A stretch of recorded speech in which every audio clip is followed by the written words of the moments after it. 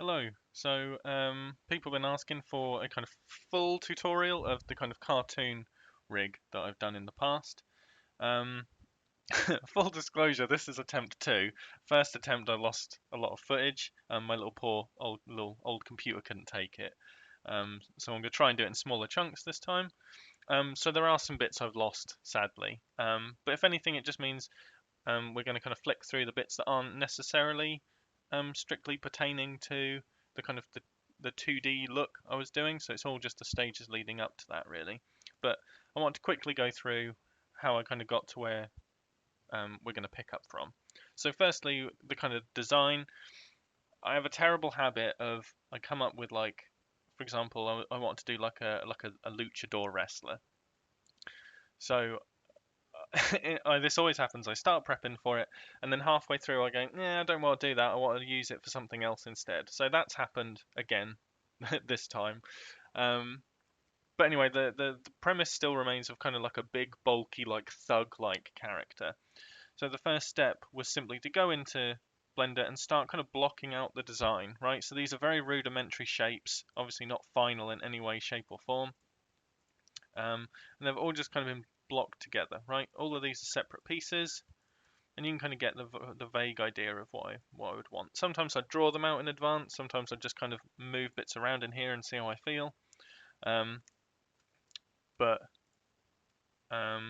that's essentially all that was done. Um, so the plan is, well, put the arms out straight. I can show you. So what I did is I kind of blocked out this character, and then when I was happy with it, I kind of deleted off his hands. And then because I made these hands separately. There's a really good tutorial for doing hands I found, which is really good for me because I normally just want them to then sculpt or something. Let me just put the mirror on.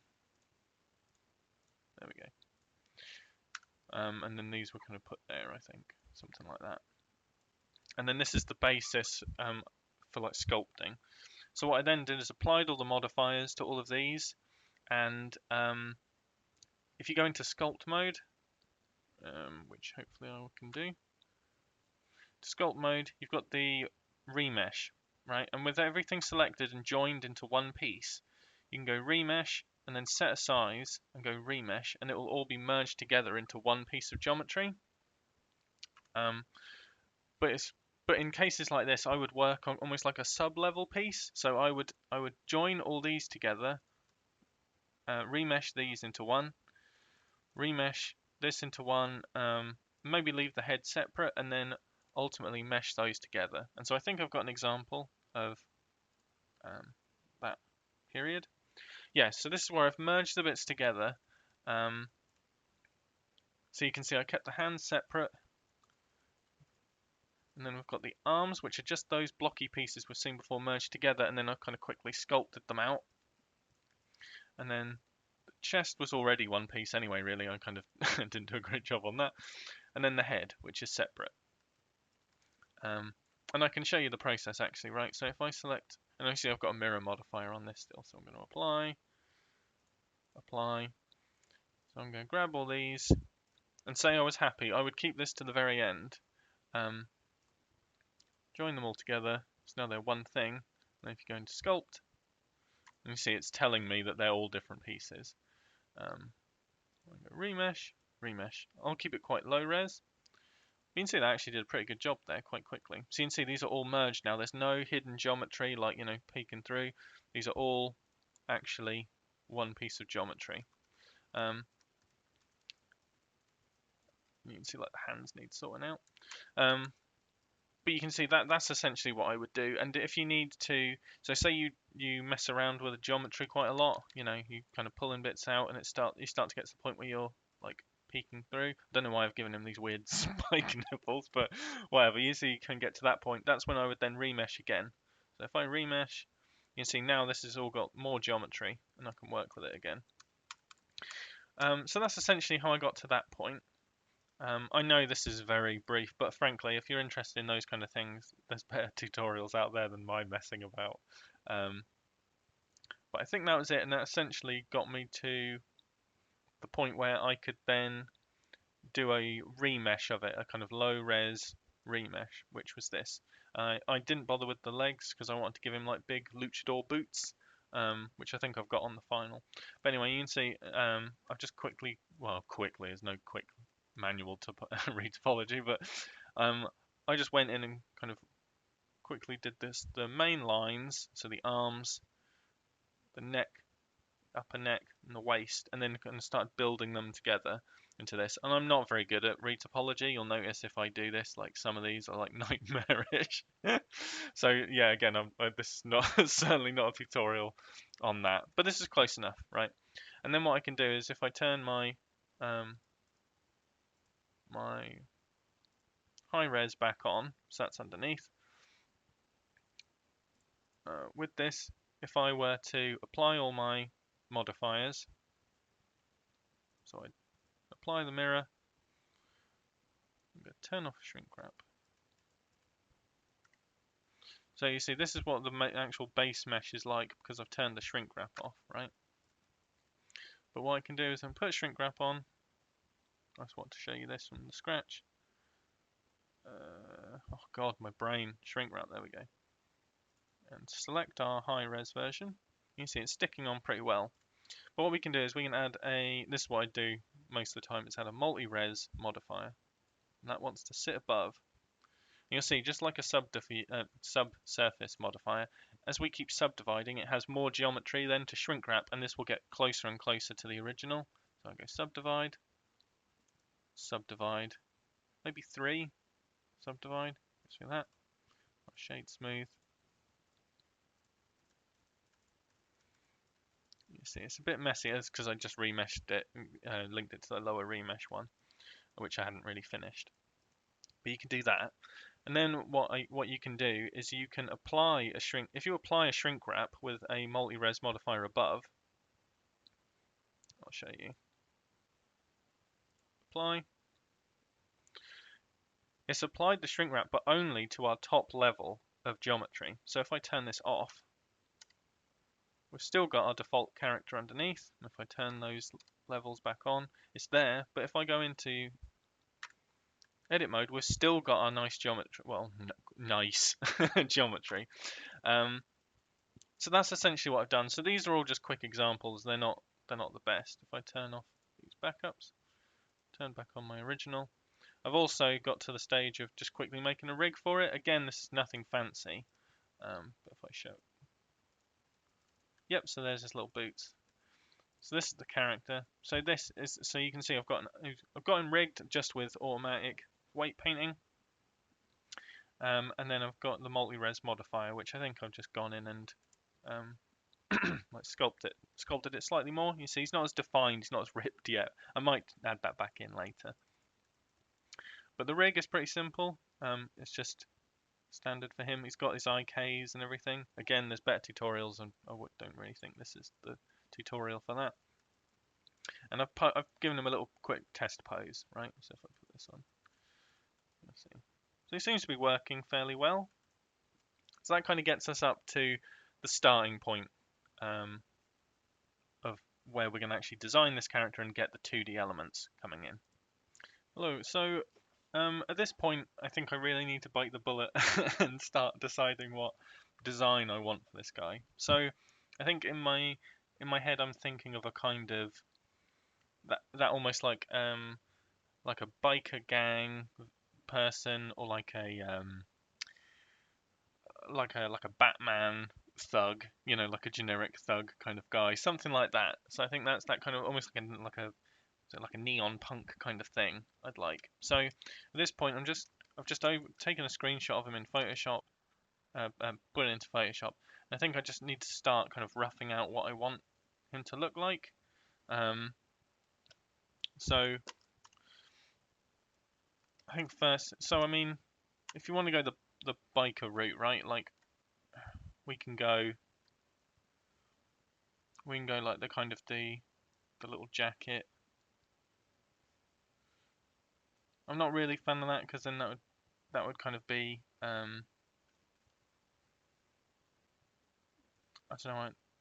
I think that would hang loose, wouldn't it? And I don't really want to do that. I think I quite like the idea of him having just these very restrictive, stupidly tight clothes that just show this ridiculous muscle mass underneath.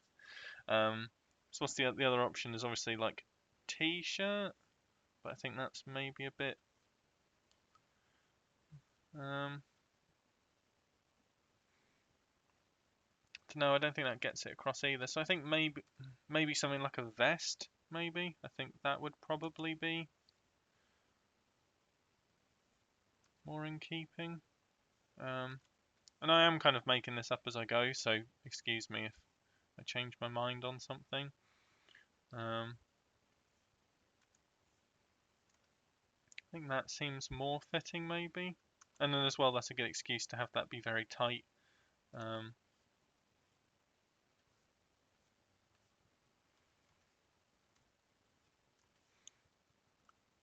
like that, and then we'll make it like, ripped in places, maybe stained. Um, and then it's got to be big like leather trousers, isn't it? Leather trousers, yeah, like grey trousers, maybe like with some rips in them again. I think this is largely what I'm thinking of doing, and then those big like biker boots. So with like, I'm thinking of like Terminator, where he's got like the. I need to look those up actually because I don't think they go round. I think they're like a side thing like that. But anyway, yeah, some boots like that into this would be quite dark probably. Probably like a. Well, these would obviously be very dark. And these more of a grey, and then this a lighter grey probably. And then I'll make him like maybe like a sickly, like whitish, like purpley skin. That's quite good. And then we can give him maybe like a bracer on one hand, one arm maybe, and then maybe like those like a biker glove. You know the ones that have like the little like a driving glove, I guess. Something like that maybe. Yeah, I don't want him to be. I'm trying to try and make him as unsymmetrical as possible, right? So I think that's good. And then in terms of face, just let me lock that because I'm quite happy with that. This is where we have some things to play around with, really. So do we go real like Neanderthal, like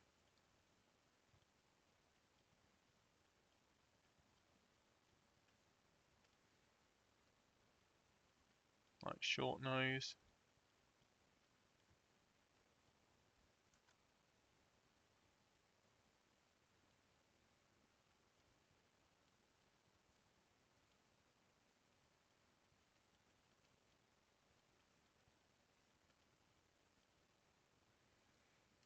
Like that. So you will notice as well, I just quickly sculpted him on some ears.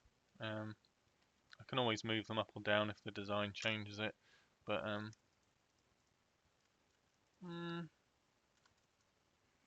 not too keen on that. So I just like play around with the proportions. So like I tried like his eyes quite low, so I'll try his eyes quite high.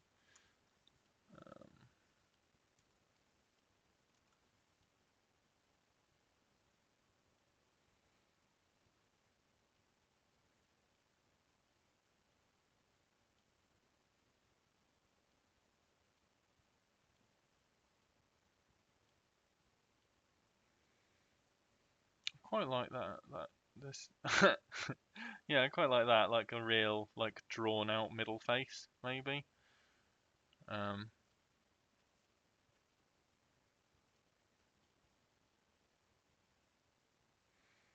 I mean, he's still got to look mad, doesn't he? So. Oh yeah, yeah. I think that looks quite nice. And then we can give him some. I don't know if he'd want like big eyebrows, or maybe like more just like a subtle thin thing. And really high cheekbones, like that. Maybe like a what's the word? Like a black eye. And then we'll give him various, you know, cuts and scratches and things all over him. I like that. What does that look like in his hole? That's good. I think I will have to. I think this design is quite long, and the head I've made isn't quite that long, so I think I'm going to have to go back in sculpt mode a little and pull it up to if I do want to match this. I think thin eyebrows maybe. So if I delete those off, I think just thin things will do. And then maybe like I really want to give him like what they called like a mohawk or maybe like spikes or something. But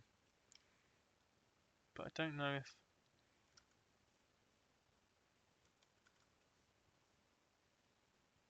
if big is the way to go really.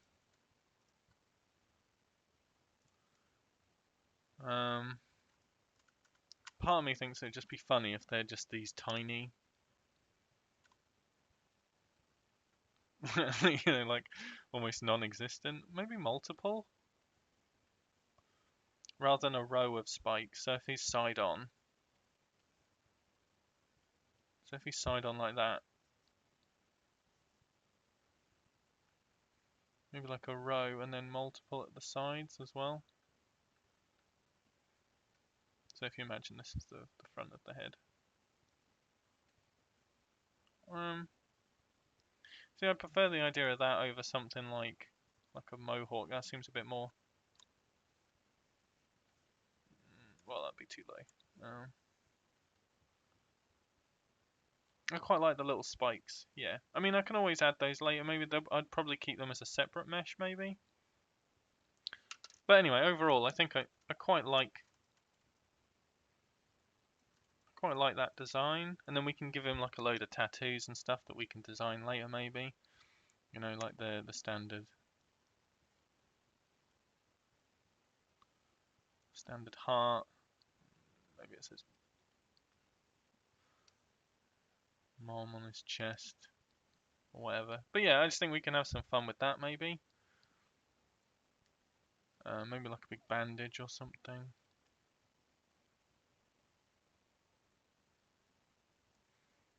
Maybe like I maybe something fun. Maybe like a he's still got like a knife sticking in him or something.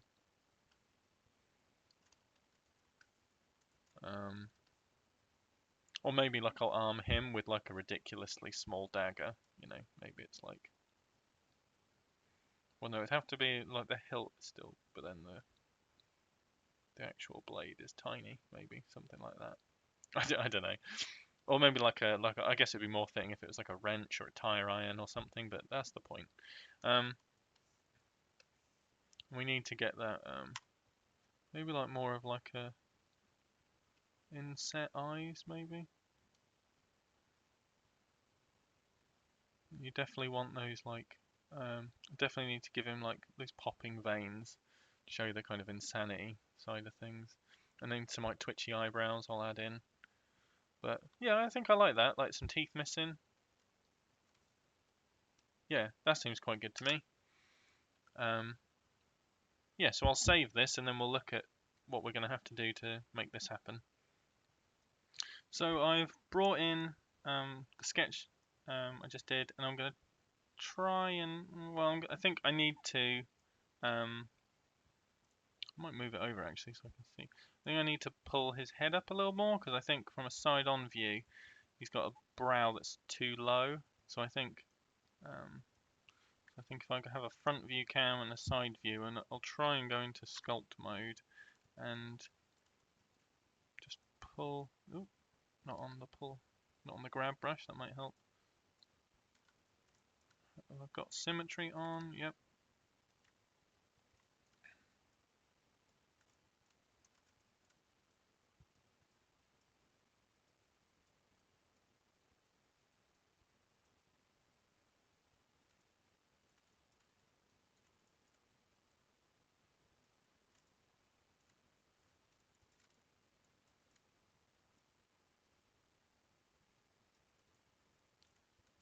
Something like that maybe.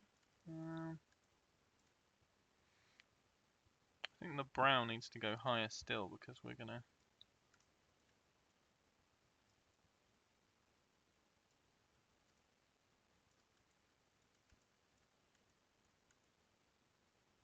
maybe like that, I think. And then at worst, we can come back and change this later. You know, we're not tied into anything yet. So I think that's good.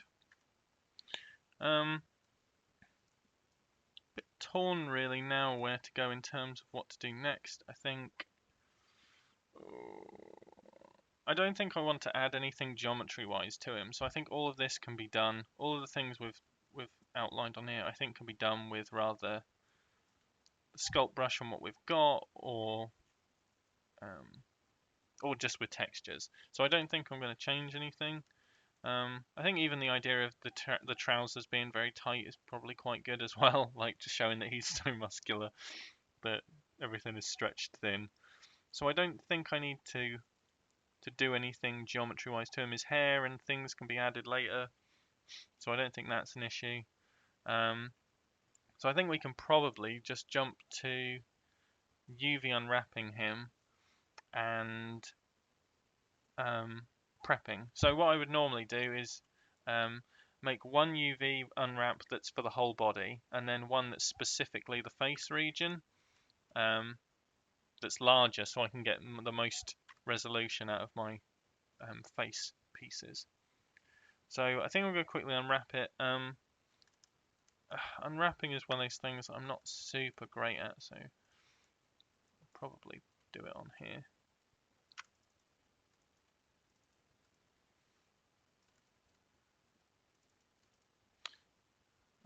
Mark seam. So I need to. So I try. I'm no expert at this either. There's a lot of these bits that I am not good at. So I'm just going to try and go through and mark seams.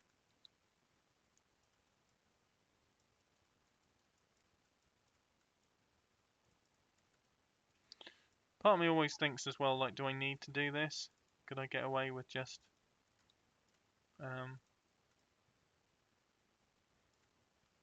could I get away with just using the kind of auto unwrap? Which I should probably try first, actually, right? So we'll give that a go. So I'll select all in face mode. You can see our nightmarish bit at the minute. UV unwrap, smart UV project. Okay. Let's see what we got. Not great. Okay, so yeah, so at least entertained the idea. So, oh, let me turn off that image because we don't need that at the minute. I'm just gonna go back out of here. UV unwrap it. So I'm just trying to put in all the obvious ones first.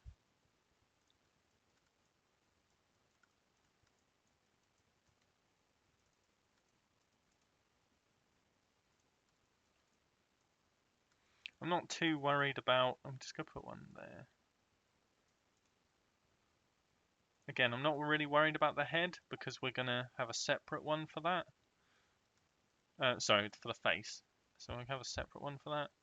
But I do need to. Did find the other day if you hold Control Shift and click, it'll draw like the shortest path between the two things you have selected, and that is a real lifesaver on something like this. Oh, see, we've gone off track there. There we go.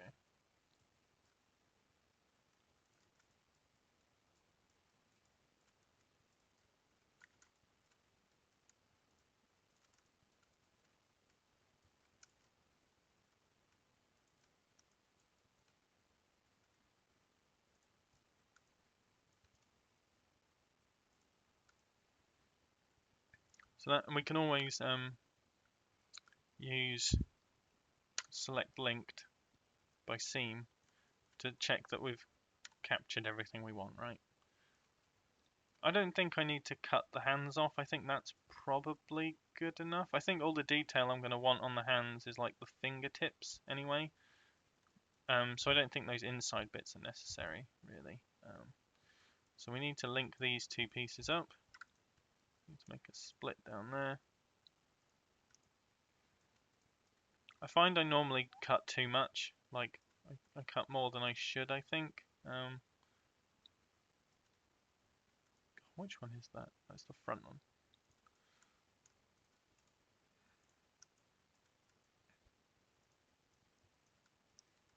I don't know if we need this bit.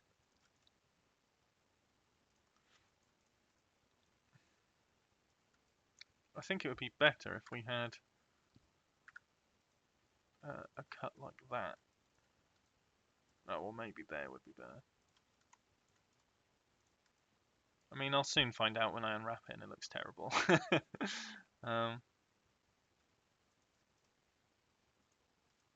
So that means we should have like a front of chest, a back of chest, a neck. Yep, and then the head region. So I need to do the same line.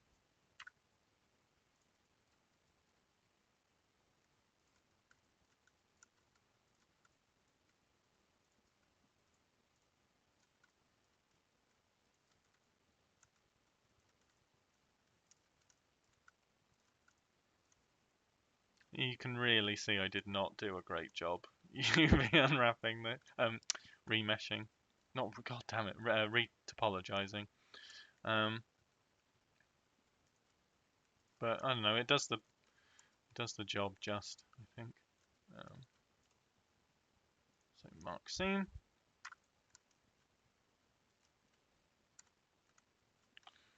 Let's select link to see what we've got.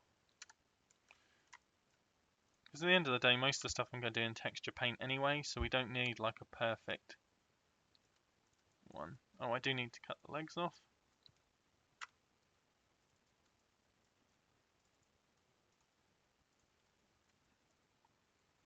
Mark seam, and then, I mean,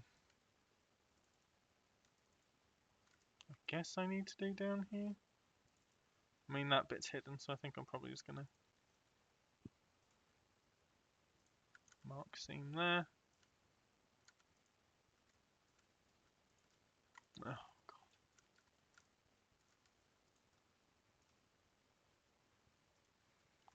Oh, I guess it should be inside leg would be better.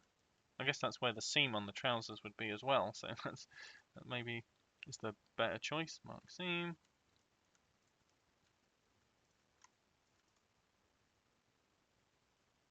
Oh, you can see I haven't fully completed there either. Mark seam, so I probably didn't there. Mark seam.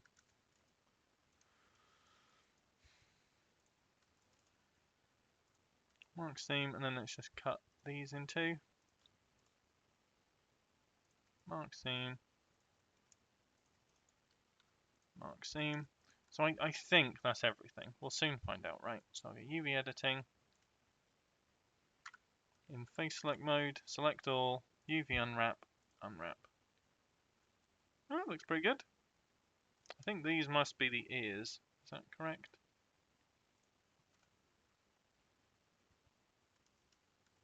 Oh no, so the ears are in the... Oh, is it fingers? Oh, it's the ends of the feet, isn't it? It's the little, for want of a better term, the stubs. So it's good we've got this little meaty baby hand. That's what it looks like. So I think I'm fairly happy with that. I do wish I could organise these a bit better though.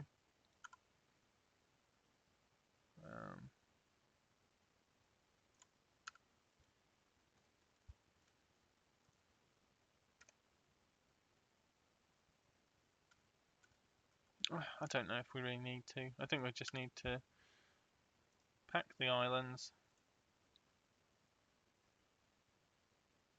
I think that's probably enough. We can always come back in here and change it at the early stage if we change our mind, but I think that's probably enough for what we need.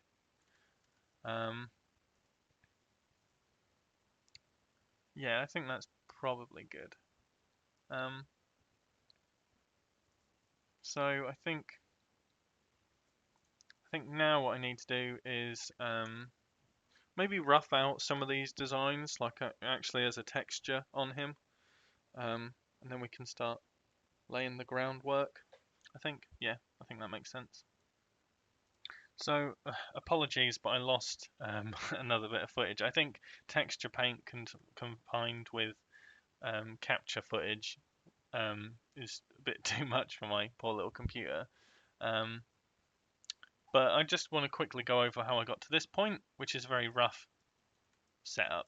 So there's a few things that are of note that I want to share. So firstly, um, this setup is just a simple shader at the minute. It's just a simple principal shader, but I've kind of set it up so we've got our skin right underneath everything, and then we added in just a blank image with no alpha to it. So I'll just show you the setup. So an image texture, new, and then with no alpha, so change the alpha slider all the way down to 0. I made it fairly big, so 4000, because it's going to cover the whole body, right?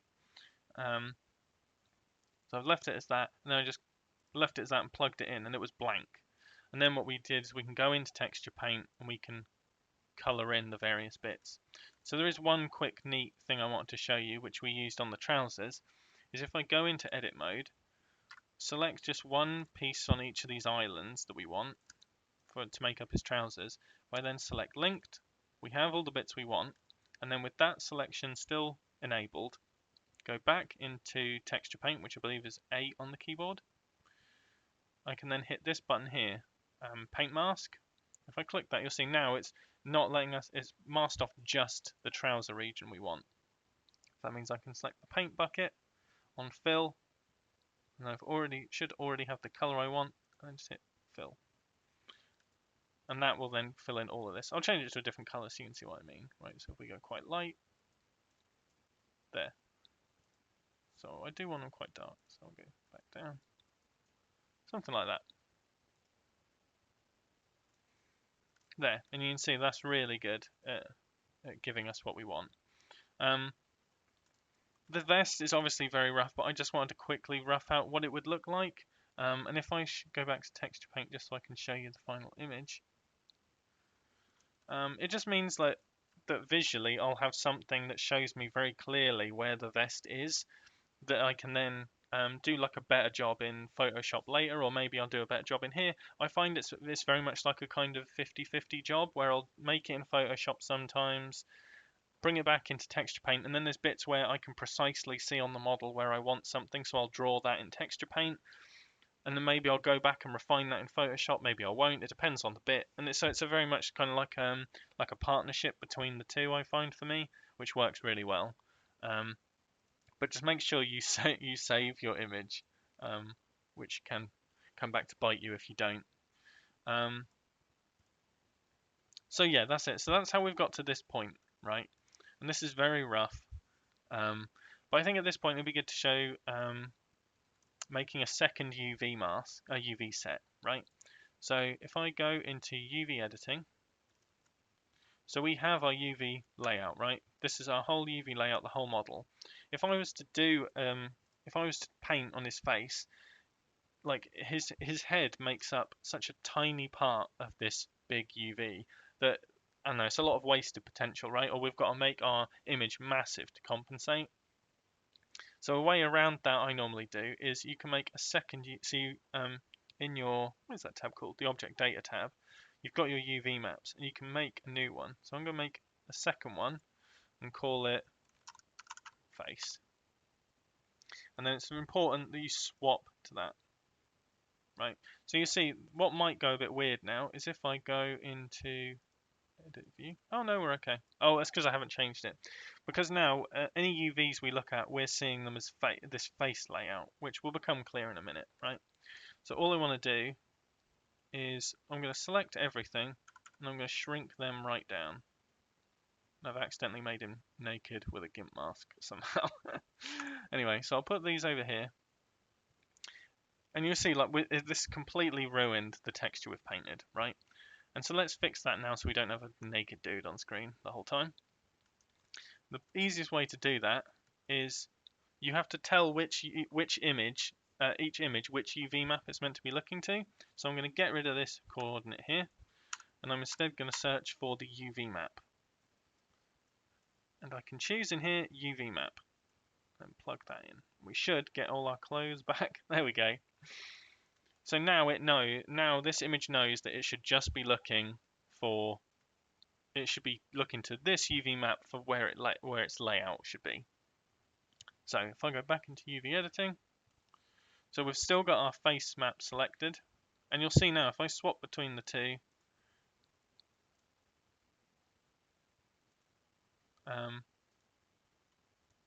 you'll see, so that's our original layout, that's still there, we haven't changed that for the whole body, but then we have this face layout where we've put everything to the top corner, right? And then what I'm going to do is I'm going to select everything we want of the face. So probably these,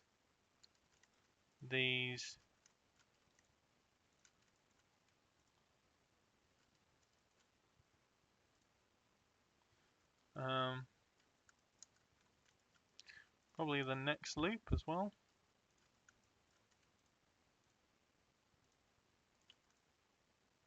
So I think that's probably enough. I think that's enough. So I'm going to select those, and then I'm going to go with them selected in front view. I'm going to go UV layout. Well, it's up to me. So I could project them. I could unwrap. So if I just choose unwrap, we've just got them as they are.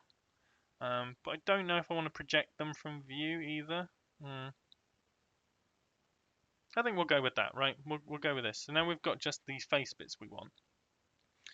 So this obviously needs rotating. Like that. And then UV, pack islands. I don't want you to rotate it because it's important for us to help us later on. We want this to be the right way up. And I also like to just check that you've got, that it's the right way around. It hasn't been flipped, if that makes sense. So I know that these ones are meant to appear on this side, where if I selected this and it actually selected one over here, I know it's the wrong way around and I need to flip it on, the axis, if that makes sense. So if I select all, we now, this face UV layout is all the other stuff off in a corner because we don't want it, and then the maximum size possible for the face, which is what we do want, obviously. So that's really good. So this is where things can get a bit interesting, really. So I am going to save this layout.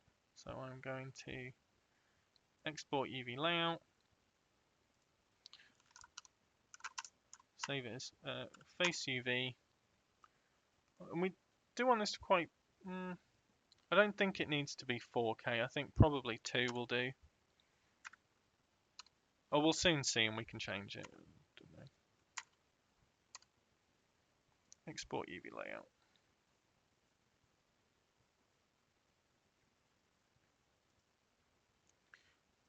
So hopefully, with that in the background.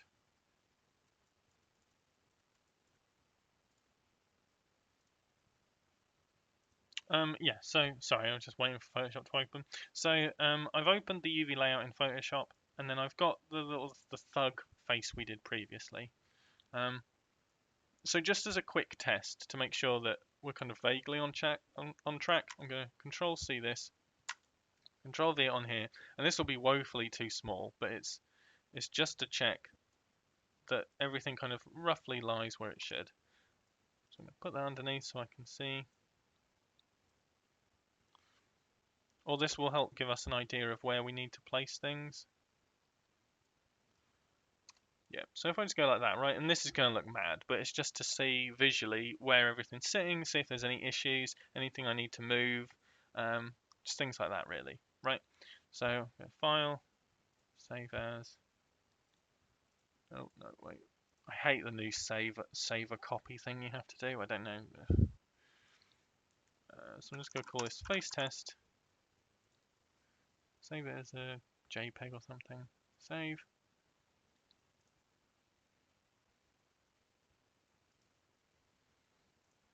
So now if I go into shading,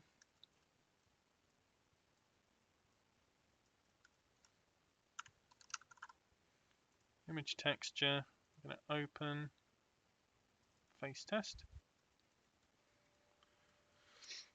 And then give it some mapping. And remember, we need to specifically tell it which one we want. So I'm going to duplicate that UV one. And this time it doesn't want to be UV map, it wants to be the face, right? So I'm going to plug that in.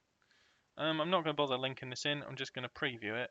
We'll see. Yes, you see, this is why this is why I check. You see, it's like really warped, right? Which is not ideal. So I need to, well, that's because we've got the multi-res modifier on it. So I'm going to have to go in and do a bit of work on that, I think. Right, so yeah, sorry. Essentially, I'd messed up. So when we pulled the head up to make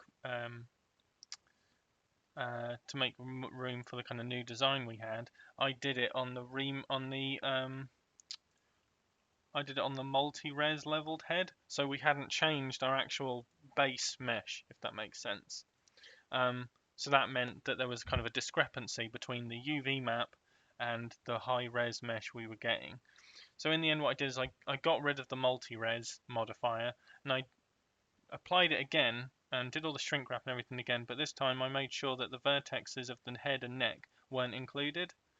And that way it was still the original layout, and I could just bend the head to work in the original mesh rather than the remeshed rather than the multi-res one. So sorry, that was my fault. But you see, this is our test now. So I've combined the two again. And this is the new UV layout, and we kind of get what we want, right? So you see his head is on and looks to be in the rough shape. Obviously, this is just a mock-up, but it just shows that the point of this is to make sure that errors like I found earlier aren't apparent or have been fixed. And also this now gives us a base that we can then start designing some of these elements on and kind of actually adding them onto the face. So yes, that's that at least. So at least there's that bit fixed. Yeah, so apologies for that. That was my my mistake. So there's a few more bits I want to add on. I daren't do it on camera now because it crashed last time, but I need to do like a kind of quick glove and then like the kind of armband bit. I don't know, or maybe I'll leave. I don't know. Maybe I'll leave those till later, and we focus on getting some of the face in. What is nice as well is because I've already done the rig, we can also kind of test it in action as well and kind of see like what it would look like. And he looks should hopefully look quite good. I need to go through and do another smoothing pass of the mesh as well because when I remeshed, I haven't done that yet. Sorry, not remesh. When I did the multi-res, I haven't done that yet. But that was that issue. So apologies again for that. So before we start making the elements of the face, I thought we should probably set up a kind of rough shader, right? So what I've done, well, there's two ways. One is much more elaborate than the other, but has a lot more versatility in use, and that is the Lightning Boy Studios inspired one.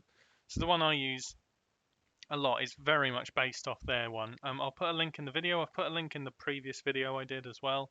But it's just so good. It uses 3-point lighting. You can use 3-point lighting even with cartoon shading, which is really nice. And it's certainly what I would recommend. But I want to show you another method as well, like a quicker one. And this is like something I kind of use like a midpoint between the Lightning Boy Studios one and this method I'm about to show you to kind of get the best of both worlds a bit. So I'll show you that now. So we've just got one sunlight coming down, and this is as we'd expect like a normal shader, right? But if we put in a diffuse shader, and then we put in a shader to RGB node, and I'm going to change this shader into RGB, and that's literally going to turn all the shading information into, well, as you can imagine, red, green, and blue information. So if I show you that, it's just going to look grey, right? There's very little going on with that. But if I put a color ramp in, and I'll put a link as well to the kind of the basis of this tutorial I got from another, the basis of this method I got from another tutorial as well that was really helpful. So I'll share that as well. But if I put a color ramp in, I set this to constant, you can kind of peel this back, and you get that kind of very flat cell shaded look, like that. which is really nice. And so essentially we can mix what we already have with that. I'm just going to get out that viewer, which gives us this, right? Which isn't ideal. But if we change the mix method, so probably something like multiply, because I just want to keep the shadows, right? So if I go multiply, which I can't find, there, multiply. And now we've got these shadows and we can use the factor to control how strong it is. Or, you know, we can put in more stops. So we can have one that maybe isn't so hard. So we get like a bit of a tonal shift between the two. So it's not just that hard. Or you could change it back to, what is it, linear, the standard? Yeah, so you got a little bit of fall off maybe, if that's what you want. But that's up to you. So this is a very quick method to set up. What I like about that is you can really or yeah, actually, if I set this back to linear, I think I'm going to make a second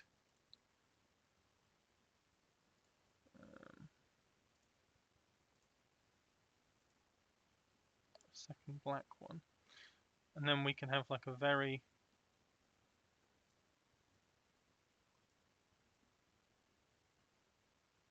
so you see you could have a very hard black edge and fade off gradually to light if you wanted.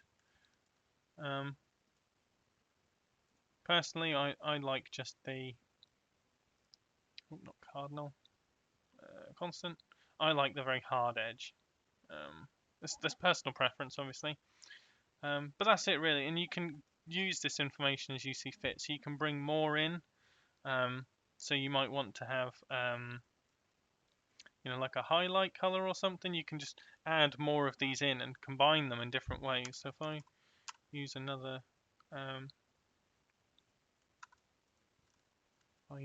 one, or we could use that and use this as the factor maybe, and just kind of experiment really. So if I change this to a color.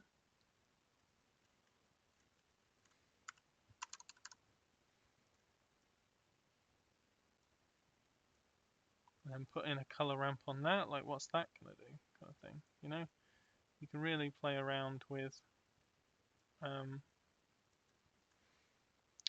sorry, it's because I want multiple.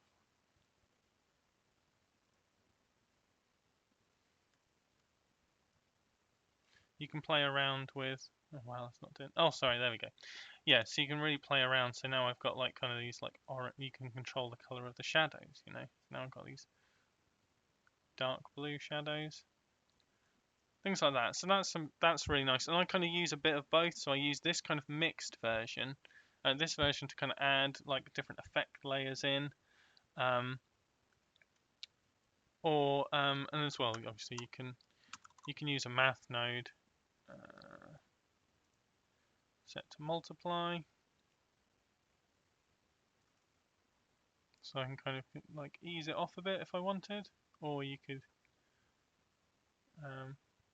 yes, you can ease it off if you want.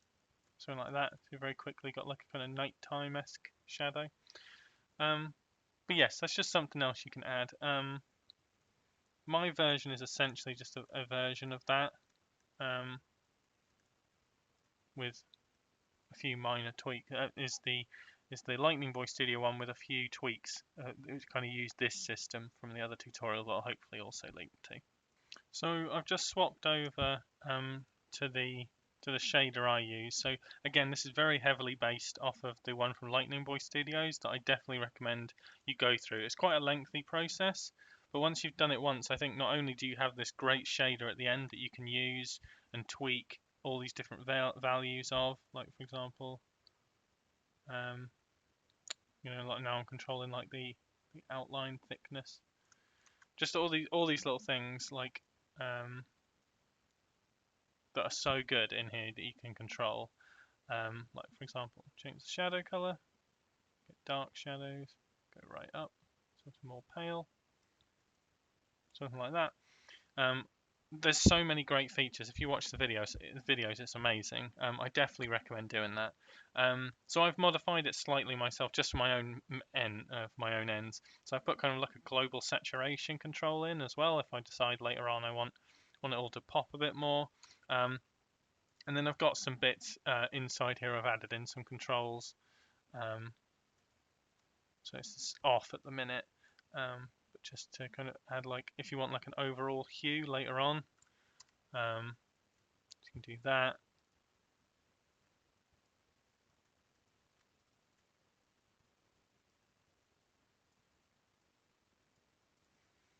Yeah, things like that. So it's just a kind of general like overview. I'm not using it much at the minute.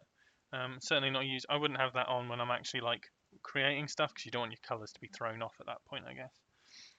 But that's it. I just wanted to explain that. Another key part about this look is I think this is quite an old method. I've definitely came across it quite a while ago. Is the outline method, a solidify modifier. So I'll show you what I mean. This plays on the fact that you can turn off backface culling on a material, right? So I'll explain. So this mesh has I'll turn the rig off. Has two materials at the minute. The main, which is where we've done all our work, and this one called outline I've made. And this is an old one I have where it's just a standard material. Its shadow has been turned off. It's set to black. It's a diffused material. Set to black. No roughness. Well, full roughness. The shadow mode set to off, and then backface culling is enabled. And that'll make sense in a second. So if we go to our modifiers tab, I'm going to add in a solidify modifier. And then I'm going to go down to normals, and I'm going to flip the normals of it. So we're seeing the inside faces at the minute, which is obviously not, well, this looks terrible at the minute. So that's one thing. And then secondly, we're going to give it a material offset. So we're saying we don't want this solidify to be the same to be our main material. We want it to be the material in slot 2, which is that outline material we've made. You see now it's like disappeared. But if I up the amount, you'll see this outline appear. And that's because the material, essentially now there is an entire outer shell that is this black material. But because we're seeing the inside of the faces and we've got backface culling enabled, we're only seeing like the faces on the back side. So there's faces at the front of the model here, but we're not seeing them. But we are seeing the very edge, right, where it curves round onto the back. And it gives this illusion of having an outline. And that works so well because it's kind of dynamic to how we peel round as well. So you'll see, you'll understand what I mean if I go solid view and turn this on and off. So you see there is a whole shell over the whole model, but because we're using that utilizing that backface culling, it gives us this really nice edge. And of course you can control that with the material if you wanted, so we can change the color. But I'm not going to mess around with that personally. Yeah, so that works really well. Oh, sorry, I think.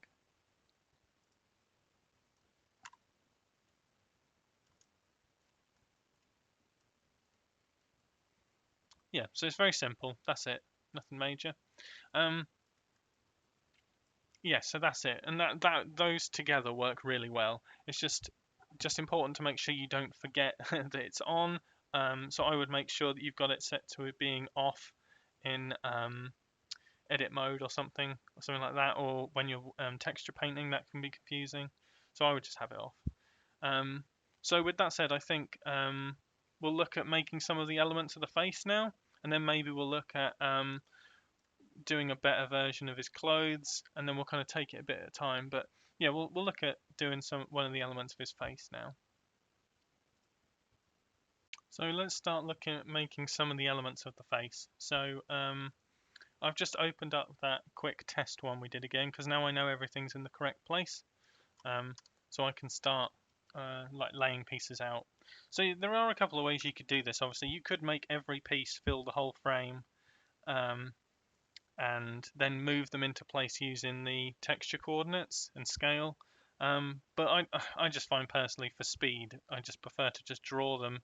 And well, I think it helps me like plan out the face a bit better and know which pieces, well, how big everything is in relation to each other without seeing it, without having to see it on the final end result. But again, that's personal preference.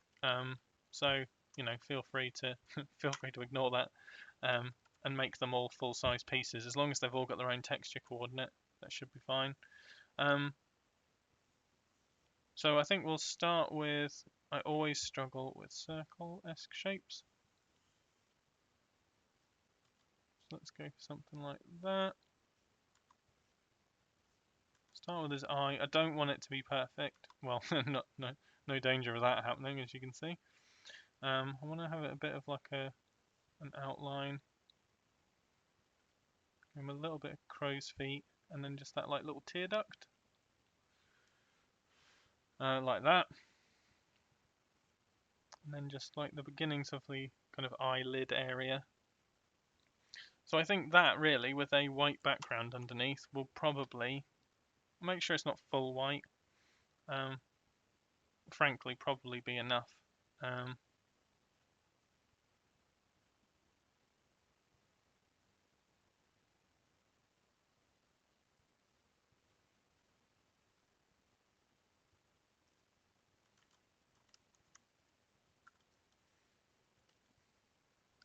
So you've got that little bit.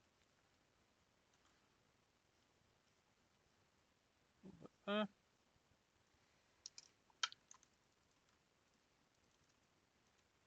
Yep, so this is I always have to remember this.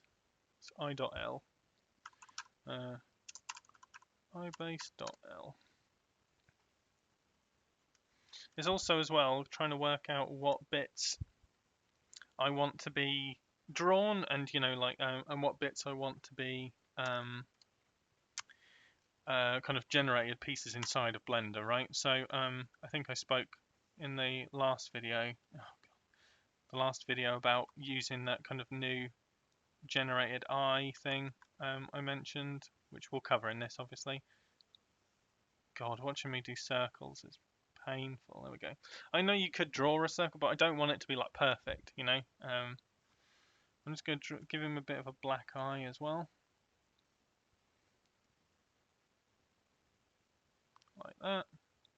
And then because this is a bit puffy, he's not, I might close the eye a bit.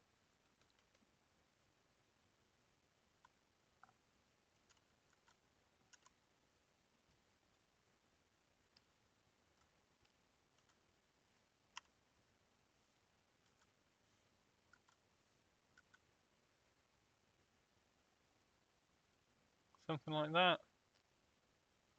And we'll still be able to control that with like controlling its Y value in the scale, which would be nice. So yeah, something like that.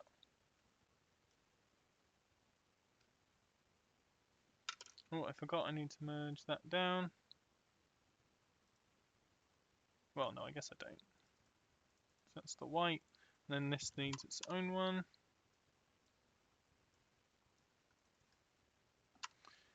And you see, like on first pass, I'm not being super picky with these because I can always come back, change them, and then just update the images in the Blender links. So I don't have to worry about being super precise. I am hoping as well. I'll give them like horrible like veiny eyes as well. That's a good point actually. I don't know if. Let's give that a go. So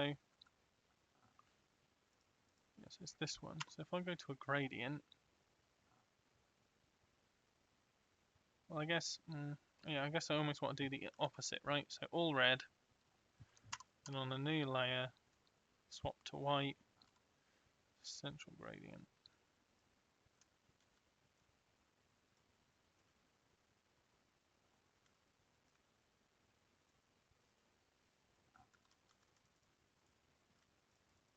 Something like that maybe. I can always turn it off later if I decide it's too much.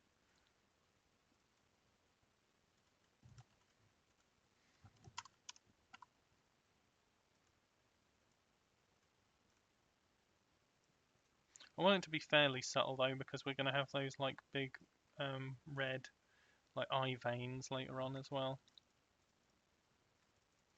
And then this one as well, I also want to put a bit of blush on almost for his like bruise. So as long as it's under that, so that is eyebase.r. And let's put these in a little folder, put these in a folder.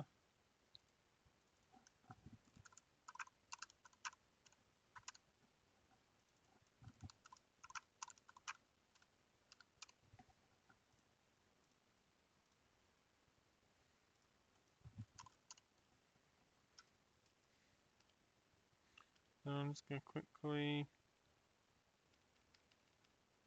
mask off an area. I want this to be like that kind of horrible, like purple colour almost. I think if I do a... yeah, let's just do a gradient. Like that. And then I'll erase off the excess, so hopefully we'll get that like feathered edge. Like that. And I don't think I probably want that to be full opacity, so that's something I'm really just going to have to gauge when it comes to the final model. I mean, it might be worth just putting in a skin tone at the back, maybe. I don't remember specifically what skin tone colour I gave it, but I don't know, if we just put in something like that. I think it's paler than that. So you can see our bruise is a bit overkill at the minute, so I'm just going to turn that down a bit more. Like that, I think. Okay, so I'm going to turn all this off. And we'll try it. Well, right, so file.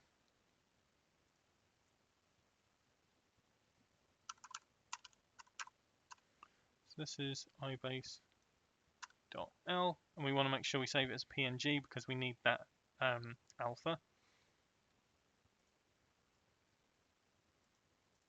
Do the opposite file.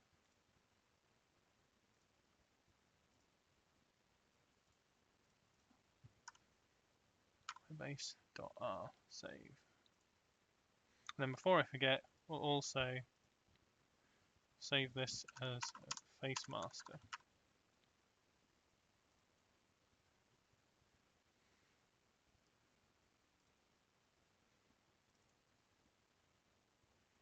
So let's try linking those in and see how they work. No, please, Blender, take as long as you like. Yep. Okay, so back in. Let's go to shading. Change to the main. So we can repurpose this, right? This was our little face test, which we don't need anymore. So I'm going to cut that out and open. Let's do ibase dot.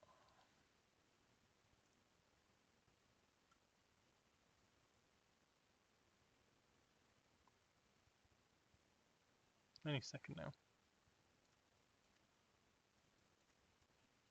And then we want the alpha of this to drive the mix.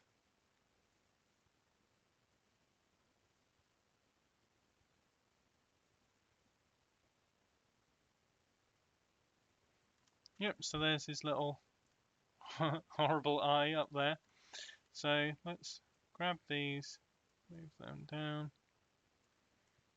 duplicate all this.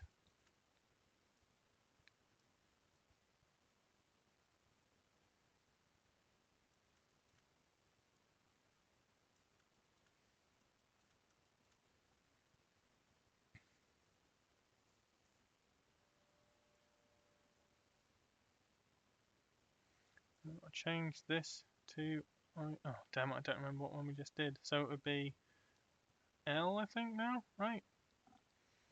I always get that wrong.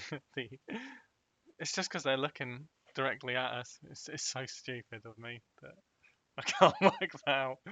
But yeah, there we go. Right, so there's his two eye bases in place, and they look good. We haven't got any like feathering around the edges as well, which is nice.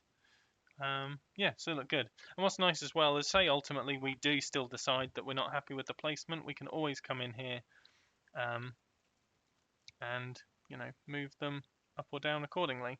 Um, what's nice as well is I'm hoping that later, if we want to, we'll be able to like use the scale.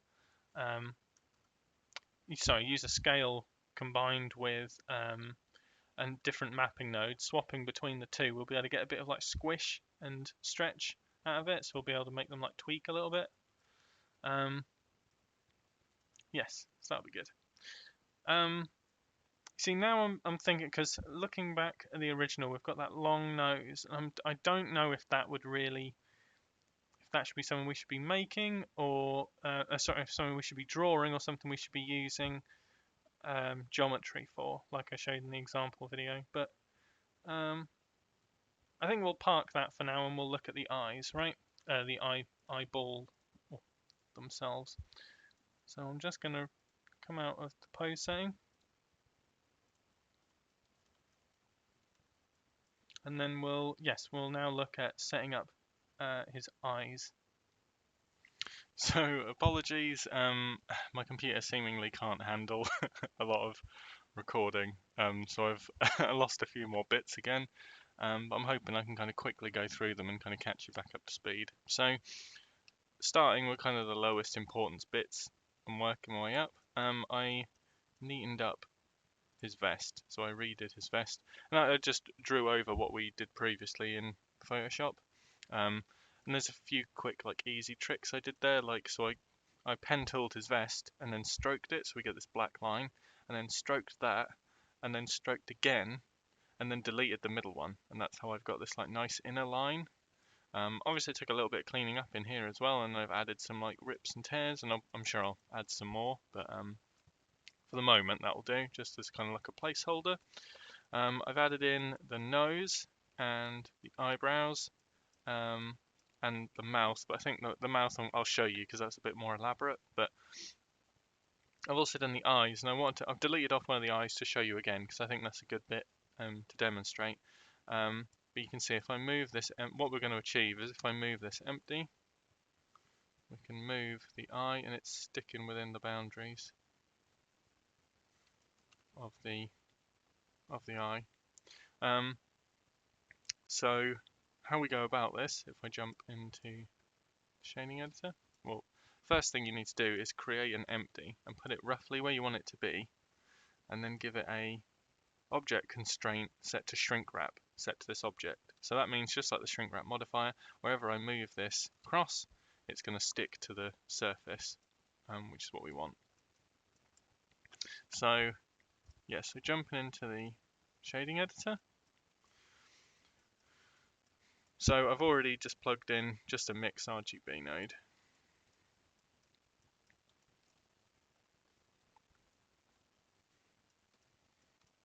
So we've got a mix, and yeah, so I'm not going to draw the eyes, they're going to be a procedural texture. So we're going to add in a gradient texture.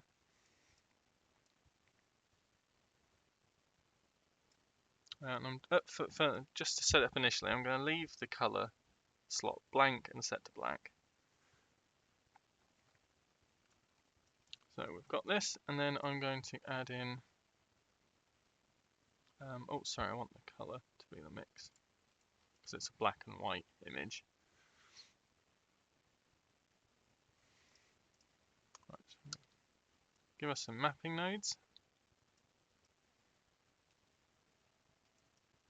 And we don't want it to be a circle, we don't want it to be a linear gradient from black to white, we want it to be a radial one. Sorry, not radial, a spherical one.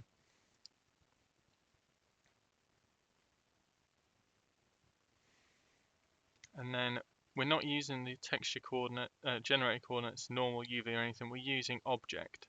If I swap this to object, we want to use that empty we made. So I've called it itarget.l. And what this means is it will use that empty we made as the middle point for the texture. So you can see now, right? Like we've got this kind of blurry, horribly like watery eye. So as always, we can add in a color ramp, slot that in.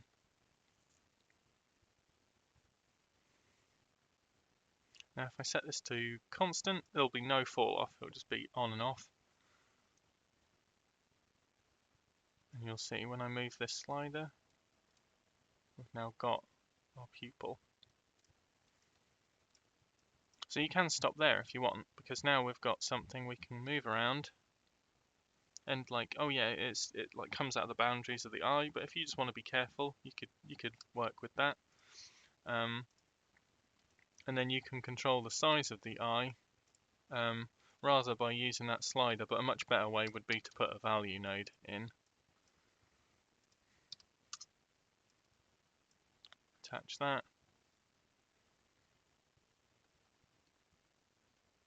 And now you can control the eye here, which I think is much better. And you could have this plugging into the other eye as well, so then you can control them simultaneously.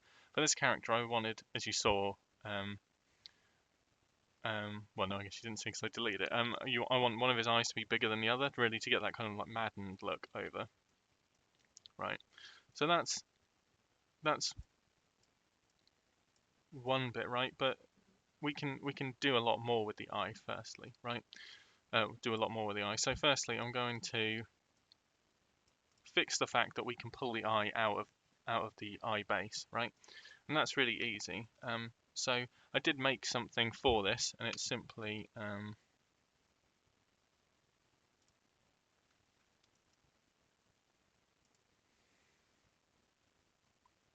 want his eye mask.l, which is this, just the white. It's just the white middle bit of the eye. Hold on, turn that off.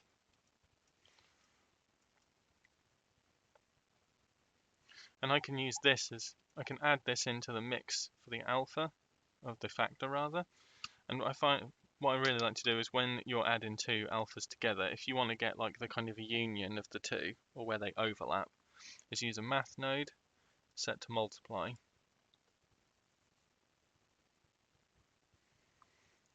And then I'll use the alpha of this as color 2.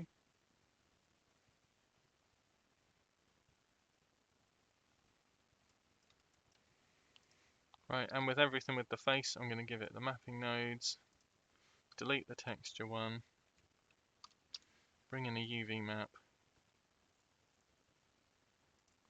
set to face.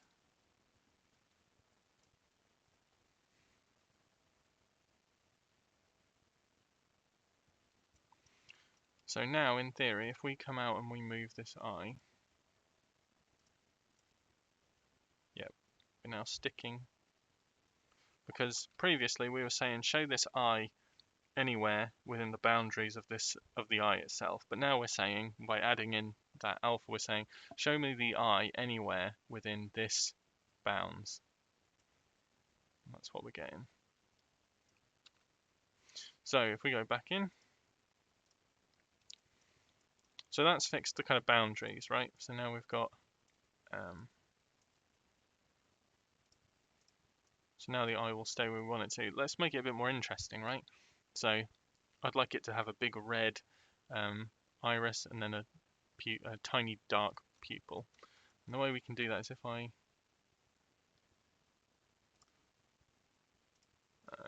copy this color ramp,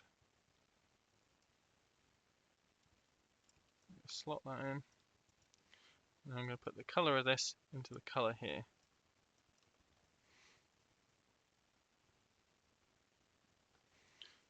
Yeah, so this isn't going to look like much yet, but I'm going to change this to black. I'm going to add in another stop.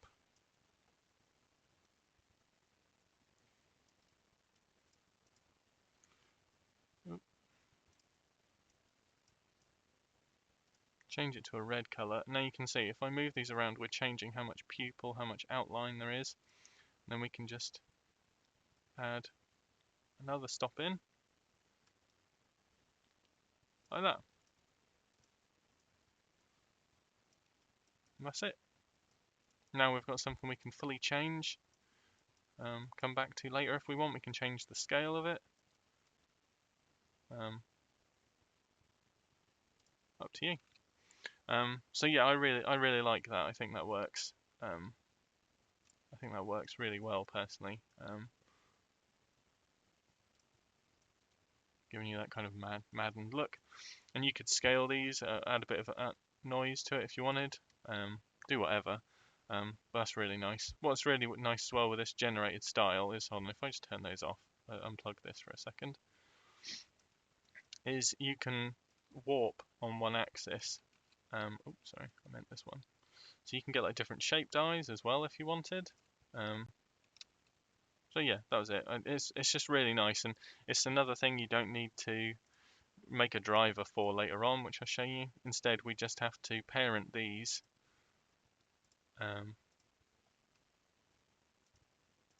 Oh wow, can't select to save my life. Oh god, just grab them here. We can move these around and control his gaze quite easily. But it is important to remember that we've got to parent these to some bones on the armature, because you'll notice if I move him at the minute, his eyes are gone because those empties aren't parented to anything, so they're still sitting up there. But yeah, that was how I did the eye, and that's quite simple. The eyebrows are added in very easily. I want to try and do something a little bit more elaborate for the mouth. So if I show you, hold on, let me quickly put all this stuff in a group.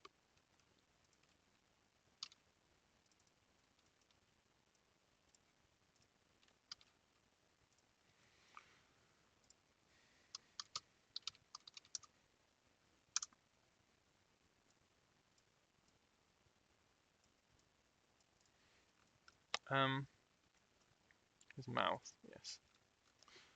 So what I've done is, this looks very elaborate, but I've essentially made them as three different pieces. So we have this black mouth piece, then a set of teeth, and a set of teeth. And what I've done is I've given each one their like two setups in terms of mapping, right? So one is the mouth closed like this, and one, if I show you, if I come in here and set this to 0, well, I'll just scroll down. This mouth open. You can see I can scroll this, and we can get that kind of angry, like snarling mouth where he's showing a bit of gum. Yeah, or you can just obviously we could put a bit of noise on this later to get this kind of like bouncing, like heaving breath effect.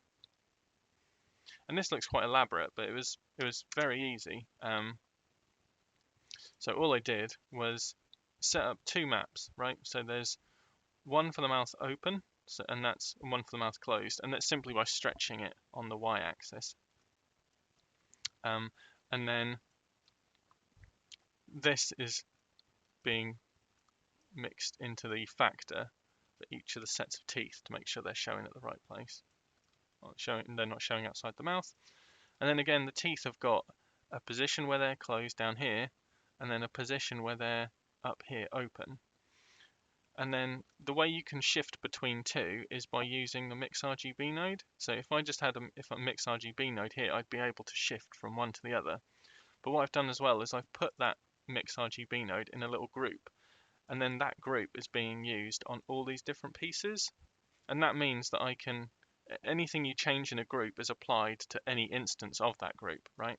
So that means I can come in here and change this value, and it's changing not only here, but here and here, and also on the nose as well. You'll notice I did it for the nose as well. So his nose kind of flexes with as well. And that's really nice. That seems like a nice kind of like, you can get like some good like panting breath out of that.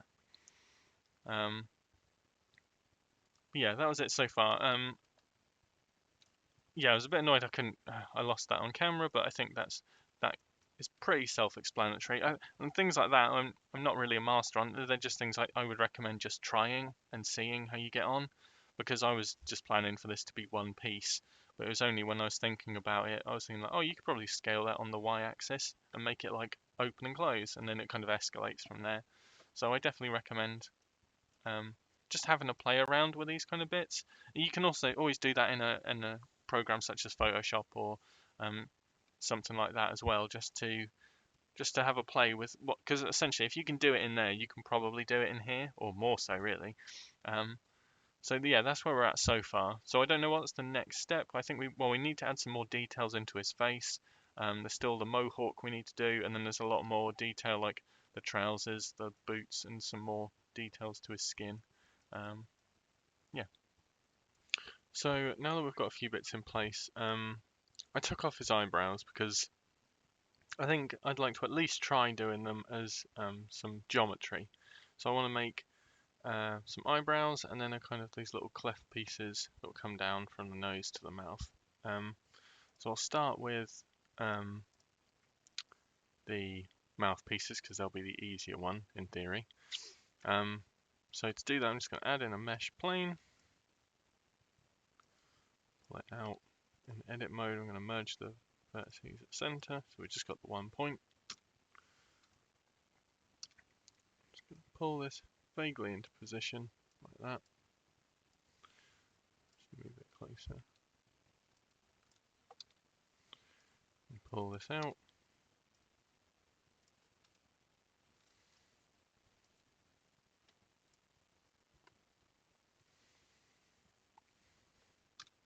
Like that, right? And then I'm going to, I think subdivide, if I subdivide it twice and then shrink wrap it on to the face, like so, and then give it a skin, set to smooth shading, and then I think previously I've already made just like a black material. Yeah. I'm going to go into edit mode, select all the points with Control A, and in the search menu I'm going to search skin. That gives you the skin resize option.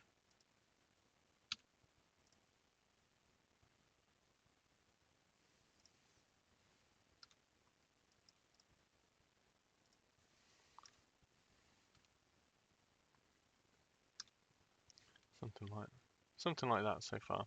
So you can see that's not perfect, but I think what I'd like to do as well is apply these subdivisions and shrink wrap so it's closer to the actual mesh, because at the minute these actual points are quite far away, and I think that's just going to give us I think it'll give us more geometry to work with in a minute, and then it'll kind of mean there's less distortion when we move them around, right?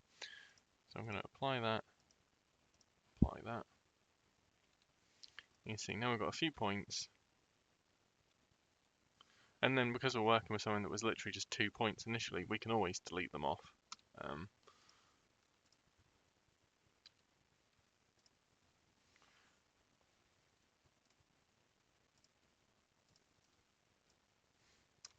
Let's see, I'm going to dissolve vertices. So all I want is now the actual vertices are much closer to the skin, right? So I'll give it another, put the shrink wrap back on.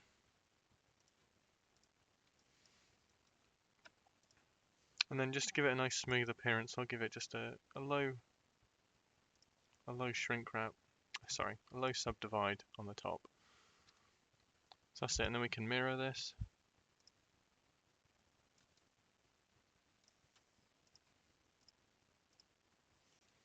And that's kind of roughly what I want, right? Nothing too major.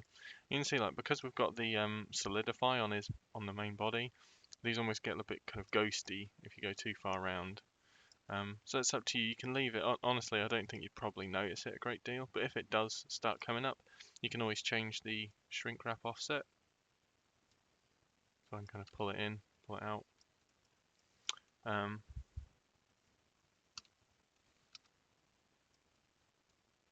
So you'll see, like, if I pull these away a bit, and change the offset in,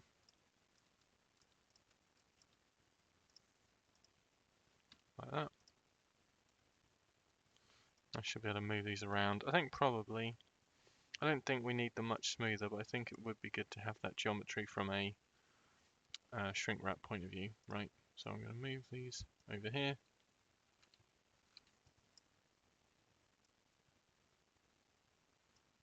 Move this down here.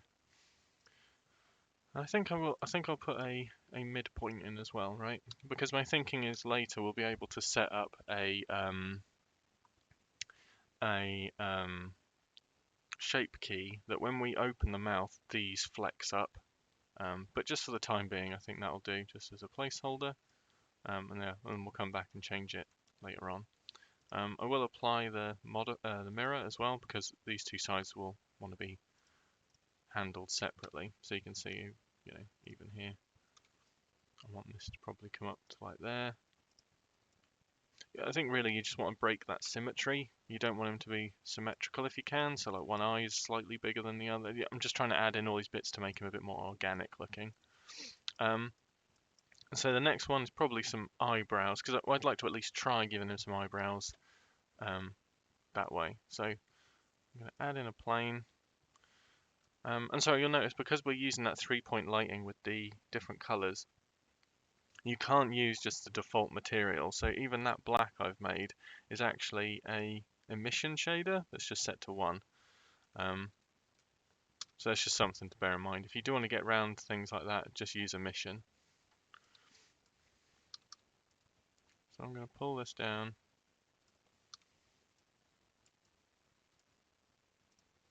Let's give it a mirror modifier right off the bat. Looks about right, done. So I'll pull it over here. So same principle again. So I'm going to give it a couple of levels of subdivision, and then a shrink wrap, which I can never find first time. Shrink wrap it on, and then let's pull these so we get what we want, right?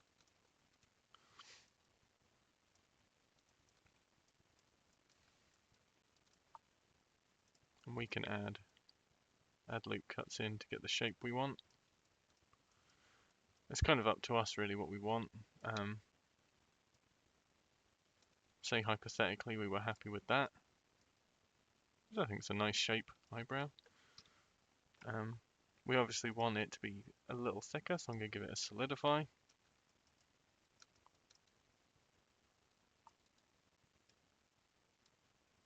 Or I could go in actually, like that. Although I don't know, I think I would like them to be visible on the on his profile, you know, like visible when you put him side on, and then probably just one level of subdivision, just to smooth it out.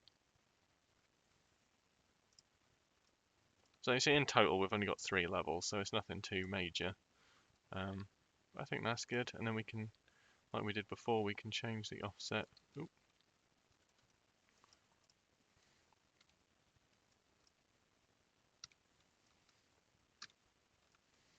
I'll probably leave that as is, right? So if we're happy with that, and again, because these vertices are quite far away from the face, it's not ideal. So I think again I'll try applying these. So apply the mirror, apply the top level of subdivision, and apply the shrink wrap. So now we should have, yeah, a bit more. And again, nothing crazy geometry wise. If I select it all, so you can see, nothing crazy. But you could always come in, delete these off, or not do that if you want. This is all kind of up to you, really. But this just means that I can shrink wrap this again.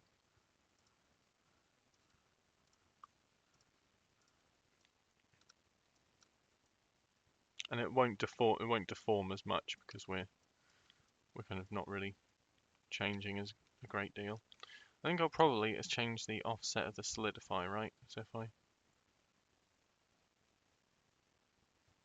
oh, sorry, I almost got stuck there for a second, and then I'll make it thicker. Yes, he's got a nice heavy set brown now. And what is nice, obviously, is if I you know, you can pivot these as you see fit, and they shouldn't get stuck out. They shouldn't, cause any issues with warping, because now we're essentially not really moving them a great deal. You can see we're not really getting. There's the odd bit where it flicks there, but that's probably just a matter of moving it away slightly.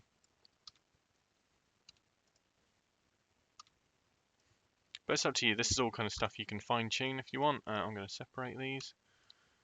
I'm going to go separate by loose parts. Set origin to geometry. And now we've got our two eyebrows that work independent of each other. Like that. Yeah, so that's it. And then we can parent all these things together. And that should hopefully give us a bit of a wider range of emotion. And we can change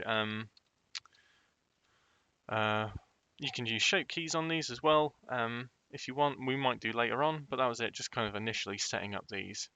So I think now I'll probably want to start adding in some bones for these things, right? Because you'll notice if I go back to my armature, and if I change him to pose position, that we've we've lost his mouth lines, his eyebrows, and his eyes, and that's because they're not parented to anything yet.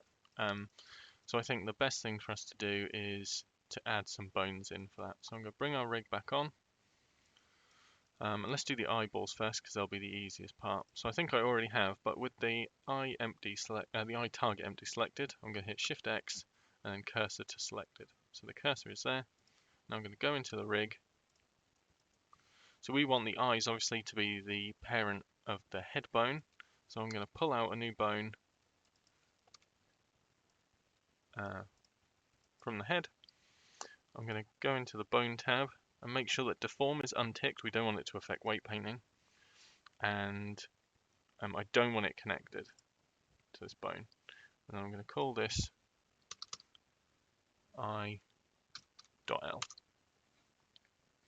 And now with this selected, I should be able to hit Shift X, selection to cursor, and then we've got our bone where we want it, like that. And then I don't think he'll be symmetrical, so, but we should be fine. So I'm going to right click, go symmetrize with that bone.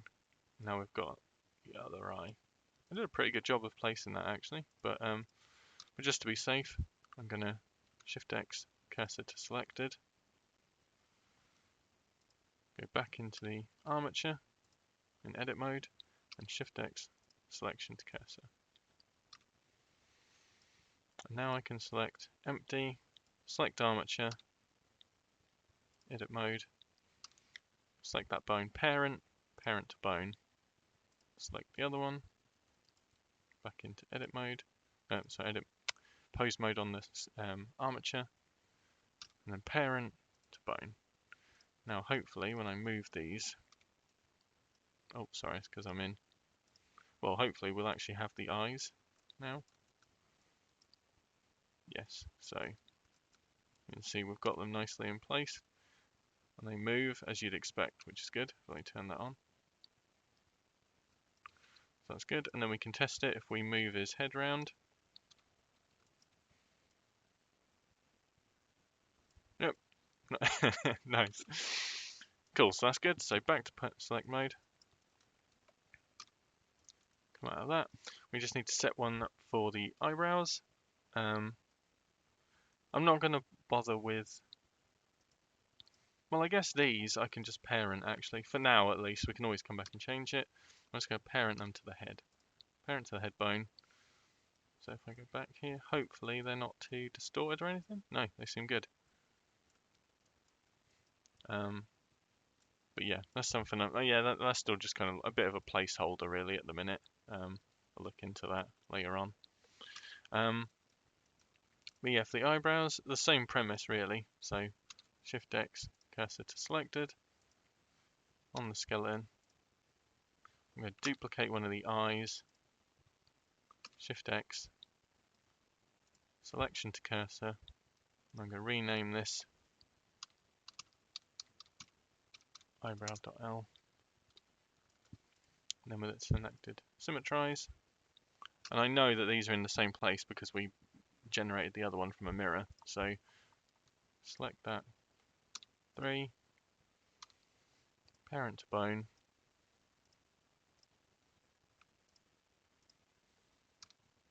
parent to bone. So let's test again. Are they in place? Yep, and then they should hopefully, if I make sure I'm set to local, should be able to move them as we would expect. Rotate. Yep, so this means we can get a nice angry eyebrow. Cool. Yep, that seems to be working nicely. Actually, let's leave them for testing of the rig purposes. Let's leave these in a nice kind of angry position. Oh, oops. That's what I get for trying to move stuff with the HUD off.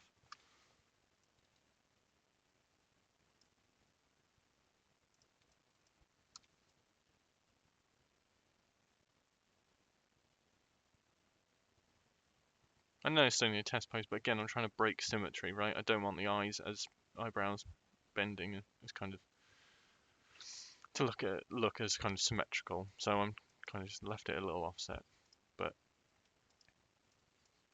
so that's good. And then there's one other little thing we can do for the time being, which I think would benefit us.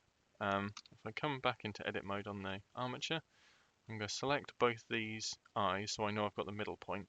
Now I'm going to Shift X, cursor to selected, and then I'm going to make a new bone from the head. And I'm going to call this Eye Master, and I don't want it connected, and I don't want it to deform. I'm going to Shift X, selection to cursor, and then I'm going to parent the eye bones to it instead. I want to keep offset. So now if I go into edit mode, oh, I need to be in pose mode. Sorry, no, sorry, if I go into pose mode, we've got this center bone now, which hopefully will control both eyes. And then if we want to move an eye individually, so if you want to get a bit of like a derpy expression or something, we can roll them off like that. But then we still have the option of this central control to move them kind of globally.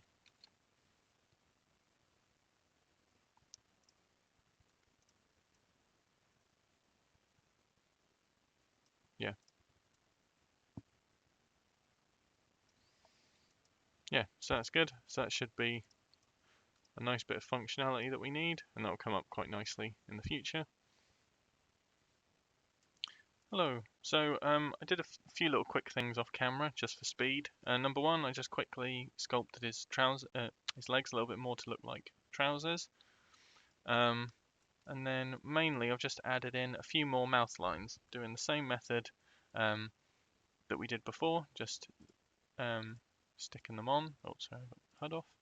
Yep, so these are all just bits you can stick on. I think I did refine it a little bit. I think I changed the shrink wrap to project and then project on Y, so they're just kind of projecting onto the face, which seemed to work a lot nicer. Like you see, if I move some of these now, there's a lot less messing around from them, which is nice. That one could do with sticking out a bit more. Yep. So that's it. So I've done a few. I've done the cheekbones. I've given them some wrinkles. And then the mouth lines, this little cupid's bow bit, which something I don't think I showed you was you can select on these to get that nice kind of tapered edge. I just selected the very end points, and then when I did skin resize, you can do that to kind of bow them in nicely like that. And then I've put one around his mouth. I admit I'm not 100% sure if that's going to work, but we'll cross that bridge when we come to it, I guess.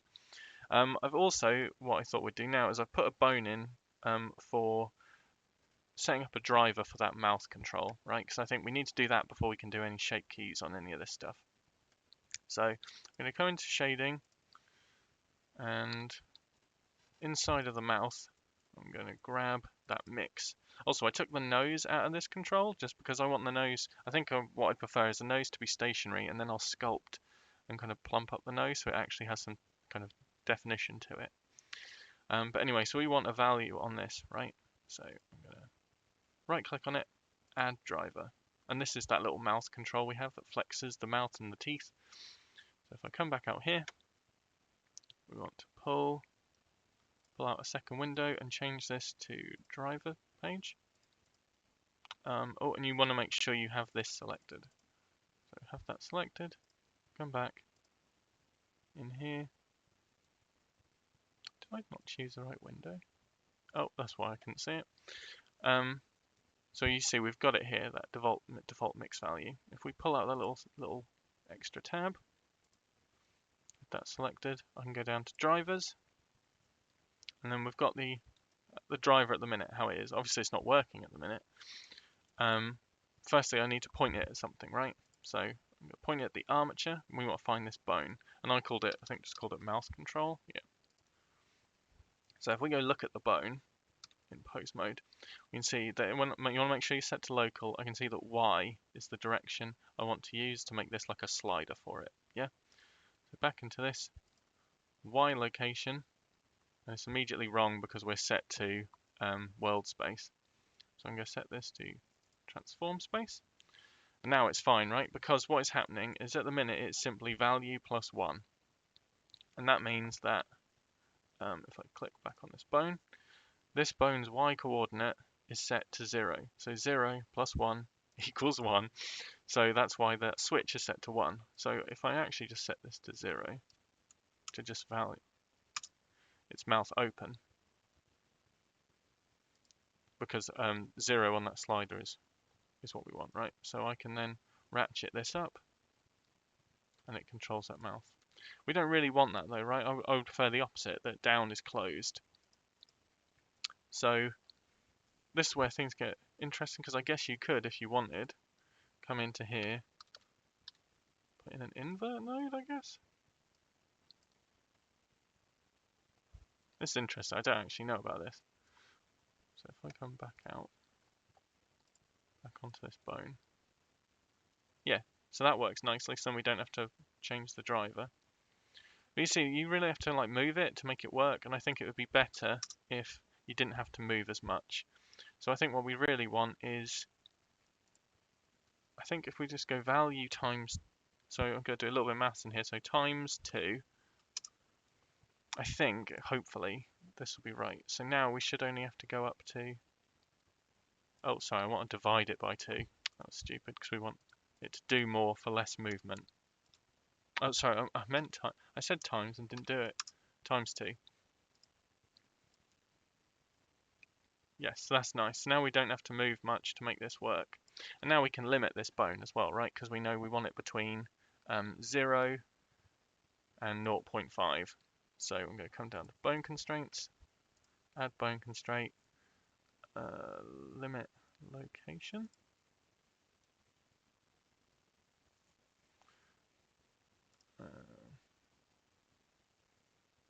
Pose space, effect transformation, and just the Y we're working with.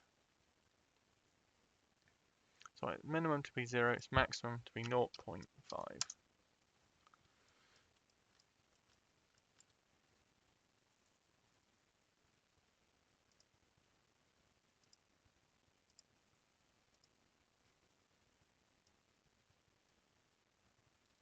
There we go. Sorry, I forgot to set it to local with parent. That's nice. So in theory now, sorry, I set up a couple of little test poses as well. So there's just this default one, and then we can swap to, if I set everything, swap back to our one. You see that's not right, is it?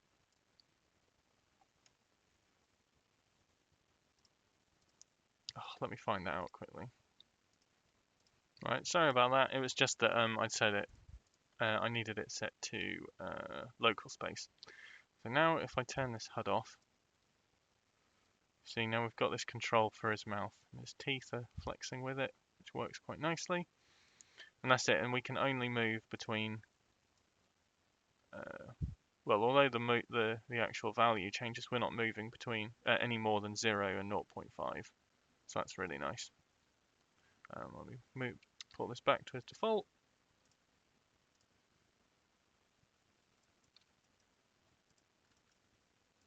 Yeah, so that's really nice. Now we've got this control that we can animate for his like mouth movement. What I'll probably end up doing is just putting a bit of noise on the bone to give him like a kind of heavy breathing effect. So I'm hoping now I can quickly set up a driver to do the same thing for, hold on, if I set the mouth to fully open. We want to get some of these working as like little shape keys, right? So I'm going to snap this closed for a minute. So I'm going to go down here, we want a shape key for this.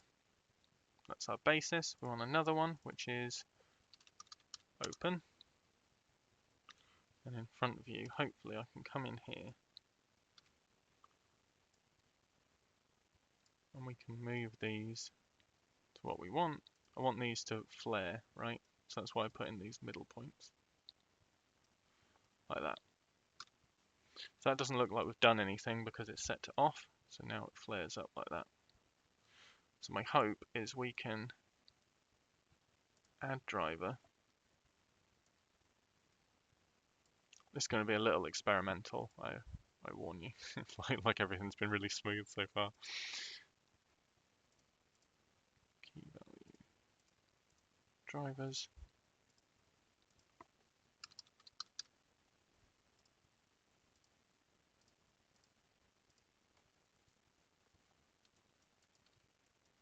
So let's see, what does that look like? Let me turn this off.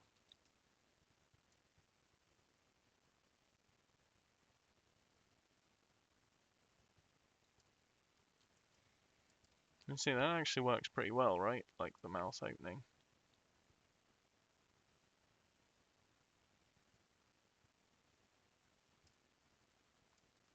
Yeah, so that seems to work quite nicely with very little effort, actually. I'll do a little bit of off-screen investigation, just check there's nothing else, but if not, I'll probably just set up the others using the same method. So you can see that was very quick, really, to do. So yeah, that was quite good. Hello, so I did a few little things off camera, nothing major really that I haven't shown you before, but I updated I made just like we did last second ago, I just took some shape keys and did the shape keys for the other pieces. I've left hold on, I'll show you, it's probably a better way of doing it. Change these bones to sticks, just so I can actually better show you what I'm doing, although I will turn this off anyway. So you see now they all flex.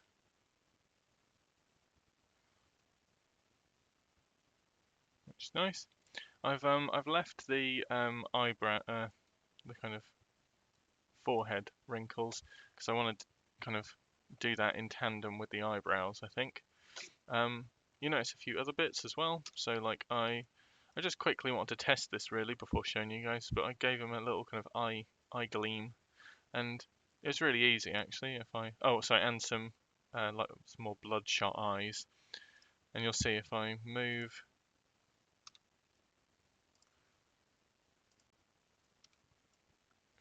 the eye, it comes with, which is nice. But yeah, that was pretty simple again. So if I go into the material, I'll show you.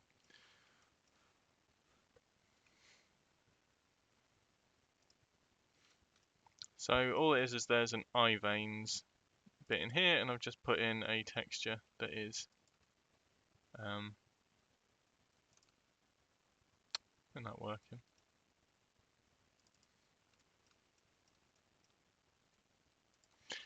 But it's just I've just drawn it. It was just like a big square texture, and then I did a gradient from from red to no alpha, and then just drew some little veins, and then I've moved it into position. That's it. And then a driver is moving it, and we'll set up the driver for the other one in a second, so you can see that in action. I just want to show these eye gleams as well. So it's really straightforward. So I just took the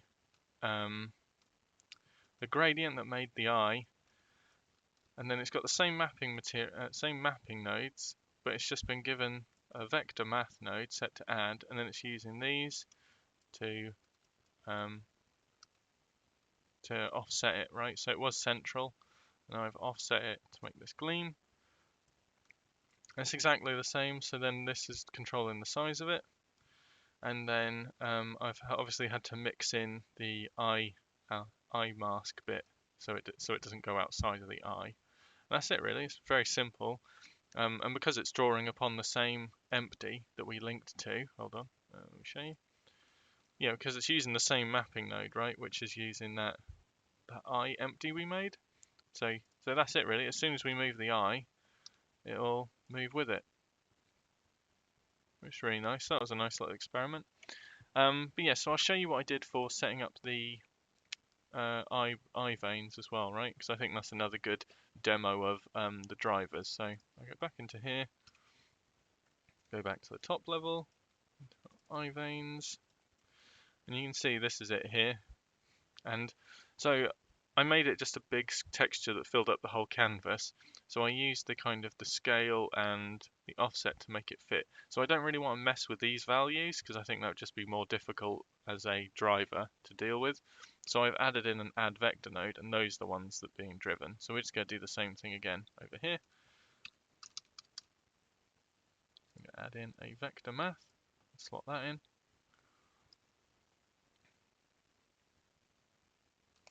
So I should be able to move these. Yes, this should be the X coordinate. So add driver. I'll go to our layout. Plus off the driver tab again.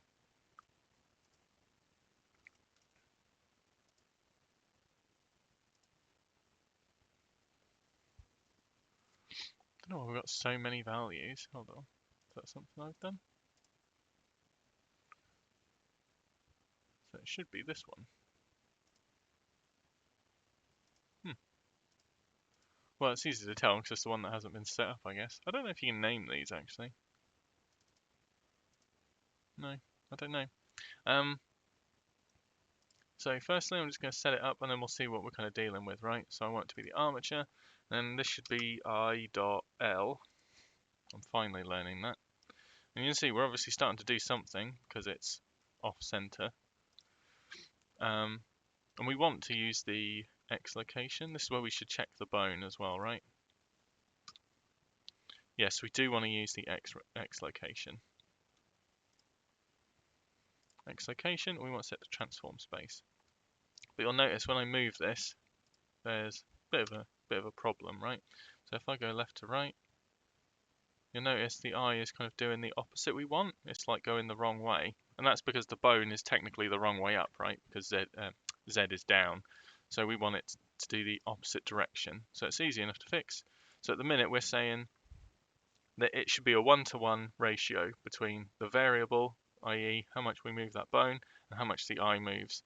And we just need to put in a minus at the very beginning to say, do the opposite of that, right? So as much as that bone goes left, you want to go right. So if I go back in, now hopefully, we've got it moving as it should. So then it's a very simple task for just setting up the other one. I just always like to check I've got the right thing. Add driver, armature, I.L, and now we want it to be the Z location. And because the bone is the wrong way up, I imagine this is probably right. I'll test that though. Yeah, so you see we don't have to invert that value. So that's it. So that's really simple. So there's some nice little little additions you can do very easily without much effort really. Yeah, so that was it. I think that was everything I did. It kind of takes us up to now really. I don't know quite what I want to do next really. I think I'd like to try and get a little bit more of his. If I set him back to rest. I think I'd like to look at maybe giving him some little mohawk spikes next, right? So we turn the HUD back on.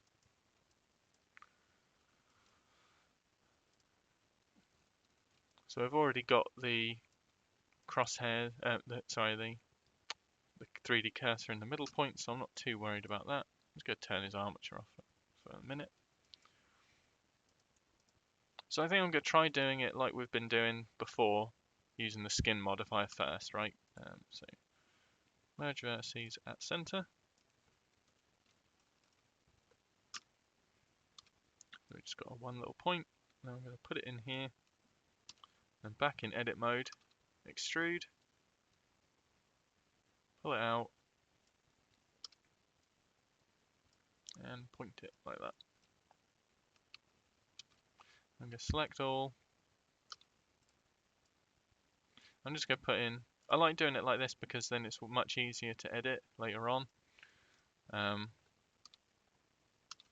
So I'm just going to put him in 3, right? So not rocking the boat really. So that's it. We've got our 3 sets of edges. I'm come in, and I'm going to give it a skin modifier. Oh, that's interesting.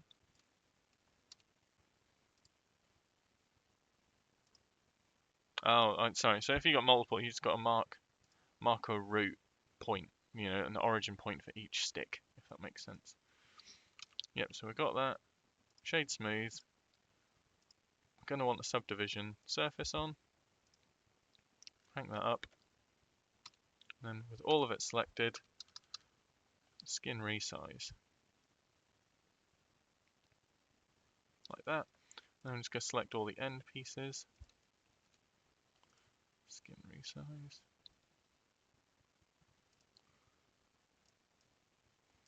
And then I guess they would plume up a bit from the head. Or we can just select them all. Move them further into the head. I think I like them being a bit more hidden away like that. Yeah.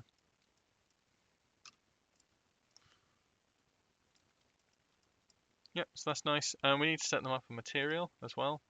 So I'm going to just steal the main material first, which is obviously horrendously wrong. Make it its own material. I'll call it hair. I'm going to go into shading. I'm going to delete all this stuff. Make sure this is hair and not our main one we've been working on.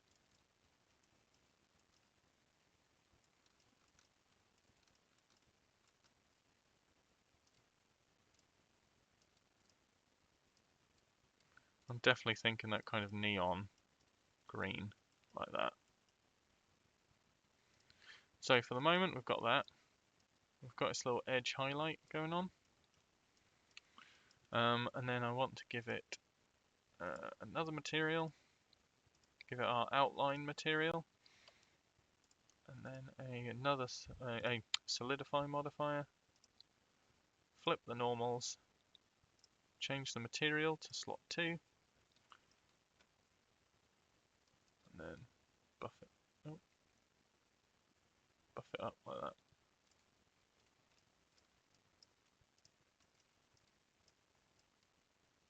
Yeah, so I'm happy with that.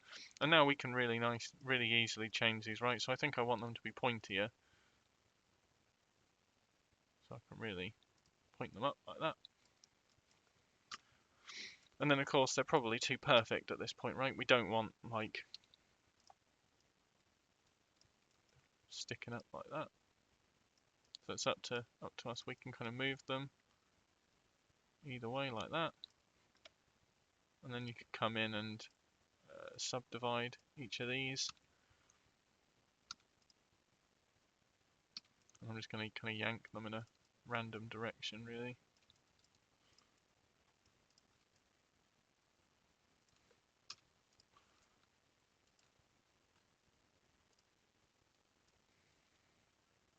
So I think I like that more than if these were giant.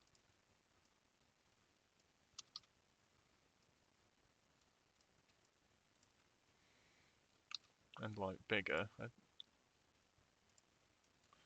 Yeah, I think it makes him look I think it makes him look more muscular and big if his hair is small.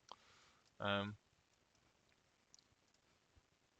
so I think I like that. So I'm going to grab the head bone, parent to bone. Hopefully now when I go, yes, that's looking good. So hopefully, in a bit we can kind of do a full body texture, and we'll give him like some head stubble, like he's buzzed all the rest off. And obviously I want to do like some veins and things like that. That'll be really nice. Hello. So, oh, great start. Sorry. Yeah. So I have to keep doing these little bits in between. I just don't think are very interesting to keep the video length down and keep the recording down. So I just did a little bit here. You can see the shading is a little. I changed the shading a little bit. And that was very simple, really. All I did was I wanted to give him a bit more of a kind of interesting outline than I had, right? This kind of black outline. So in the shader tab, if you make the shader from the Lightning Boy Studio one, which I highly recommend, which I will link to this, their shader stuff is very much kind of like an eye opener for me on what we could do, and so I've kind of changed stuff around a bit to tweak it to my own liking, but it's very much based off theirs. So anyway, their one has this outline, which gives you the kind of black outline you can see here. So I've added in another one with a different color band, and then I've put the factor of that as a new slider, and then what that does essentially is it lets me come in here and then outline. I've got a hard outline. It's just a darker outline. I don't know, I just want to give it a little bit more kind of a depth to it in terms of shadow. So that's it really. So at this point I think I want to do, he's a lot of mass of just skin at the minute, so I think I want to try and add in just a couple more details as we go. So I want to draw him in some gloves, I think, while we're at it. Oh, I did quickly draw him some little boot details as well. Again, nothing really to write home about. It was exactly the same as I would have made the top we saw before, but just to keep you in the loop. So yes, I'm going to look at that. So first thing, I'm going to take the armature, put it back to rest pose with dumb face.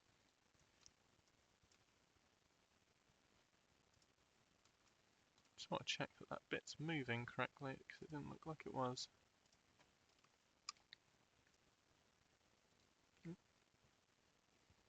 Oh no, okay, that's fine then. Yeah, anyway, so come out of that, turn off the rig. Oh, not the whole guy. Turn off the rig. Certain shading, I want to make sure that I have, so these kind of details are part of his outfit, so I can just add them to his outfit image. So with that selected, texture paint, and it's showing us as pink because we've got that solidify on for the outline, but if I change in here, we'll see the full color. So I want to go into edit mode, and I really want to start by trying to select just the hand bits I want, right? So I'm going to keep this simple, and I'm just going to select all. How far did I go? Let's go one more.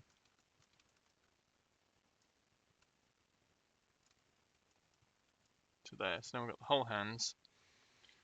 Back into edit mode. Lock it off to just the hands.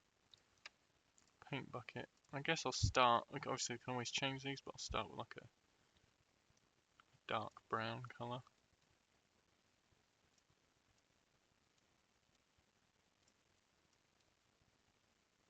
Like that, I think. I think darker maybe.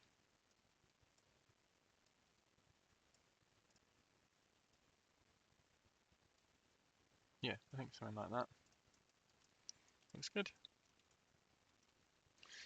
Okay, so I'll turn that off.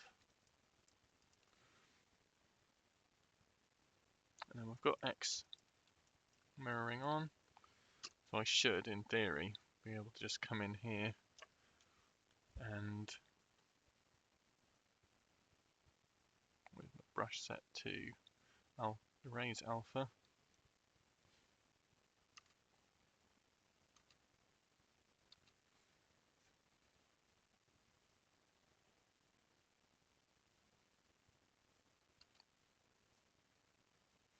that's just kind of like the rough outline.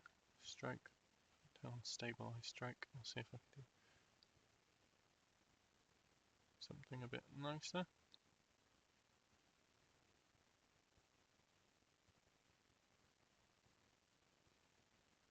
I find stabilize stroke slightly messes with my mind a bit. Oh, yeah, there you go. God damn it. You see I was doing well then.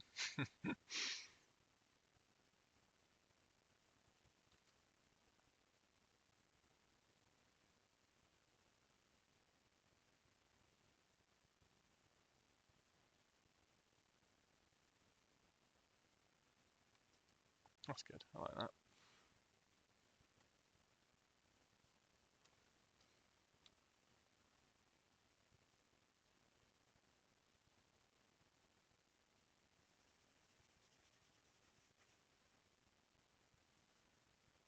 Just quickly fill this in. I don't like to be too precious when I'm drawing the first time like this because it's just not worth it really. So hopefully that's carried over to the other hand. Cool, so we got that. And so now I don't really want the fingertips, right? So if we're going, don't know which.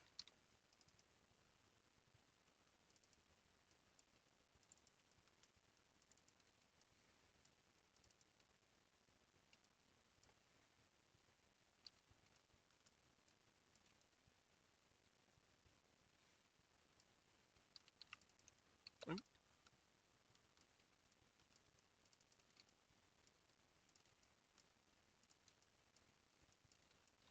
so probably those. Knock it off. Erase alpha.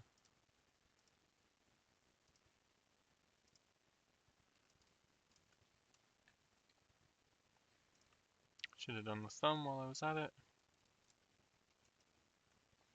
A few weird bits. I never really know what that's about.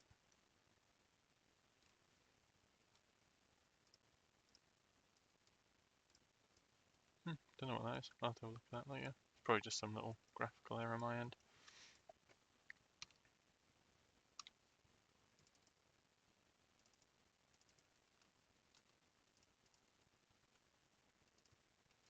While we're at it, let's go grab the fingers the other end.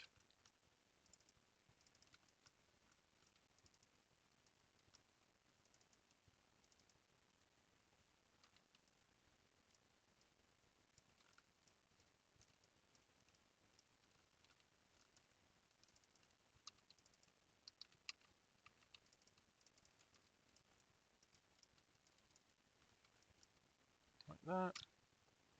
8, go back in texture paint, lock it off. Set to erase alpha. That should be it done.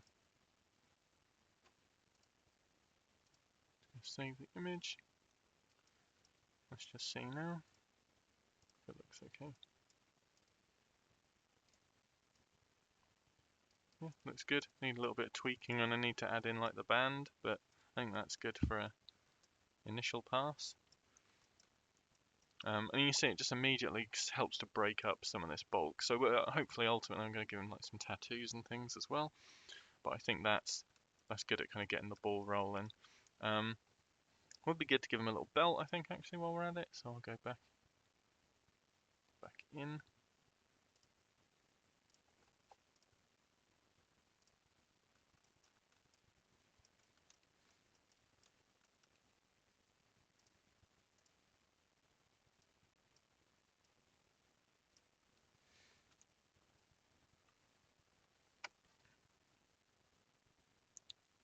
So let's.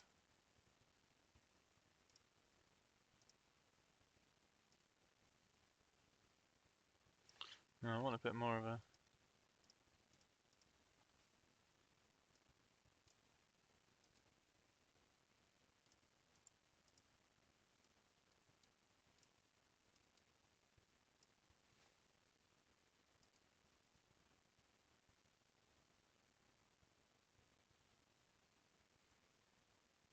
And the plan is this won't look very good, but the point is that it's just needs to be the bottom bit visible, and then I'll bring his top round on top.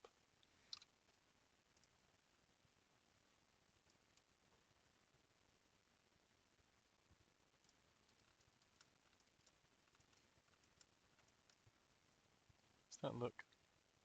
Oh, just a shader.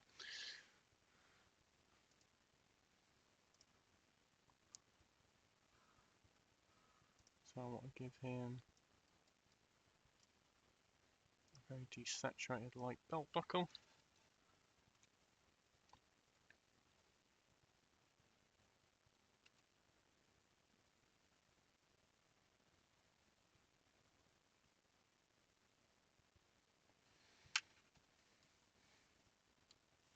And I'm going to select the grey colour and just want to give him some belt loops.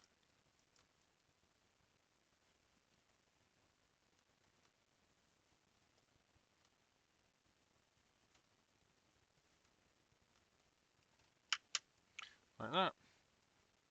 Then I should be able to select this stuff, and then with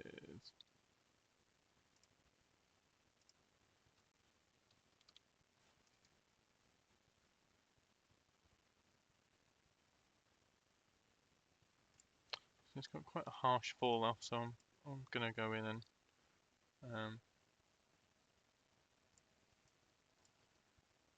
fix that edge, I think, later on, but just to demonstrate the point. There's still a lot of other stuff I haven't done yet. Like I want to give it some like wrinkles, and I have the t-shirt come down a bit more at the back, like that.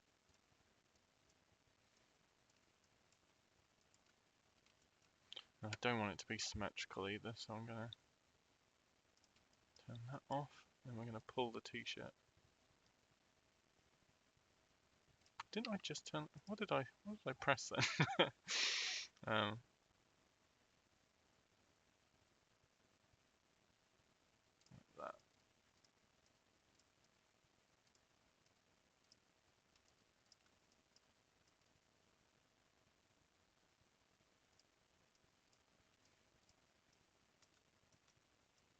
Yeah, like that. So really basic, just to get started at least.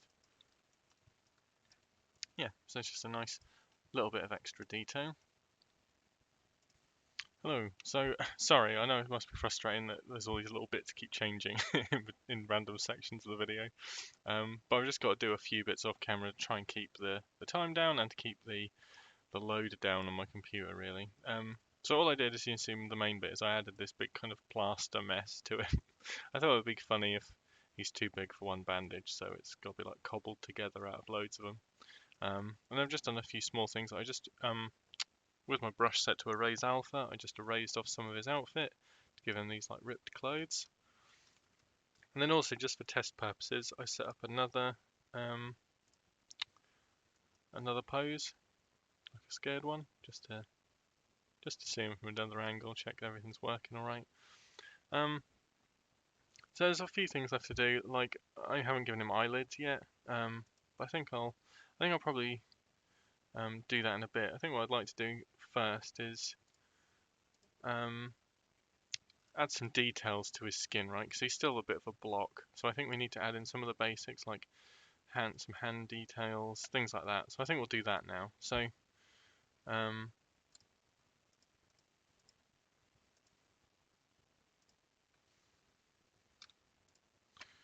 just going to hide the armature, and then go into shading on this. And so we want the skin details to obviously be below the outfit, right? So we want a new one in here.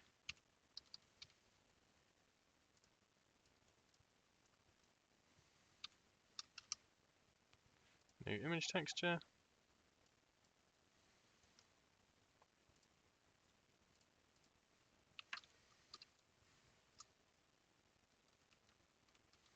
I'm going to try 4,000. I'll see how that goes.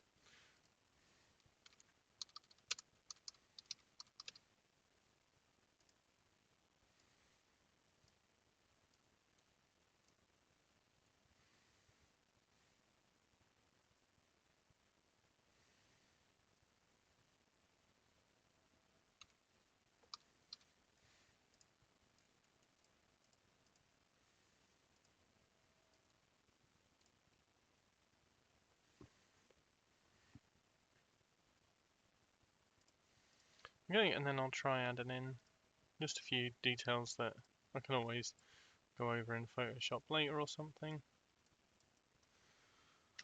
So let's go top view. I guess I do want um, X mirroring on for the time being.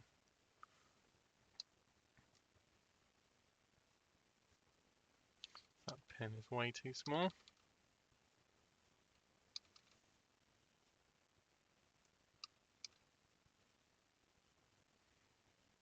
So I'm just trying to get a few kind of like hand veins on him, like that. Then I need to do the fingertips really.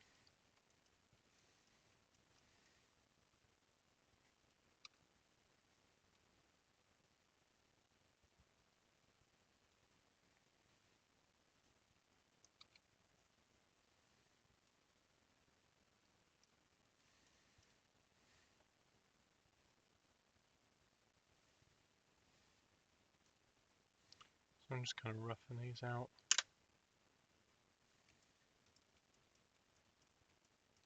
And they're a bit crappy on the edges, aren't they? I think that's probably how the fingers have been unwrapped. I think I'll probably just pause, and I think they probably need their own. Well, they need to be unwrapped a bit nicer, I think, because I'd imagine if I go into here. Yeah, so I think I'll cut those off and reposition them, and then I'll start again in a sec. Sorry about that. So I just quickly, if I go back into UV editing, all I did is I quickly took the little end pieces of the fingers, so making sure not to change anything we've done previously with everything else, and then I just unwrapped them and kind of bunged them in a free piece like that. So now hopefully that should mean if I come back here, go top view, we haven't changed anything of our guy. I should be able to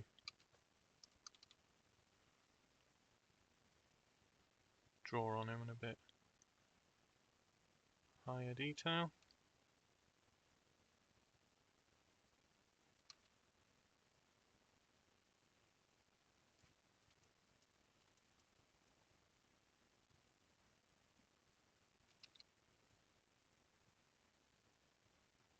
I would say like don't forget like what the purpose of your model is, right? How it's going to be viewed, because I've definitely spent a lot of time working on bits that in hindsight were not used, you know, or not seen. Um, I think that's probably just a curse of 3D in general, really. But yeah. So yeah, just that. I mean, just for a placeholder, you can see like all this is very rough still at the minute. I've got to go through there and clean that up. Same this side, but the fingers are correct. Apart from that one, that looks a bit rank.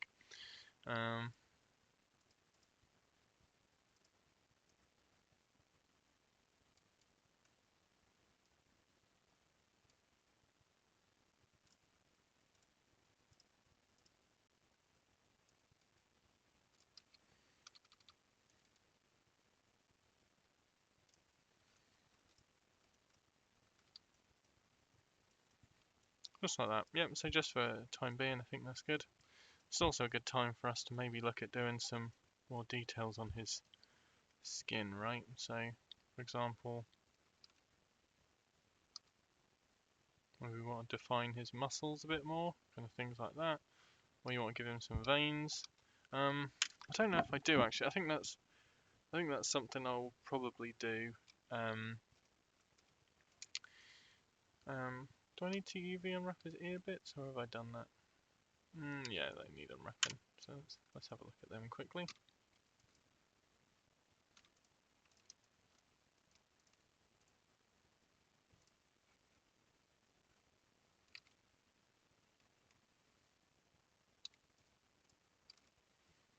Oh, it's because I'm in UV editing. Shrink those down. If we put them down here.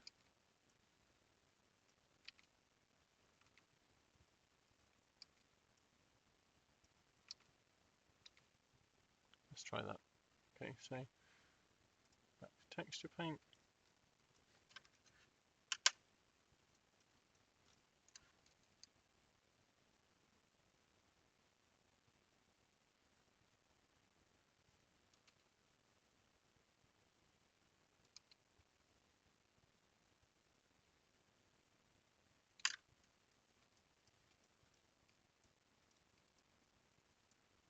Yeah, so we've got those nice little bits going on there.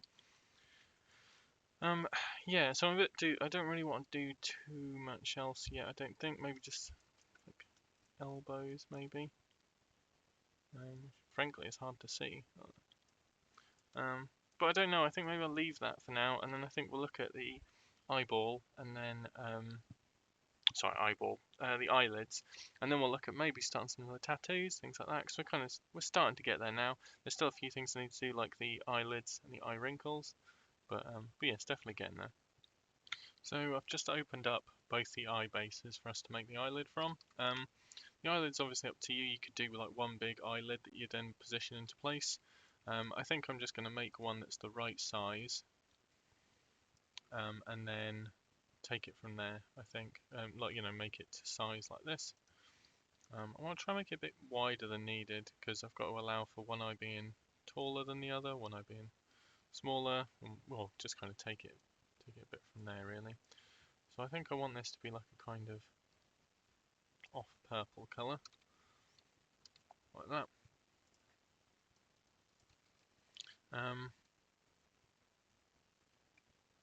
As well, you want to make sure that it's long enough that you can pull it all the way down, because you might want the eye to come all the way down. Up to you. So that's it. I mean, frankly, there isn't much to this. I think I'm probably just going to do it like this, and then just give it a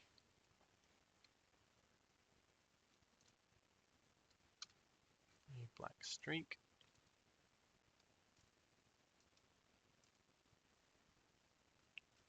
Let's link it down actually, just to oops, like that, and then maybe just a quick like that. I think that's probably it, right? So if I merge this down,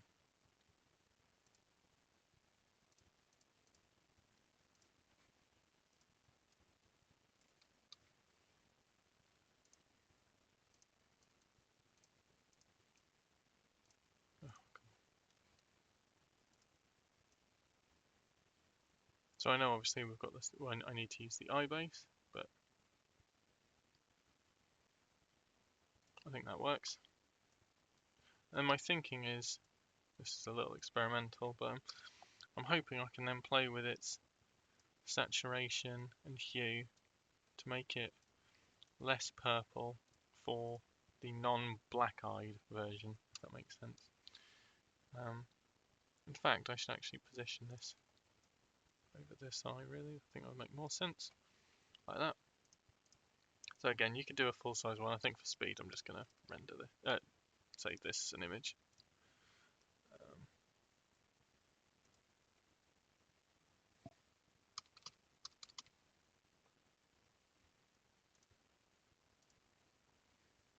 Okay, and then back in here, so we need the eyelid to be on top of the eyeballs.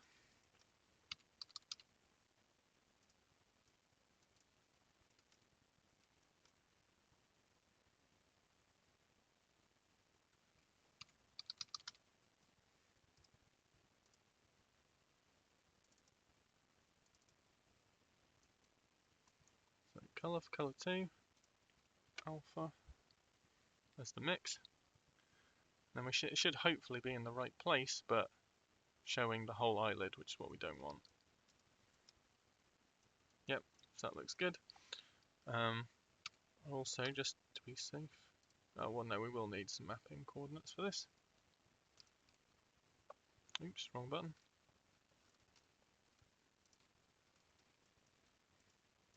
Control T.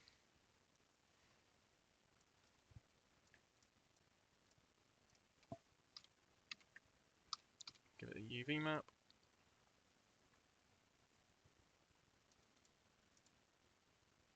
set to face.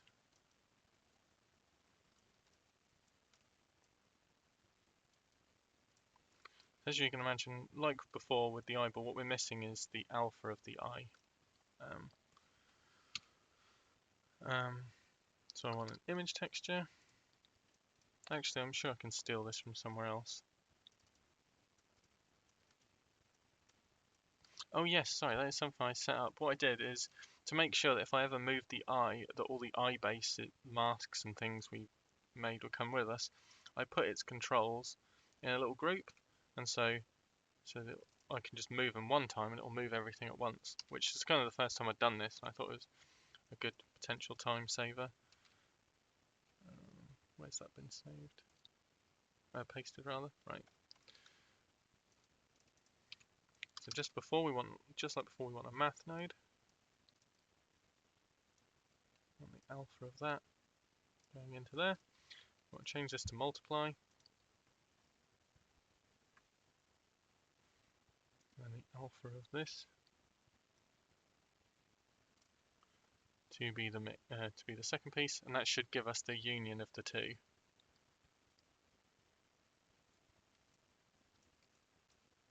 Oh, I might have taken the wrong. I took the wrong eye base. That's why. What I've done wrong there. So I want eye base. No, I want eye mask.r.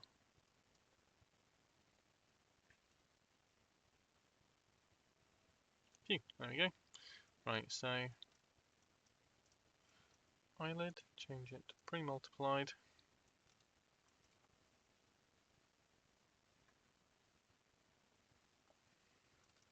I'm just going to tweak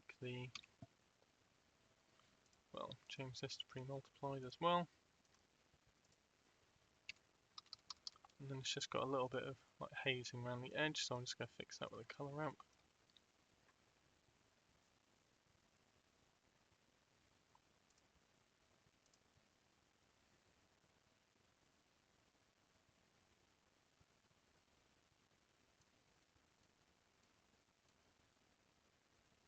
Like that.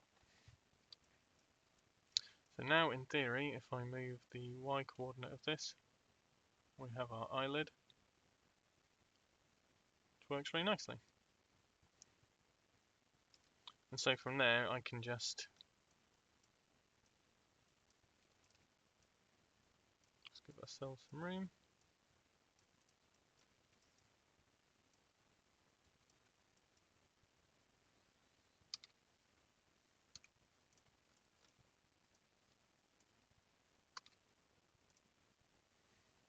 Duplicate it.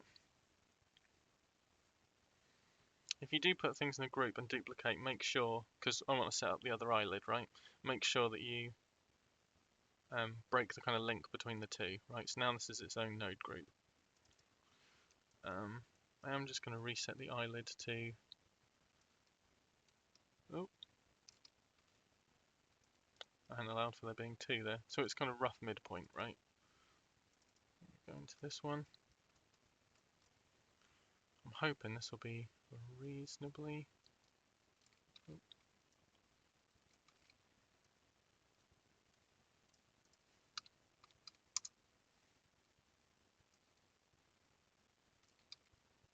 reasonably simple job. Can't see it now though.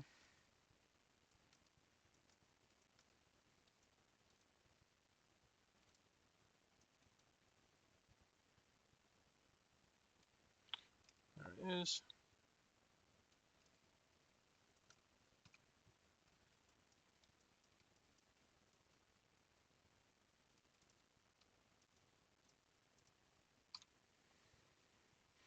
I don't know if there's a way to undo looking through a viewer shortcut wise. If there is, please let me know, because I'd very much appreciate that.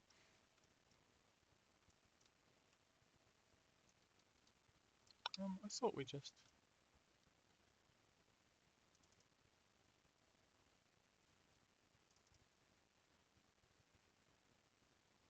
Oh, I don't want to waste your time. I'll pause this and just have a look. So I fixed it. I was right. It was just they were perfectly on top of each other, so I couldn't see what I was doing with it. So back in the shading, we've got his eye, and I've just quickly put it in a little group. So we've got eye.r with both eyelids in it, both eyelid groups inside. So I'm just going to copy both of these. Oh, fine. Duplicate both. Put that in the chain. Change this to eyelids.l. Then we want to break the link between the two, right? So break that, then break these links as well. So then in here, I want to change the eye mask to be the other, right? So we want it to be eyemask.l. And we should be able to use the X value to just roll it over like that. Then back out into the other one. Change to eyemask.l.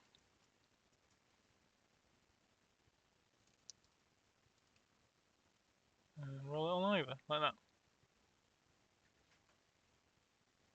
Trying to offset it a bit so it looks a little different. And then it would be quite nice if this eye wasn't a black eye, right? So I'm hoping I can do that with just the hue saturate. So if I plug this in,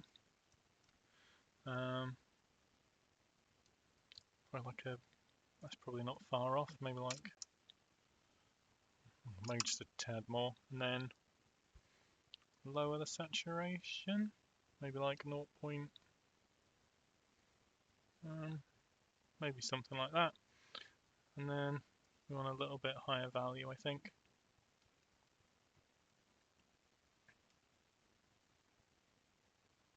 Something like that, maybe. That looks quite good. So if I'm happy with that, I'm going to copy this, then go back to the other eyelid, Control V, slot that in. Yes, so now we have one non-black eye, one black eye, so that looks quite nice. So now before we can drive them, we need some bones. I'm going to turn back on my armature. In here, front view, edit mode. Actually, let's grab the bone first. I'm just going to use the eye bone and duplicate that because it should have all the same parenting and no deform, things like that. So I'll put the bone there. I'll rename it eyelid top .l. Then I'll copy that, move that down for the lower one. So eyelid bottom.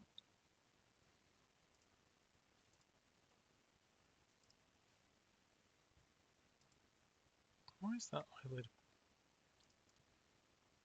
Oh, it's because sorry, it's when I copied it. Right. So with those two in place, we should be able to select both, symmetrize. So we should have all the bones we need now, in theory. This looks very messy, but we're going to sort it out in a minute. Well, later on. Pull this out. Drivers. Then back into the material.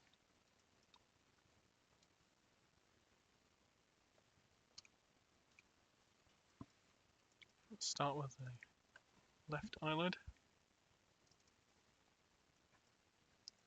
This one, I'm just going to put a driver on this, right? Because it's set at 0 already. So, add driver. And just to be clear, this is the upper eyelid.l. Right, so add driver. It's a Y value, so we want to use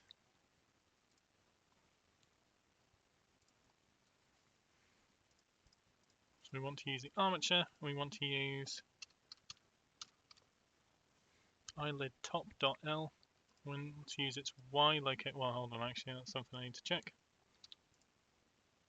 No, you see, this is why you always check in local, so I actually want to use its Z, and it's going to be minus probably, because it's pointing down. So I want to use its Z location in transform space. And you'll see if I move this now, it's probably going to go the wrong way. Oh, okay, no.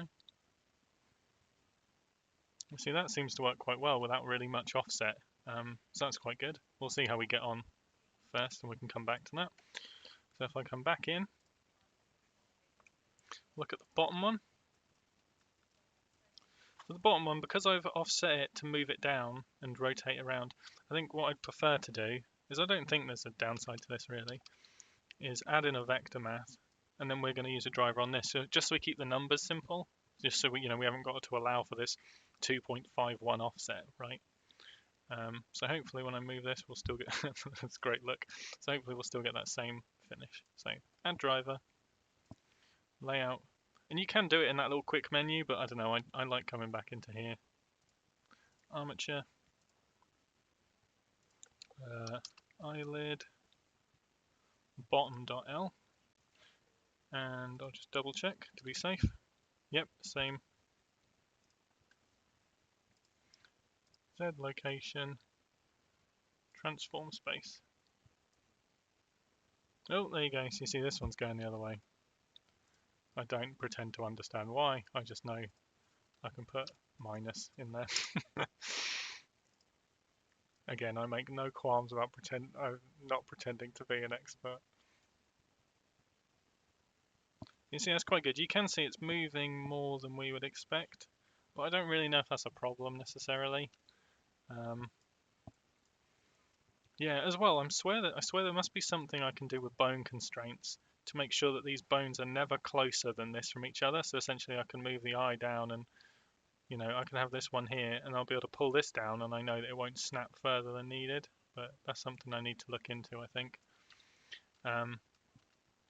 So yeah, we'll see. So that's one eye done. I'll do the other one off camera, so we're not wasting time on that. I think what else we want to do now. I'll leave the armature for a minute. Oh, I think these hands, I'm not happy. Like, that's too low res, right? And we've also got a massive texture, that 4K texture at the minute for these that aren't really being used. So I don't think that's really warranted. So what I'm going to do is come into shading, come out of the eyes. I'm going to delete that image, right? I don't think that's a good idea. So I think what instead would be good is if I come into UV editing. So we've got the whole panel here.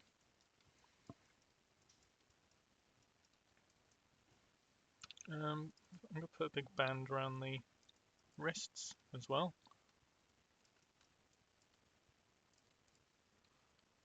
Mark scene.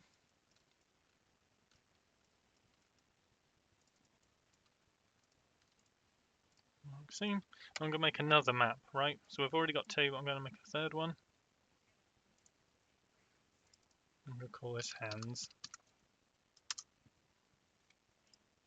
So now we're visible on hands only. You can see this. We've got this here, which must mean that there's some map somewhere where I haven't stipulated a UV layout for it. So if we go back into shading, we'll see if we can find it. I'm trying to think what the red is. Maybe one of the eyelid bases, but not the eye veins, maybe. That's an eye mask. They've got it, so it's not that.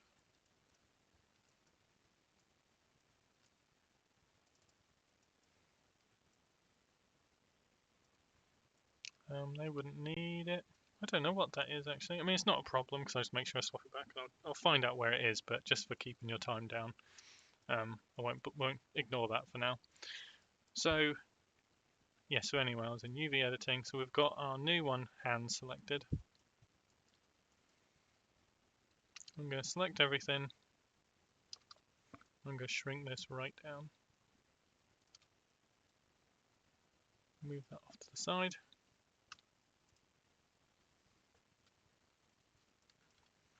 I'm going to select just the hands.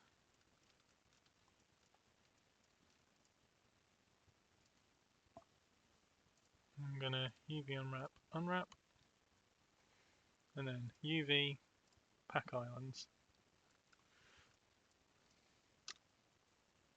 So this means, hopefully, swap back to UV.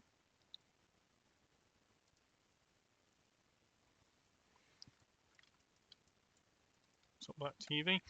Yeah, so I'll fix that red bit later on. If I now go into shading, so I'm going to change this to hands.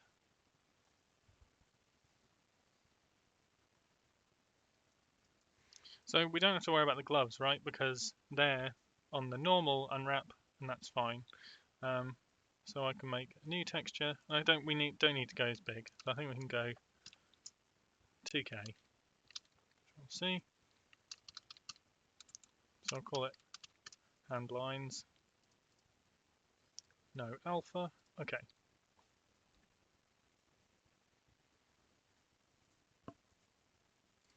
Now my hoping is, if I now go into texture paint,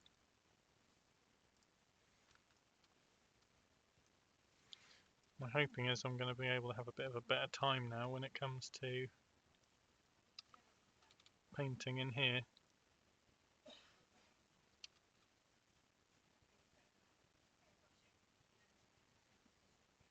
Like that.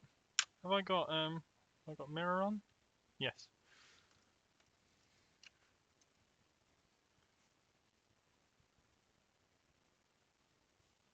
Yeah, you can see we've got like a better quality now.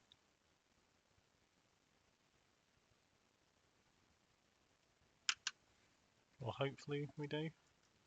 Still a bit funny on those edges of fingers. I think I'm just gonna. Well, I'm sure that's certain. I'm sure that's something from my quick unwrap, but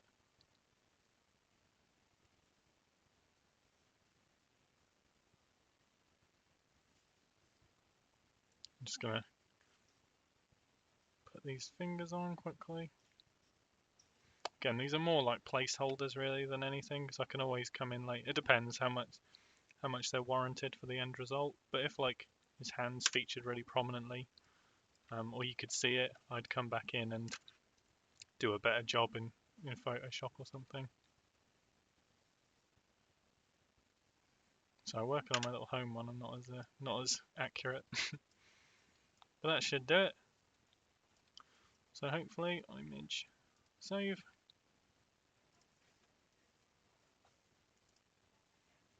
Right, so if we come out, we should hopefully now have.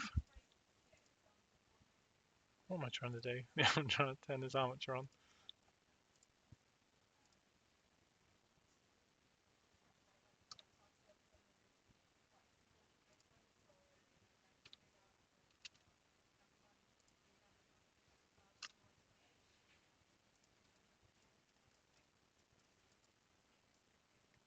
Yeah, so you can see they're working nicer, and it also gives us room to make, I don't know, make them a bit grimier later on or something. It depends really.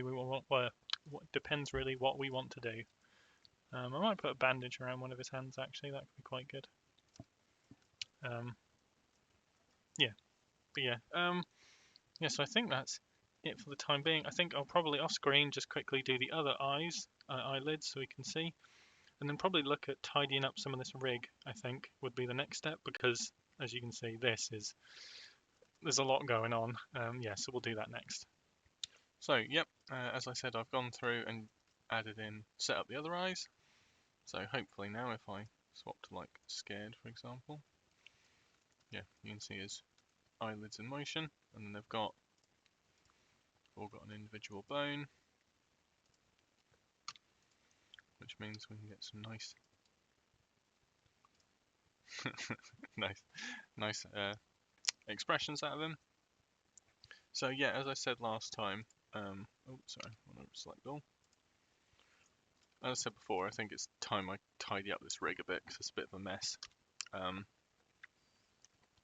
So I think the first thing we need to do is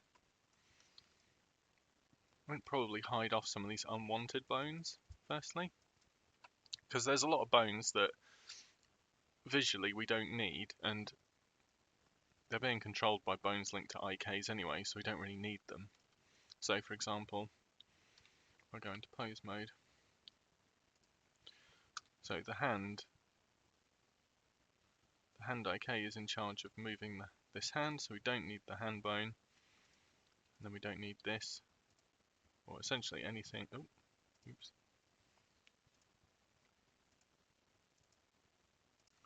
We don't need anything up to the chest. Take those, and then I'm going to go. Is it move?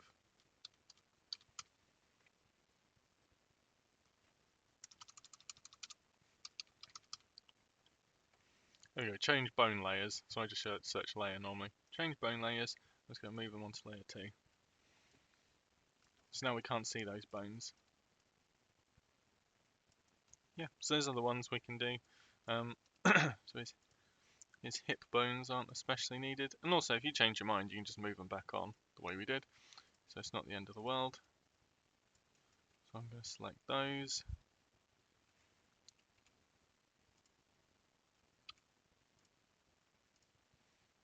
I probably don't need the feet bone actually, because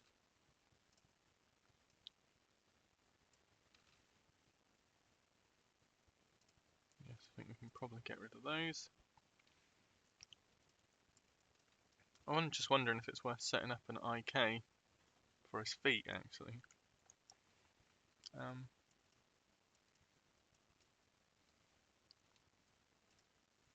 Let's have a look.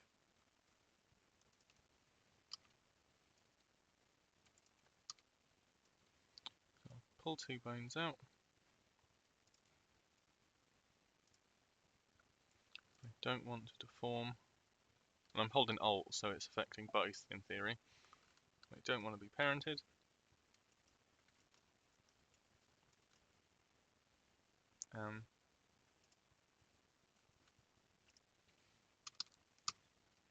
Toe IK dot L. Okay.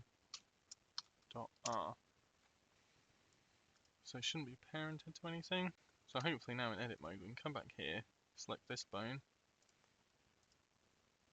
inverse kinematics, armature, toe.l,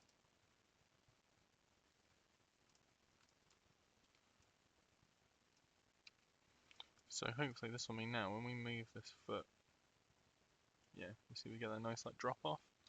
Well, that also means if I move the foot sideways, it's kind of pointing towards that, which is nice. So yeah, I think that's good. So I'll just quickly do it for the other one as well. So inverse kinematics, armature,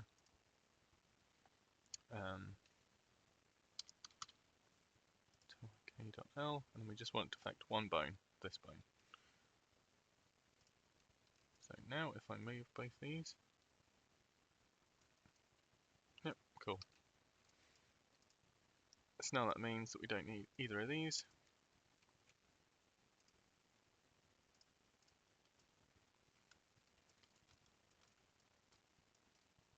Get rid of them. I want to keep the spine because that's how we'll bend him, although we can make the bones look a bit prettier.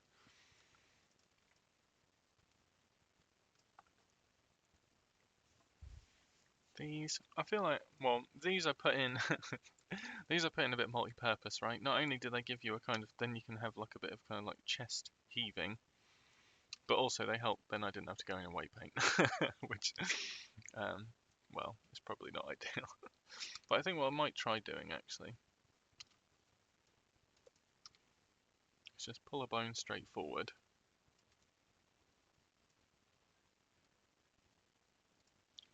Like that. I want to make sure that it has no deform, so it's not affecting weight painting. I want to make sure that it is the parent of that bone. And then I want this and this to be the parent, the children of this. Keep offset. So hopefully now if we go back into edit mode, yeah, it's just a bit nicer now. We only have to grab one bone. So I don't think we need these.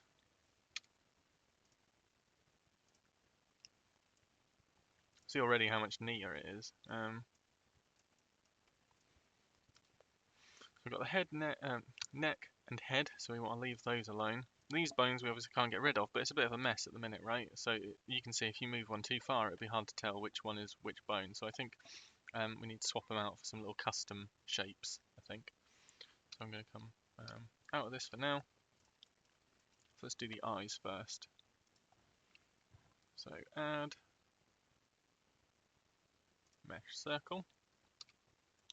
Just going to put this over here.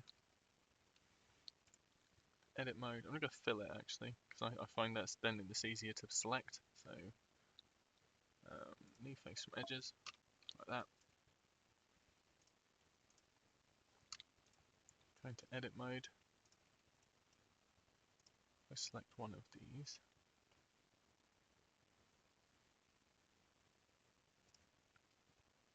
I've got to find it now. Is it viewport display?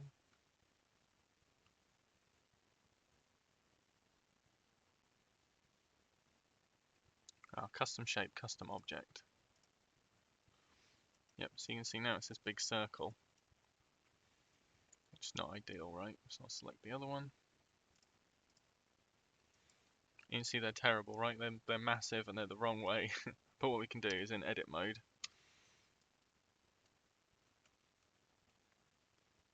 we can rotate 90, scale in,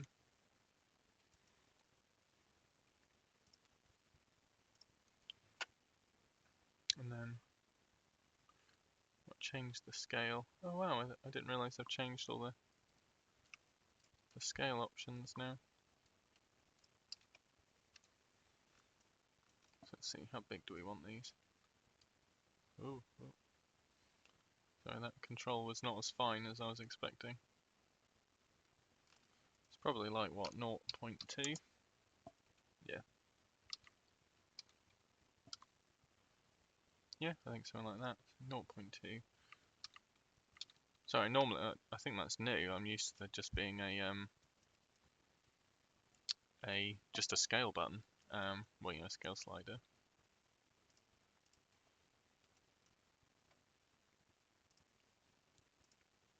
Yep. So now we've got these bones look like these nice little circles instead. So that's a bit nicer. What's good as well is once you're done with it, you can delete it. Right, we don't need it. So now we've got these two. I think. No, they're still white. Is that because I've made them sticks, I wonder?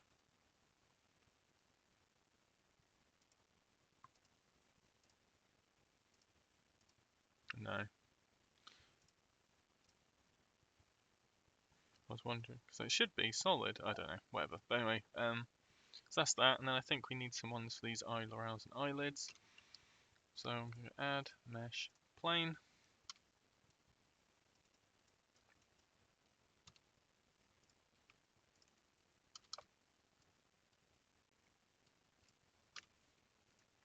Like that. Make it a bit smaller. So let's do these eyebrows, right?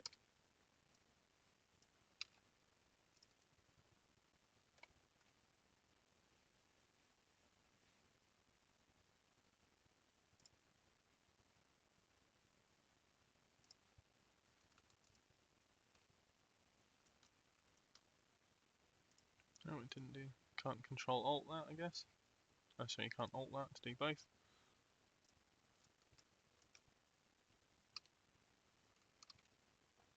That's annoying that you can't see it in edit mode. I swear that didn't used to be the case. I don't know, maybe I'm misremembering. Alright, so that's the wrong way. This used to be a lot easier.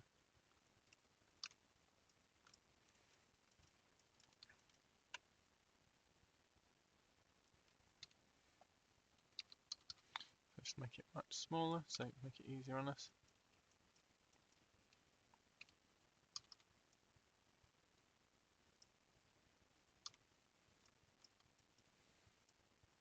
Like that, and then we want it higher up, right, or lower down technically.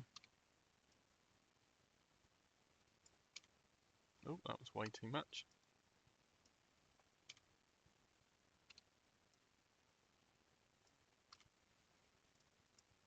Like that, so. Yeah, see, that's what I was expecting it to do, so why hasn't it done that for the circle? That's weird. Oh well, but anyway, now you can see we've got these little buttons, it's a bit nicer. I think that can actually go a fraction lower.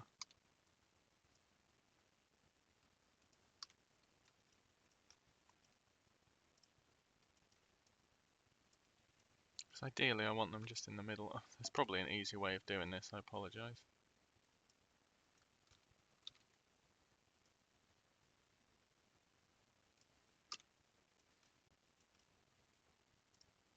Yeah, yes, that's good. This guy seems stupid, but I'm going to duplicate and move it over there. I'm going to use this for the opposite, right? Because you'll see, I don't want the shape. If I change the shape, I don't want to change those, right? So I'm just duplicating it so I can use the new shape. So custom object, that, custom object, that. And then hopefully I can come into edit mode.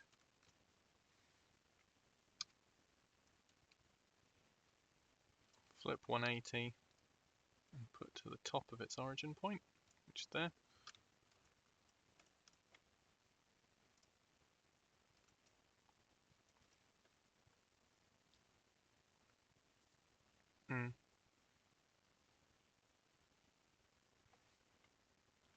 Yeah, I think I like these more as eyelids, so I think I'm going to change that top one. That's good, because I kept the shape, we can, right? So I'm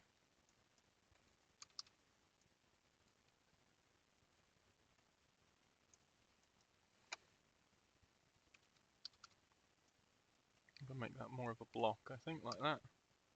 You can see it's massive.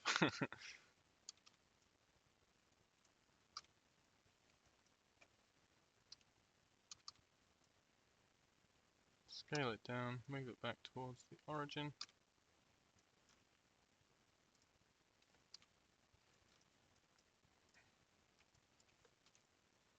Yeah, CNC, that's pretty good. We do need to go lower though. It's probably about into the origin, isn't it? Like that.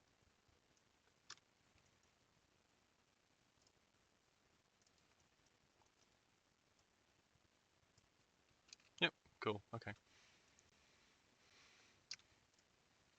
So I'm just going to duplicate that, pull it over there.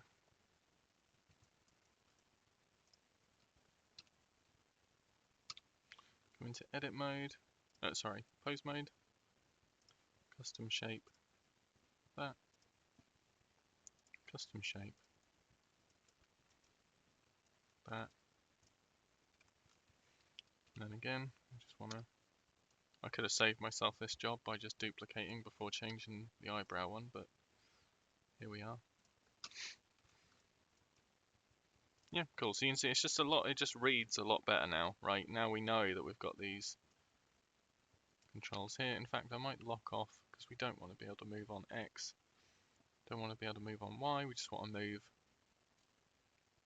eyelid like that. Lock off X, lock X, lock X. These we don't want to be able to move on Y really. I'm going to lock that off. Lock that off. Yeah, so I'm sure this isn't like, I'm sure that there's people who do like face rigging who are, you know, screaming at their screens right now if they're seeing this. But oh no, I just like, I don't know, I think it works for me at least. Yeah, I think that's it really. So the same principle applies. I might change these bones out for circles, I think, going up. But that's it really. So I think I'll do that off camera quickly. Oh, so yep, finished kind of neatening up the rig a bit. I decided to leave these as is really. Oh, sorry, got both on. There we go. So I've neatened it up a bit. So I've got rid of the arms because we don't need them because the wrist IK, which is now these little rings, will do the job. The fingers we still need to control. The spine still a good one, so I've left that. And we've got that kind of central chest control. And I neatened up. Oh, I did manage to get the eyes working. So if I go in, I don't know why, but I made them cylinders and that fixed it. So that's fine. I just like being able to not have to select the very edge of it, you know. So that's quite good. So now we can grab both them, move them around. So yep, that's good. So that's everything in that regard. I think I want to start trying to rough out some tattoos and things next. I am worried about this step because I think anything I do in texture paint, I'm always worried is gonna crash my capture. So I think I'm going to do a little bit on screen, like roughing it out, and then I'll probably have to snap back afterwards. But we'll see how we get on. And at the end of the day, it'll be exactly the same process you've seen as when we did the top and the trousers. Just going to roughen it out, and I'll probably take it into Photoshop to do like a clean pass, I guess, to save on the hardware. But yeah, so let's look at this now. So um, again, it's nice that we've laid things out the way we have, right? So I've got these hand details here. I should probably group them actually. So we know that we want the tattoos to be below the outfit. I probably want them below the hand details as well. So we've got those like nice line art pieces above. So I know I want it here. So mix RGB, image texture, and this will probably have to be quite a big image, I imagine. But I can always change that again. This is just going to be the rough, like that. And a new image times 4. Get the size we want. Copy and paste that. Oh, copy and paste that in. Wait, is it tattoo? I'm gonna play it safe and just call it tats. um, like that. Oh, I found what that red issue was as well on the arm. It was just that one of the eyes hadn't been set to clip, so it was repeating. So I'm going to give this a UV map. Make sure it's just our normal UV map, a whole body one.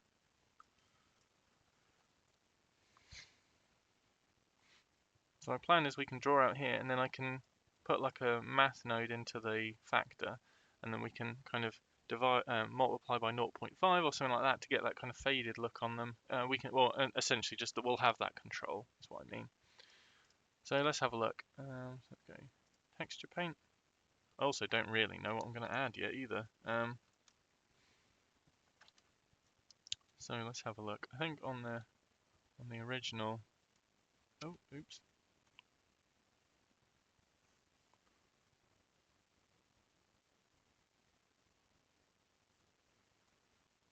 Change to space.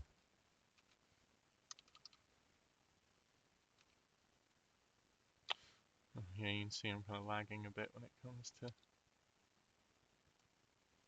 I don't know why that is actually. It's not normally that bad.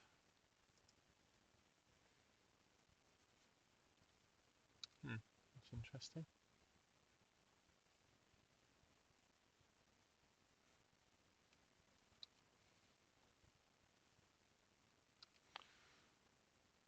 I was hoping for a bit better stroke than that, really.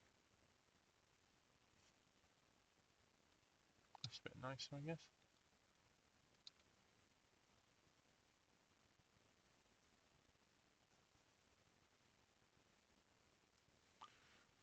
Mom and the chest like that.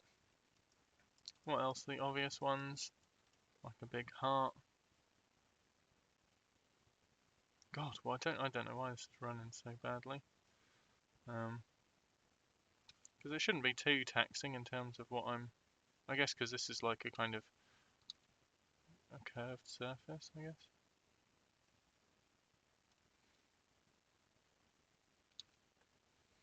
So it's going to have that little band over it.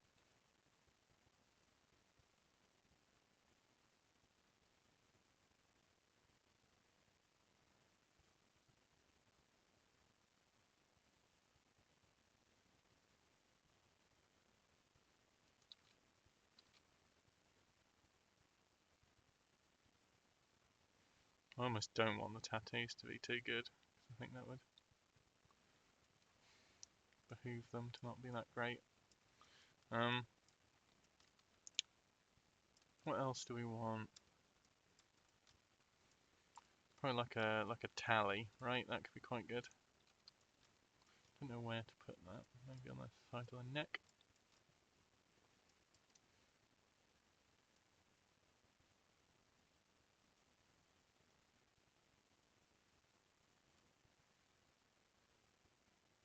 it will be assumed it's how many men he's killed. Like that. Don't know what their head's like in terms of... Yeah, I don't think that's been unwrapped very well because, well, I knew I was going to do my own one for it.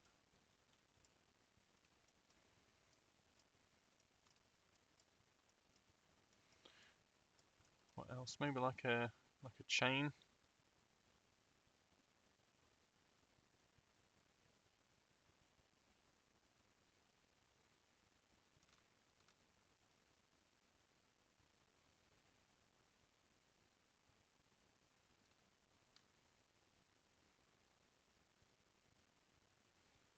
Start moving up. So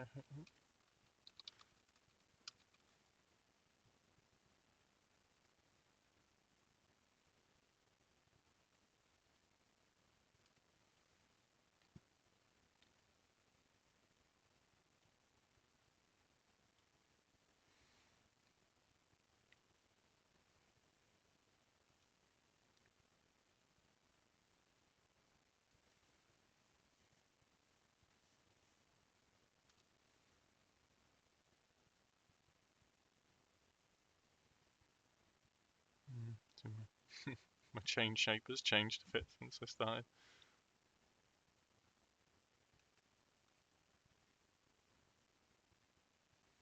I think one more loop.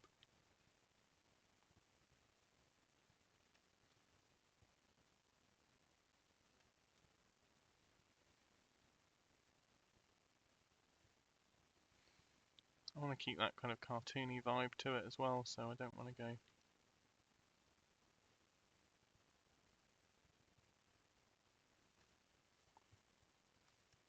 too realistic. Not that that's certainly a worry at looking at this.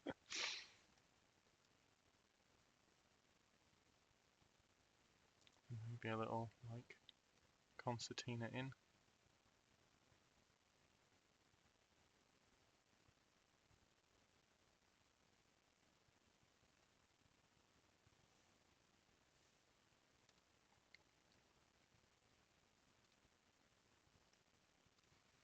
Actually, that's I don't know,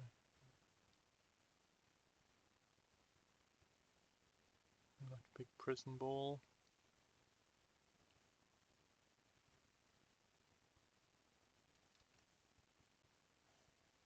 Yeah, that's quite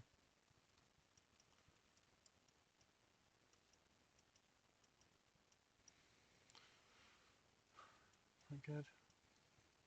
Maybe Mom, but it's a skull for the O. But then that'll look like it says moon, maybe. I don't know. We'll see. We'll see how we get on, maybe.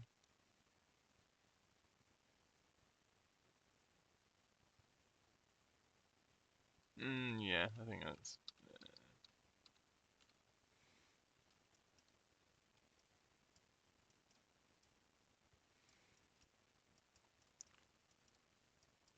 What other things could he have? I mean, I'm tempted to give him one of these big tribal ones, but I don't know if I want that really. Oh yeah, I guess like oh yeah, maybe flame up the other wrist. That could be quite cool.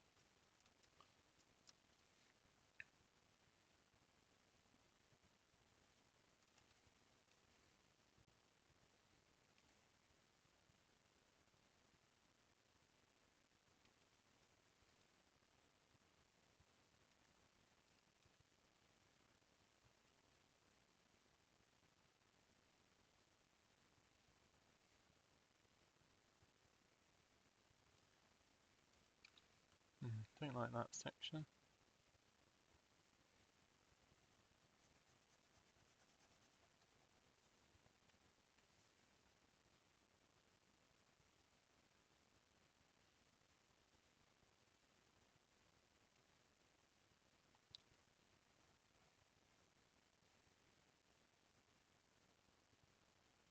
Yeah, that's not bad. Also, I want to cover him in like scars and things, so maybe I won't do too many at first, and then we can come back to it if we decide later on.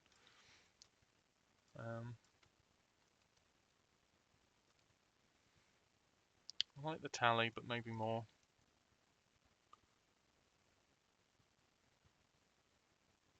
I like the idea of the tally system kind of falling apart as well. So like 2 and then across through it.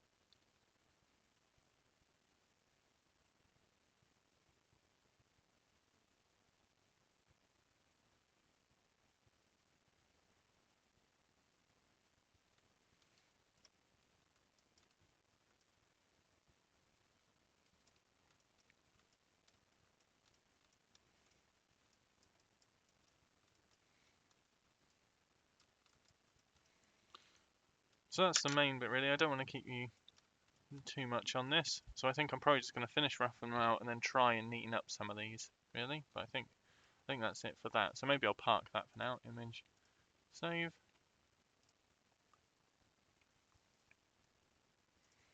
I think that's the main one. I did do a few little, just to keep you in the loop, I did do a few little bits here. So I made a little, like an actual ground node, ground bone. So if I move this, everything goes with. And that also means I can, because I like having my models you've seen obviously and on like a little base. So I've just put that there and then I can go add mesh, a cylinder, scale that right up, Shift X, selection to cursor. Oh really? Link to cursor, keep offset. There we go.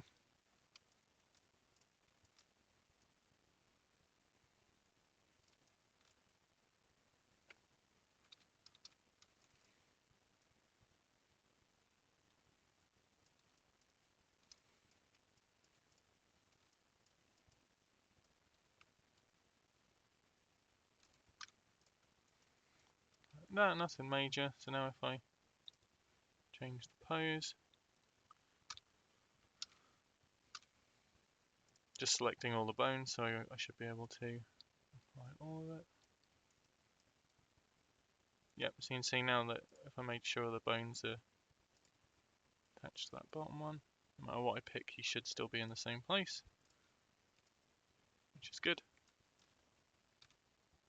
And then I think I already temporarily made it, which is just a base material, and that's just a cartoon shader with everything ripped out. And then I'm probably just going to, I still don't know what I want the base to be, maybe like an alleyway, maybe like a bar room floor. I don't know really. I haven't thought that far ahead. Can I just edge crease these?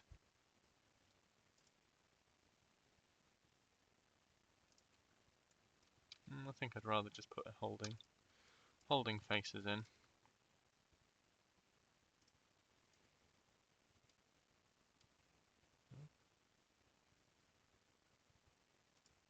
Like that.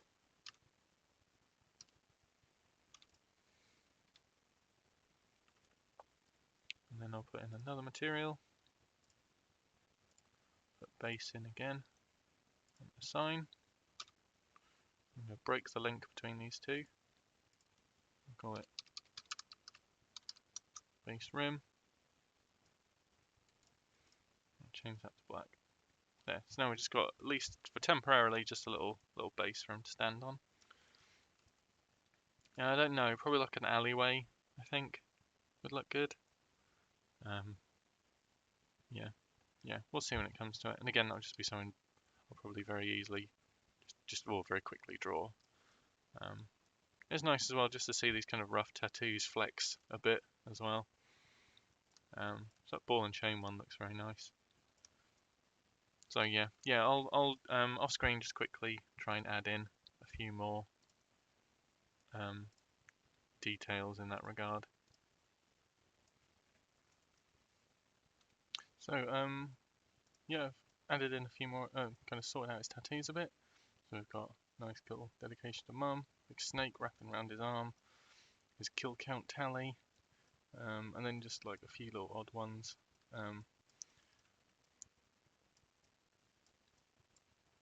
Things like that. And I gave him some little head stubble as well. Oh, and a little teardrop tattoo. But that's essentially it for the time being. There's a lot of other things still need to do, like I need to do his eyebrow vertex. I keep saying the wrong thing with that shape key. So I think I'll look at that now. So what I want to be able to do is if I select the rig, I want it so when his eyebrow is up, this is flexed accordingly, right? So go into this, need a new shape key, a new one, and I'm going to call it, so this will be the left hand side. So L, oh, up dot L. Not sure if this will work. I've only done this one time before, so we'll see. And in edit mode,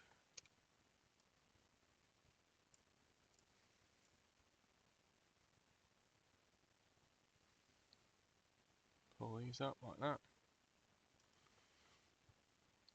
Actually, I feel like I need, so I'm going to delete this.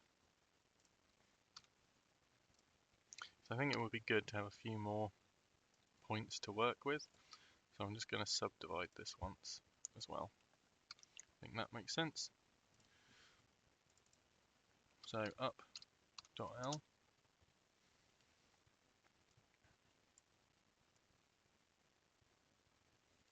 So I'm just moving this curve first.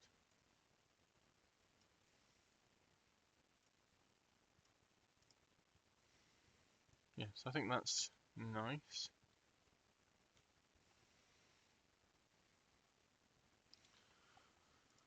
So now in theory we can take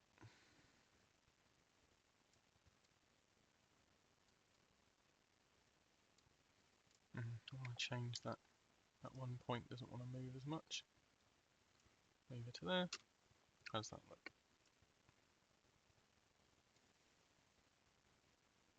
Right, yeah, I think that's good. So now in theory I can put a driver to this. And then I want to reset this bone.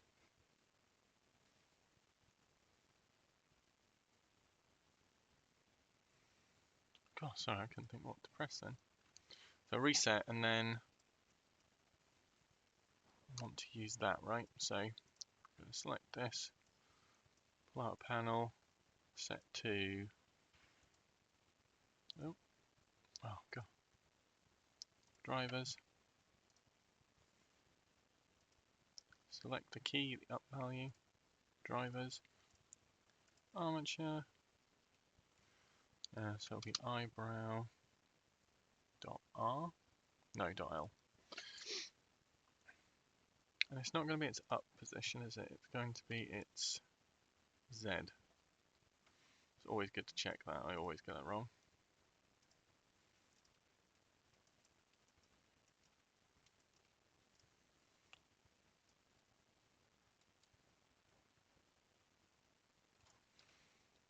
Oh, is that because I need a minus?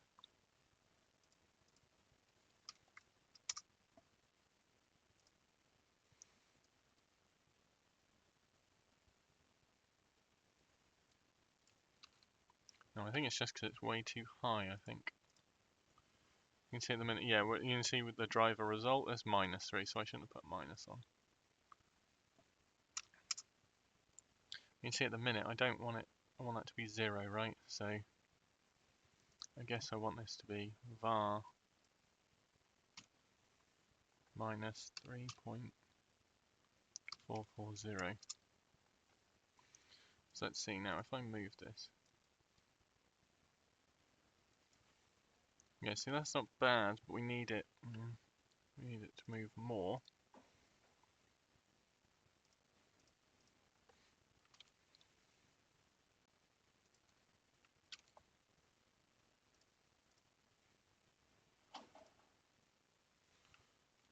What about ×2? I feel like I'm setting myself up for failure here. I don't know. Let's see.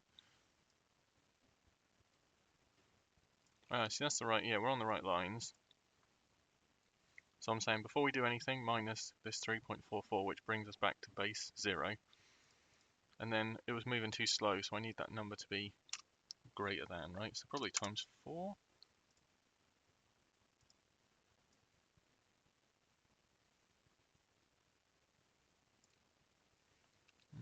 Probably more still, I think. Go times 6. Yeah, that's good.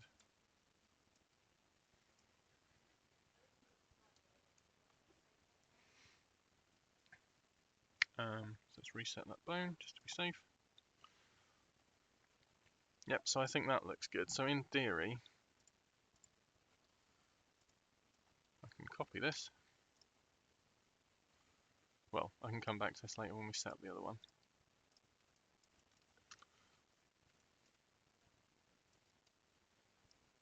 So in theory, if I put this right up, probably don't want to go higher than his hairline. Come into here, set to 0.1. What is that?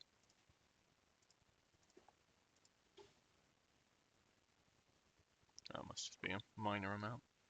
Come into here. I'm going to add a new one. I'm going to call this, unsurprisingly, up.r.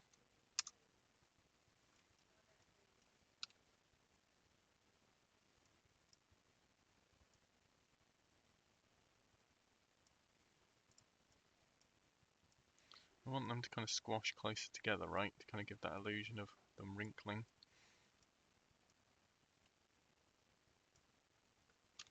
So what does that look like when it moves? Yeah, that's good. But more importantly, what I need to hope is that when I move this eyebrow, it doesn't look mad when the two are activated together. Nice, look at that. Yep, that's good.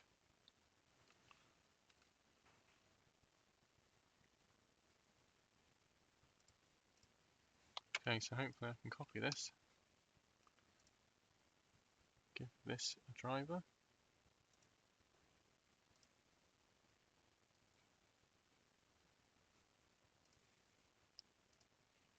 Armature, Z location.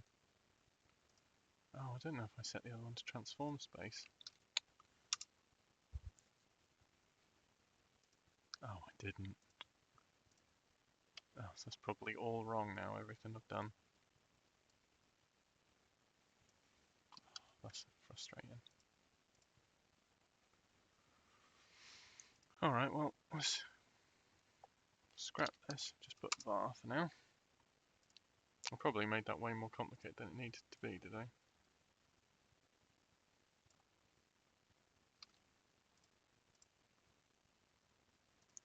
So I think we want minus var.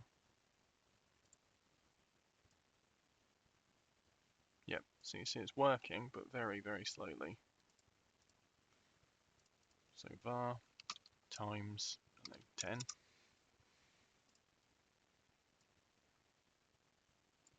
That's maybe a bit too much. 7.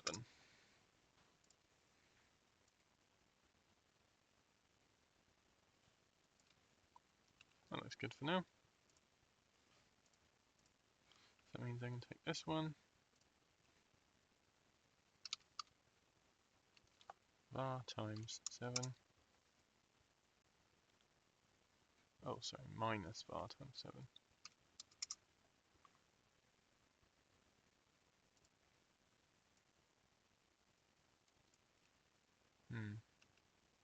Is that not working?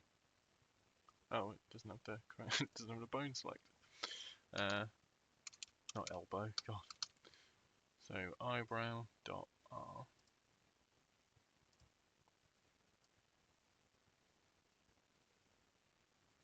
Cool. So that seems to be working now. And that was so I made that a lot more complicated than it needed to be. But we can see that both these work well together.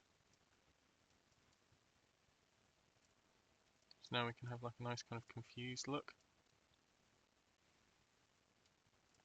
And that should still give us the freedom to rotate without it really being an issue.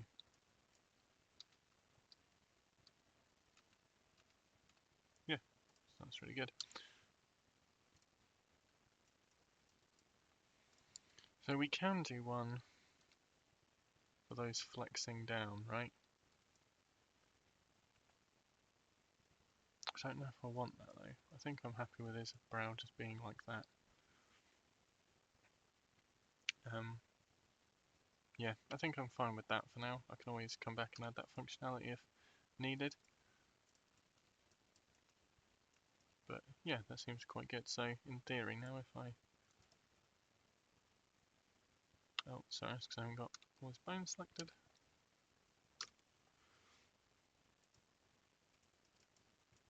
So we won't really notice it on angry, but hopefully if we swap to like the kind of scared. Yeah, you can see his brow furrowing quite nicely. Yeah, so that's that. It's quite a nice bit.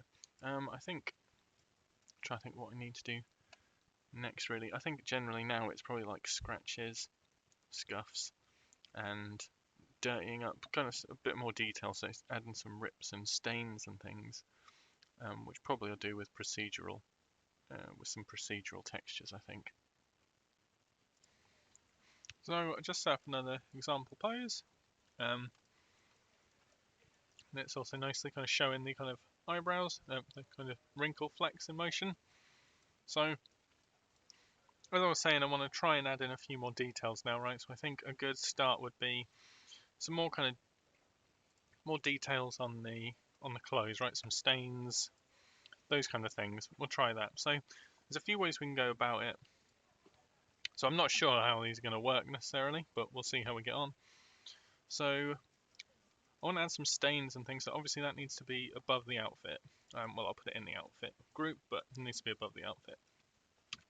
So I'm going to add in a mix. And then, frankly, it's just going to be a bit of experimenting. Oh, oops, that's not the right. That's my mix group, that one that drives the mouth. What I went, the mix RGB.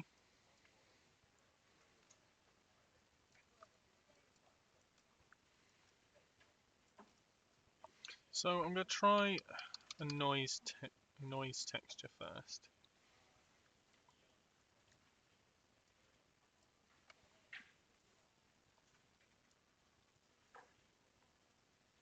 Not quite sure how this is going to go, it's a bit experimental.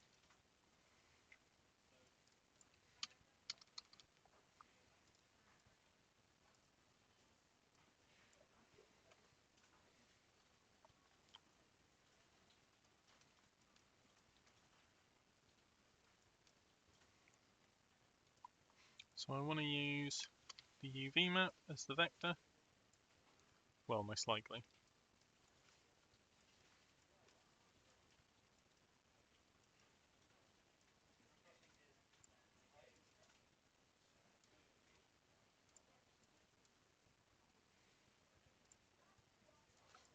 Actually, just for ease of view, we're not going to set it to red so it looks like blood spatter.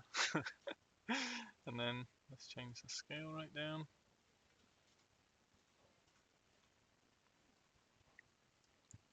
Right, so you immediately see the first problem, right? Is it's absolutely everywhere.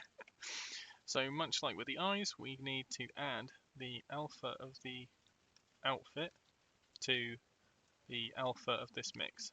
So I'm going to take all these, pull it down, math node, plug that in there, change to multiply,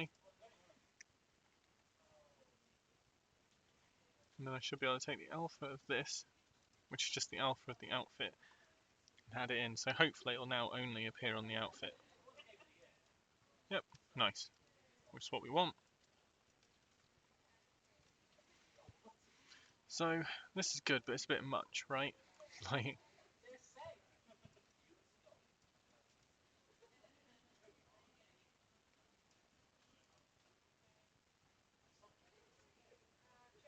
so something like that. Just moving around the slider, we can get kind of a few more little pieces like that.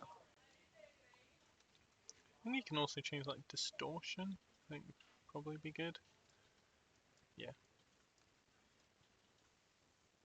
So blood actually looks quite good. I don't know if I want it to be blood though. So I think what I'm going to try temporarily at least is if I put in a Musgrave texture. I'm just kind of making this up really. Put a Musgrave texture in as the colours.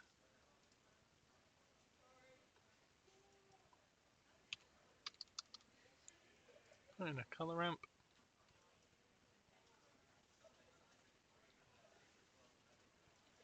Well, let's put in some like grime colours, right? So black, white's good as well. Let's have brown. Oh, when this moves. Go for like a brown. Also want, we do want a little bit like a blood-esque colour in there. Like that. Let's add another one in. We probably want like a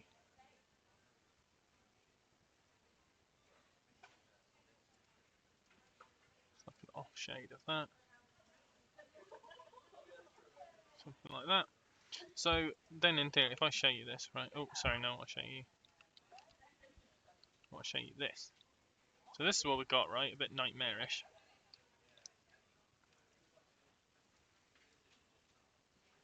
But if I'm going to have to view this, I think, to check. I'll scale this right up. And I just want to use this to give us some differentiation in these colours, right?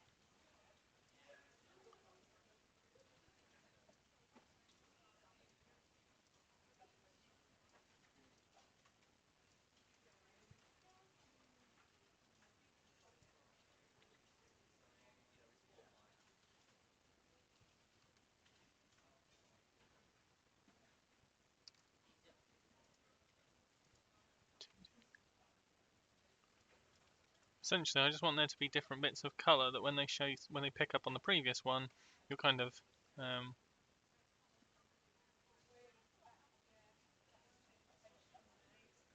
oh cool, never really messed around with blue with that slider before. Let's try that, right? So if I come back out, link it back in.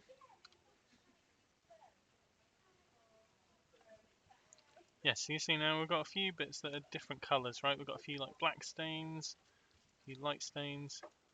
It's maybe a bit too much at the minute in terms of quantity. I'm going to come in here.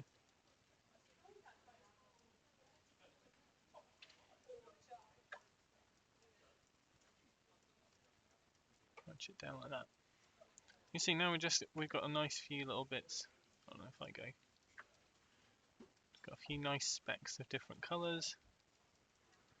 I think that looks nice for very little effort, right?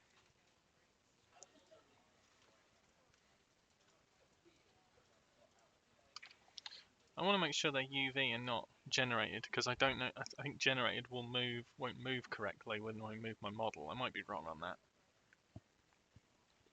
but yeah. So that's what I got so far. So yeah, I'm pretty happy with that.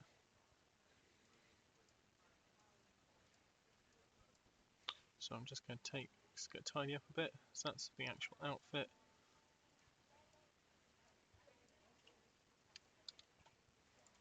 So that's our scratches.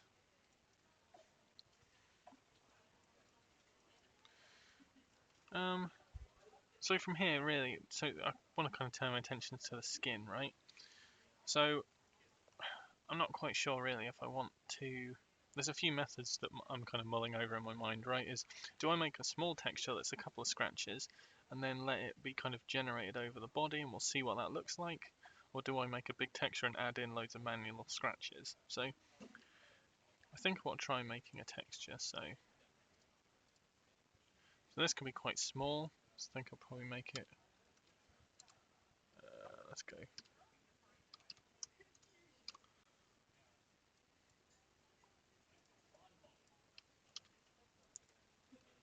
Let's go 1000. Create. So kind of the same thing, really. I guess what I'll do is I'll keep this black and white. And the key is I don't really want to put many on at all.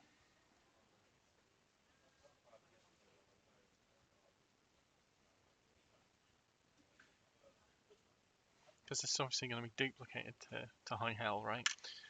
So even just that, I'm going to try that. I can always come back and change it.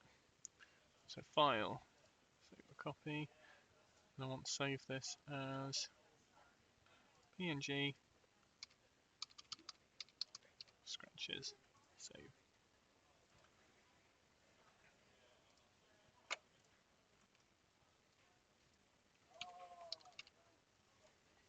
So mix RGB.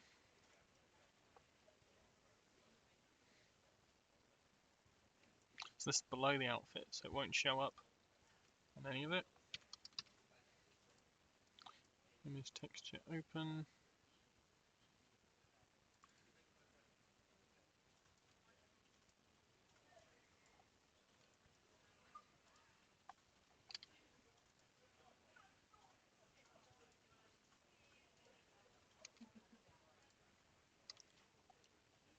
Still that mapping node because we are going to want to repeat this, right? I don't know what it's going to look like because it depends how I've unwrapped it, and I don't know. I'm a bit pessimistic of if this will work or not, to be honest, but we'll see. So value. Oh.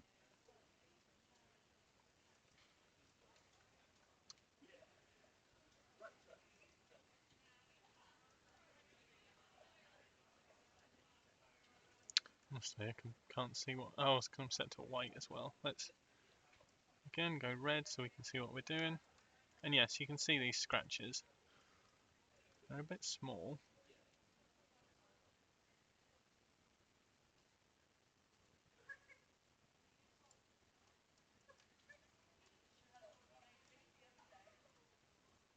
Yeah, so you can see them kind of.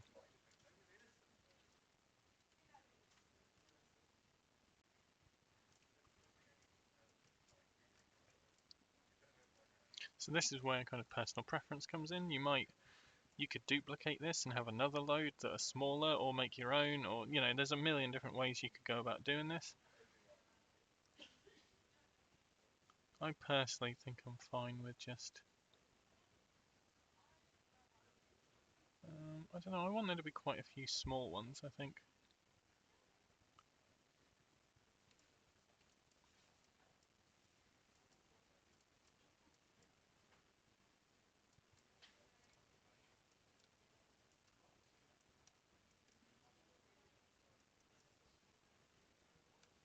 Like that, and then it depends, right? We can have these as cuts, or we can change the color if we change it to more of like a.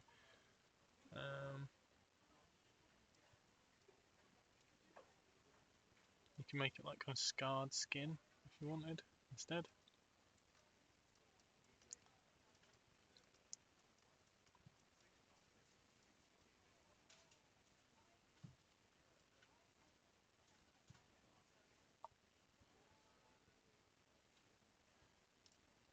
And you can also try messing around with like if you put a color ramp in.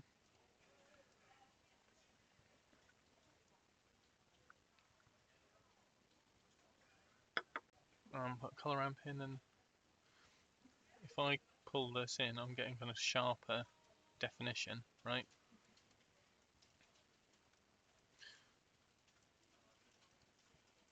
That's quite nice, but I feel like I want them. I don't know, it's really hard to tell what. I don't think I like that color anyway, because that's getting lost. I think I want it to be redder.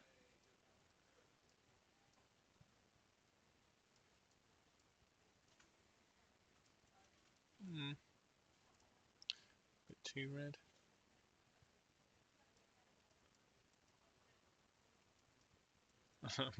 I've got one right on his face, which isn't a problem because, like I said, you can up it, and then, for example, I don't want this one on his face because it's gonna look weird when we move the mouth, so I can just kind of offset until I get something I'm happy with. Like that, that's quite nice.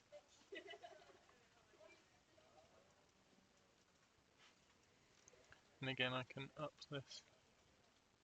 See, we're really kind of pumping the values on these just to make them a bit chunkier. I think I like that. That's nice. Just tidy up a bit in here.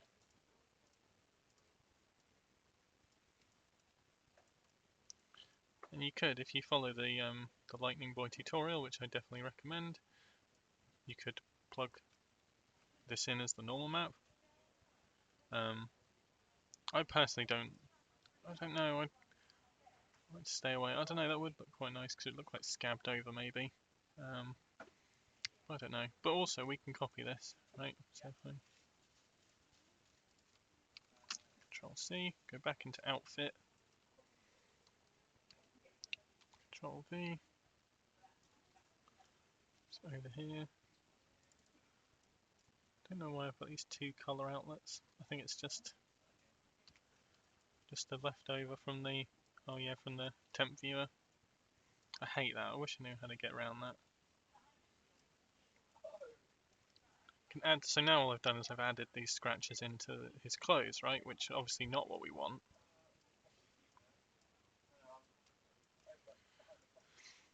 But now I can change these to black. And we're just kind of griming him up a bit, right? So you probably don't want that size, or it would be nice to have a different scale.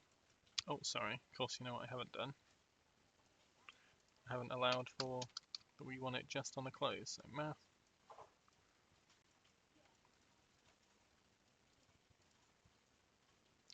Multiply. And the alpha of this, of the his outfit. There, so now we've got some scratches that are just on his clothes. Maybe these we want to be softer, so I'm going to pull out this. There, so a bit thinner now.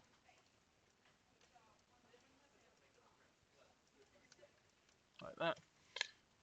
I'm going to change the scale because I want smaller ones on his clothes like that. So now he looks nice. Oh wow, there's a lot going on the back. Don't know, I could always change it. I could make its own UV layout if I wanted and then change the scale on this bit. But I don't know, or maybe even I don't know, I quite like this. It's just absolutely grungy as anything. But yeah, that's how we can get around that. And then I just want to double check, because everything's set to UV, hopefully, when we move something, just save, just in case. So I'll double check that all the scratches are flexing, and they're not like static in space with everything moving around him, if that makes sense. But no, that seems to be working in order. So yeah, you see that's really nice and a really easy way of doing it. Let's just look at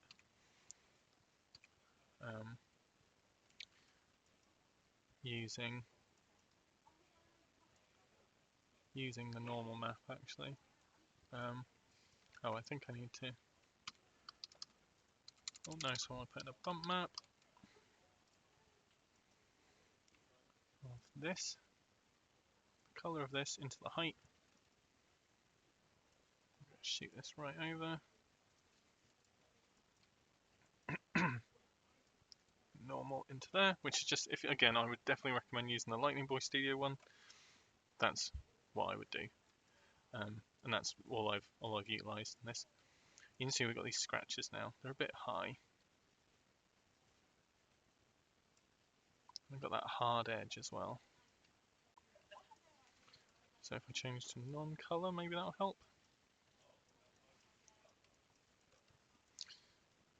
I do find, and this is not a criticism of the Lightning Boy Studios thing, it's more of a criticism of me. I'm sure there's a way to make these look better, because I don't know, I just find they always look very rough and ready. They're very glitchy around the edges.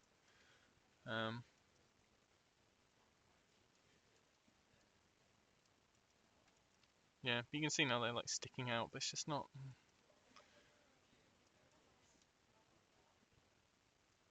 Yeah, maybe it's because I'm using the color ramp as well, so maybe I should pull from further back.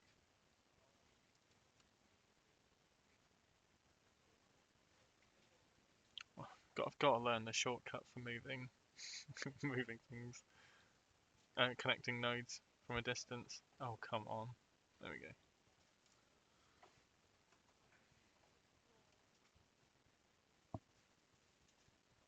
Yes, now they're a bit raised.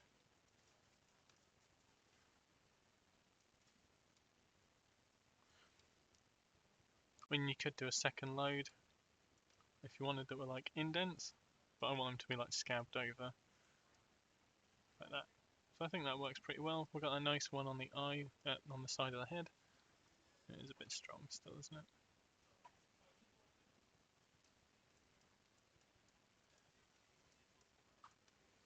Yeah, like that. So you can see, like, with very little effort, we've really quickly grunged him up. And we can take,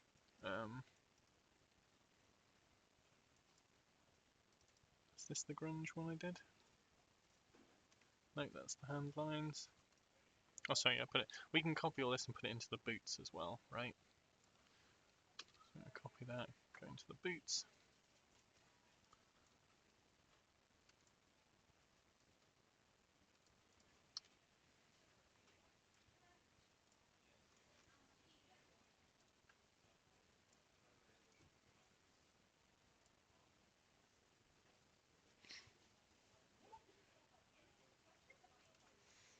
Yep, so now we've got all these big red scratches on our boots. We'll change them to black. Change the scale way down.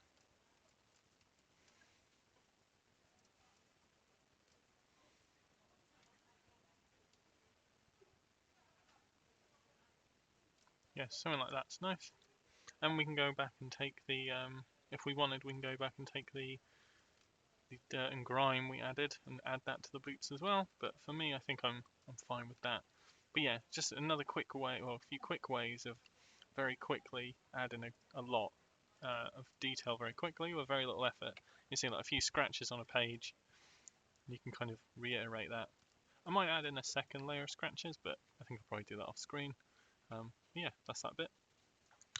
So I've kind of finished off doing his, well, adding those kind of procedural bits to his texture. So I gave him a little bit of like blood splatter and refined his scratches and scars a little. And then I've also added this quick base, which seems quite elaborate, but I've got to go through it because it was actually very simple and using essentially the same stuff we did here, right? So if I go into here, all it really is the only bit I've done externally is I quickly drew, oh no, it's Musgrave texture. Where are you? Oh, well, quickly drew this, right, this is the alpha of it, but I quickly drew this little person outline and then this little grid thing with some blemishes in it that I raised out.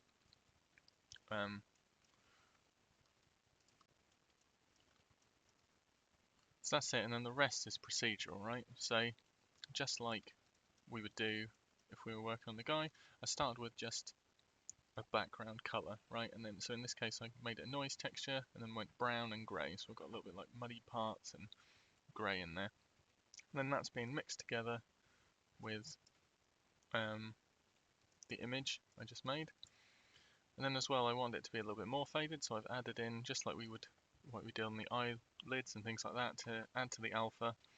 I just added in a noise texture, and then that itself is kind of giving it even more wear. So you'll see if I up this. So in hindsight, I should have just done the lines clean without any erosion on them and then done it this way. But I realised that too late. And then the rest essentially of kind of repurposed the kind of shaders we were using in here. So we've got kind of blood splatter and dirt and grimes being reused as like bits of glass and gum and things like that. And then the scratches has been nicked and put down here as well to get that nice look. So that's it really. So like, yeah, quite a nice detailed look with very little. So there's our glass, bits of rubbish on the floor, and then here's our scratches. So it's all just added in really basically to get what we want. And that's it really. Yeah, so that was pretty good. Yeah, so I went against the blood in the end, I think. I don't know, I felt it was a bit too visually busy on him. Like, I quite like that he's got some cuts and things, but your eye is still drawn up here by the reds and the greens mainly. Kind of want to keep focus here, So I don't know, the blood splatters I felt kind of was muddying the waters a bit too much. But I think that's fine as is. And I can always change it. I can always come in, add more or change anything. I'll probably add some more pieces to the bases. But the first thing what I wanted to look at now was kind of setting up a bit for animation, right? And I admit animation is not really my strong suit, and it's not really something I enjoy, if I'm being honest. Like, I do the very least I can normally. So it depends what I want. But firstly, let's get the camera in place, right? So very easy stuff. I'm going to add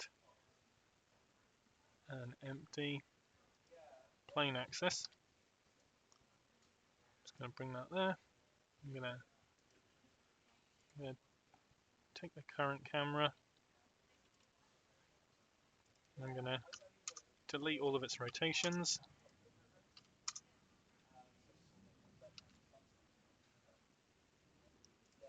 Set it back to the origin point. Now let's pull out so we can see what we're looking at. So it's a horrendous view at the minute. So up 90. Oh, I did not go up 90 there. Up 90, and then wheel it back.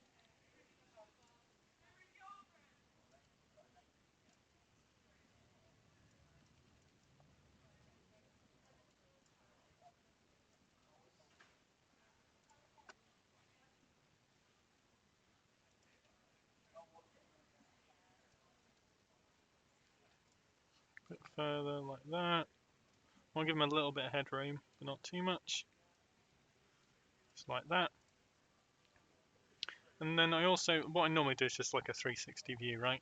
And what I have learned as well is you don't really want to start at the front of your character, because then the beginning of your loop is the interesting stuff, and then it's all boring back, until you get around the front again. So I'm going to select my camera, and then I'm going to change my my center point to the 3D cursor, which is at the origin, right?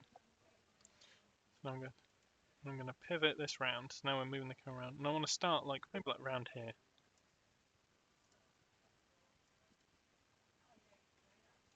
Start like there, right? So I'm happy with that. I'll change off that.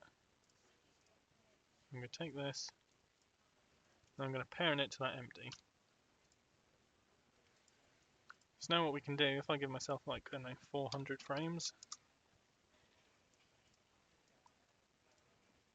Now with this empty, I can go Shift S and get to keyframing, and I'm going to keyframe the rotation. Then I'm going to go to frame 90.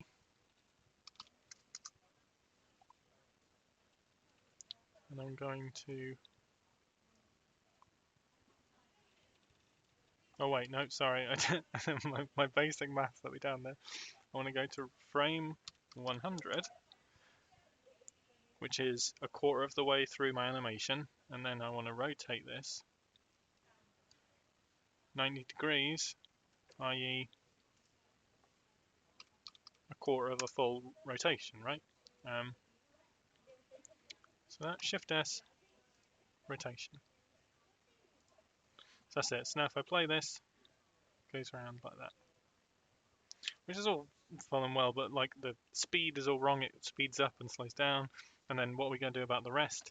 Well, an easy way is simply if I go into animation, I'm going to get rid of this instead for the graph editor. I've got its, hold on, so I always have to remember this. So it's its Z rotation, right? And we can see it on here, right? It's the one with the most change. I'm going to select all, and change its interpolation mode to linear. So now there's no winding up in speed that we saw. And I will take the Z, I'm going to do this little pop out. I'm going to go modifiers, I'm going to add a modifier, I'm going to add cycles. So now it will repeat, but we want to change it is we want it to repeat. So repeat with offset and repeat with offset. So now it's adding 90 degrees, 90 degrees, 90 degrees every time it goes around, right? So now hopefully if we play this, and keep an eye on the camera in this one and what we're getting here. Hopefully when you see we get around to 100, we should keep going.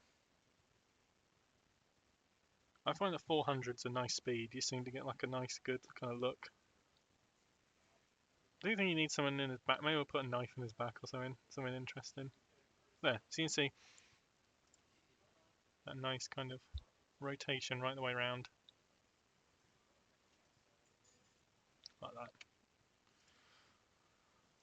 Yeah, so that's that set up. That's our camera done. So in regards to animation, as I said, it's not really my wheelhouse. Not really this one I am good at.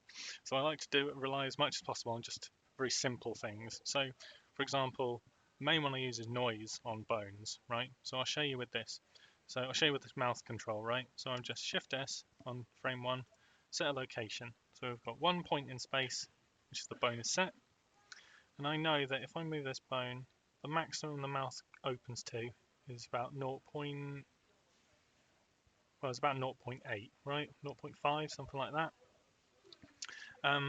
So I know that if I come into the graph editor here, that I don't want his mouth to go any wider than 0.8 on here.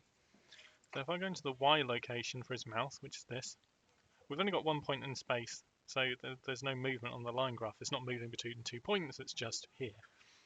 But I can add noise, and this gives us a variation on the amount we have. So you can see at times it's going up to 0.5, so if I play this, you'll see that we're into, oh yeah, it kind of moves, you can see it's wobbling up and down. But the problem is we're going into minus numbers, which don't do anything, right? The mouth bottoms out at 0, so his mouth is just shut, which is not what we want really. And the way to change this, we change the blend type off replace onto add. So now it's set to 0 and we're adding to that value, which is what we want. And I can use the strength to control it, right? So for example, we're up here, we're almost going to 1, which is what we don't want.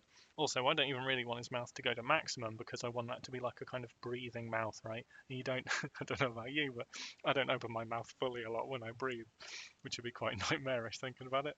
So I'm going to change the strength. So I'm going to drop that down. You can see I probably want it like down here-ish. So you see if I play it now, we turn off the CNC. Oh.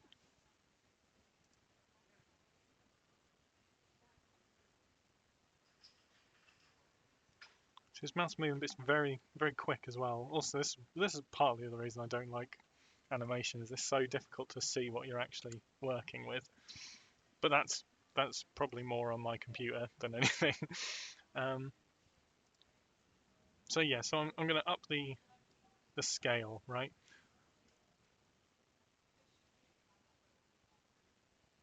Hold on, I can never remember if I want to add to the scale or remove from the scale.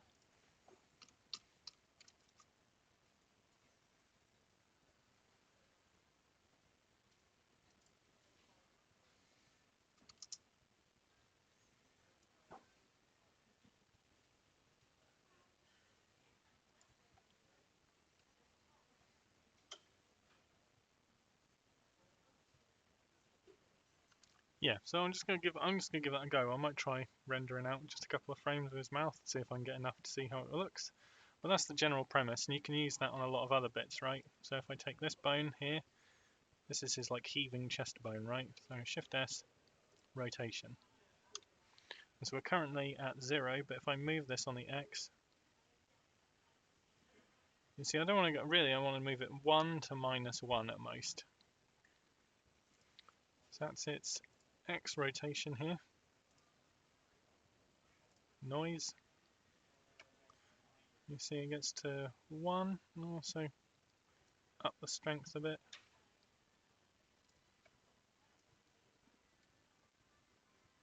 Oh god, look at that.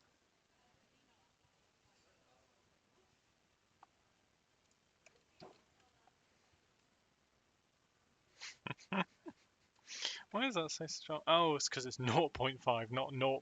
Oh, okay. Yeah, so I set. Oh, sorry, it's because I was changing the strength value. God's sake, I'm sorry, I've not done a good job on that.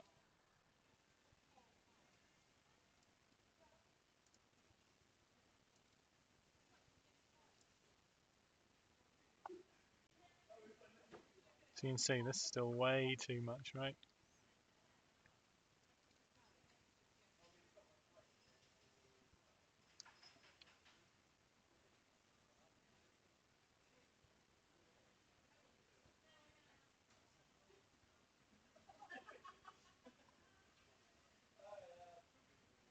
Yeah, so that's it. So it's up to you. You could use the cycles method that we did on the camera if you wanted as well. If you wanted him to have steady breathing, I kind of was hoping for a bit of a kind of like a ragged, erratic, almost dog-like thing, but I don't know. So that's the main principle, and then other things as well. Like obviously, like you can just put a bit of noise on this bone here, so he'll like bop up and down. So I kind of just put a bit on everything, render, see how it looks, and then kind of tweak from there, really. So I've just done a little bit of animation. So if I show you swinging his arm, yeah, and well, that looks pretty good. And as well, he's like breathing and he's like bopping up and down slightly, and his mouth is going as well. And the way I've done that, I'll show you on the other arm. It's very simple. It's pretty much what I just spoke about, but so I'm going to put a location keyframe 1 for this, and into animation.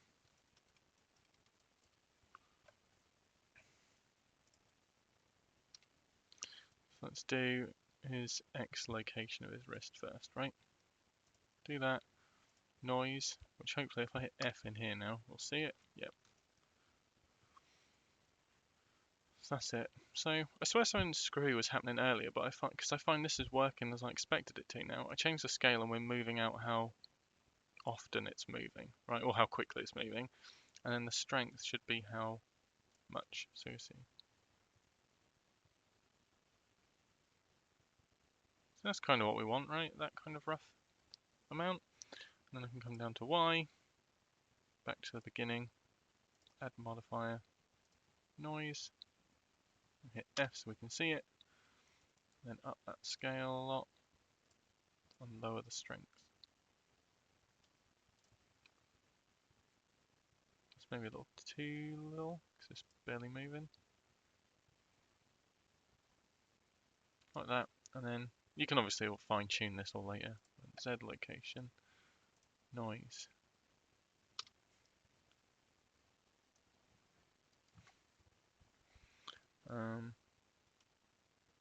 Change this up, change this down.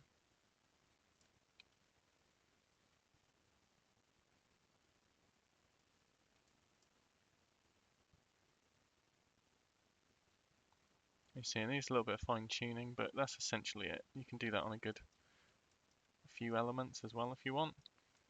But that's essentially what I've been doing. It's just kind of giving each bone a little bit of noise on it. So I'll probably do one for, I don't know this. Yeah, I think that could benefit from one. So on frame 1, Shift S, rotation. And I want it to be its X rotation. Add noise. And this we want to be really subtle, right? Because if I hit play on this, I assume he's just gonna. Oh, that's because X location. Sorry, I want X rotation.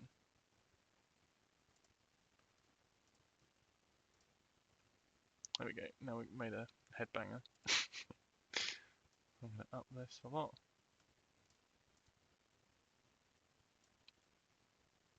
You can see that's still way too strong, right?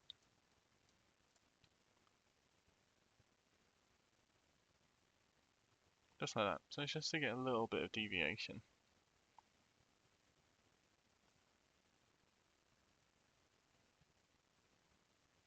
Then you can kind of build them together quite nicely.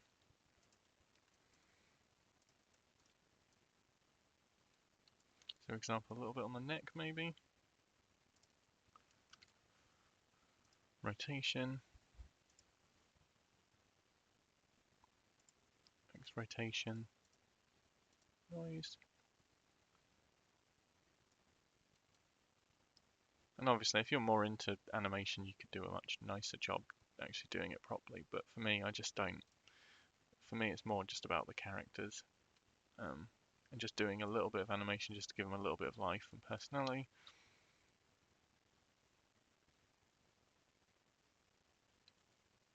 Let's see what that looks like.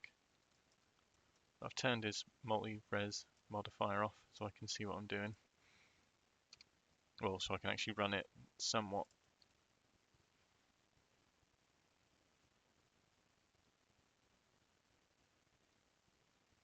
Yeah.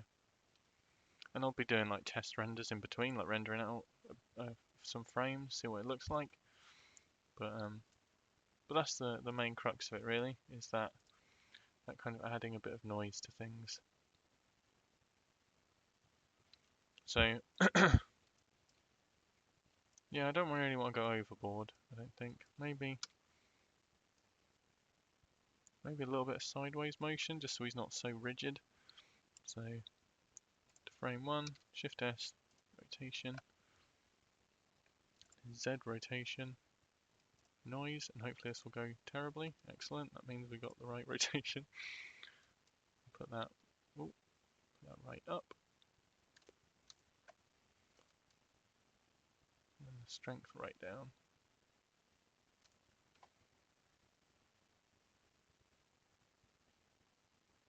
So it's still a bit strong.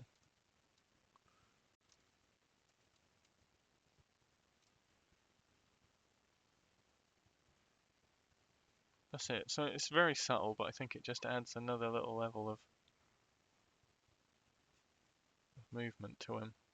And this is obviously personal preference. You can change all of it as you go up to you. Nothing's set in stone. We can always come back and change it. So I've done a bit more animation on this guy. See, he kind of standing there a bit now. I'm smelling his armpit. And then he gets mad in a minute and turns over his shoulder. Like that. So there's a few things. I thought there's a big stint of this which is boring, which is just the back, right? Hold on, we'll see it in a minute. Which is just the back. So I thought a good way of kind of livening this up a bit while also incorporating him getting mad and things was maybe if I painted on, hold on, let me go back. If I paint on like a target on his back, like he's had a target painted on his back, and then people have like thrown like darts and maybe small knives into his back, and then maybe like just before he turns around, he gets like a larger one thunked in, and he's like, hey, and then yeah, whatever, he just moves on. So that's the thinking. So if I swap back to the main one,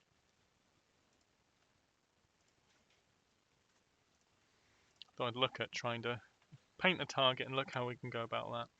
Also, as a side note, I'm still not 100% happy with this base. I think it being grey and the boots being grey, and there's a lot of dark colours around it. Not quite happy with it. I think I need to change that. But no ideas at the minute for what to do. So let's turn off his armature for now. Let's go back to let's turn on this multi-res and let's reset his position.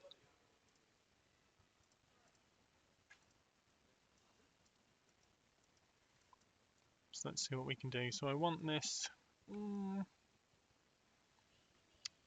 probably I think below the scratches and things, I think. So let's see. I can always change it. That's at least a good way of working like this.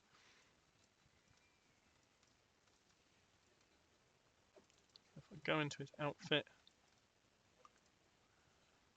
Oh yeah, I turned the blood off. That's what that is.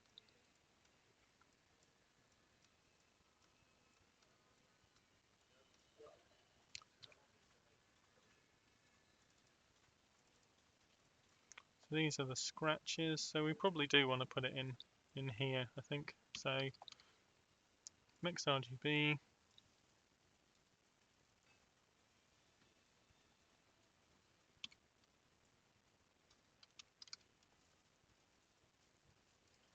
Image texture. I could maybe use a radial texture, but I don't want it to be perfect, obviously, because I want it to be like someone's quickly spray painted it on his back. So I'm gonna. Oh no, so let's just use the alpha as the factor.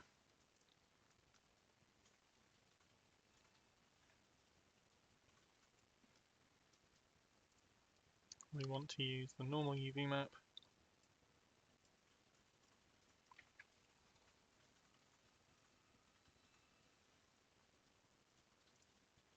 So I'm hoping I can get away with like a 2000 texture.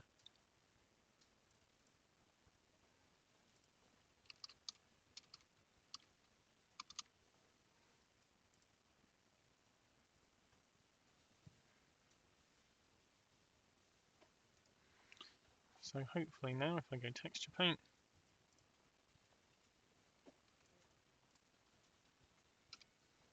let's go to the back view.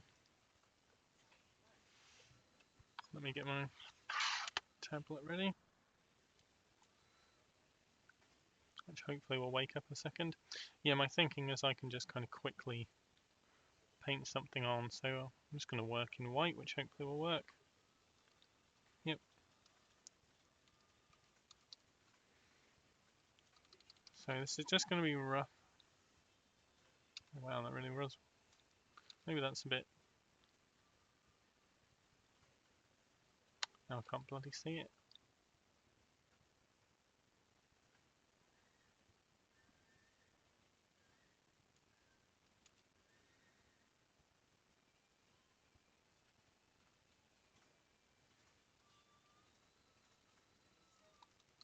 Let's do that. And then let's add a. Well, I guess actually it might be best if I do it with a bit less strength, right? Because I want to get a bit of that like bleed over if you spray painted. So that's maybe a little too irregular.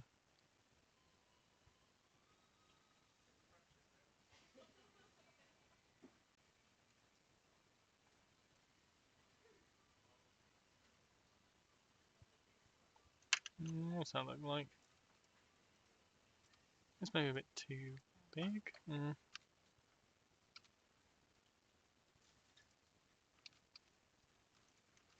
Yes, let's go smaller. That is a terrible circle.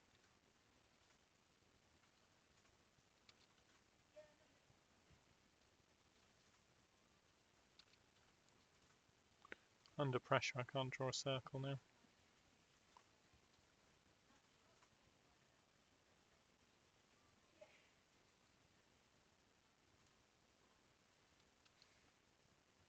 So maybe like that.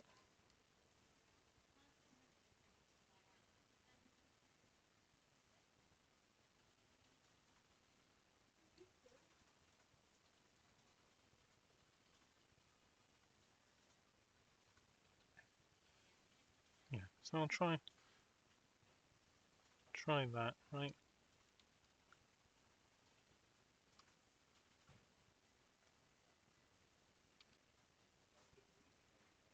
Let's try that.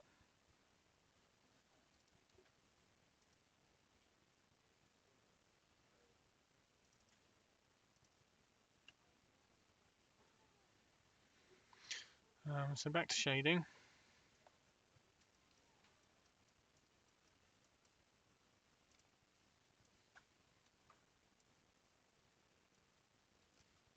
Red looks pretty good. That orangey colour.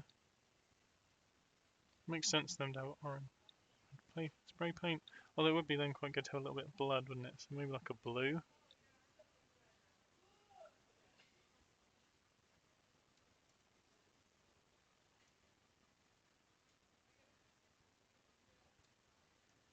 That's pretty good.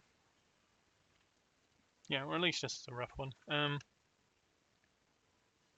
So if I'm happy with that, let's put in a bit. I don't know if I want to, but let's see if what it looks like if we erode the edges like I did on the base.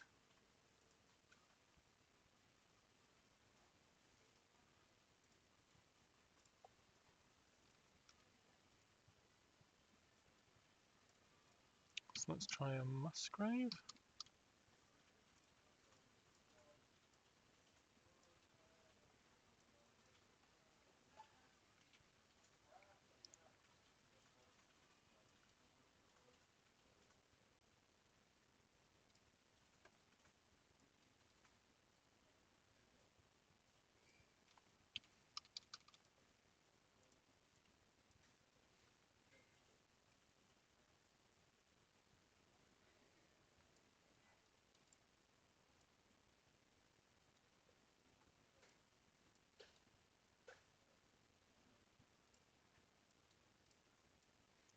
So that's a bit strong, but if I put in another math node,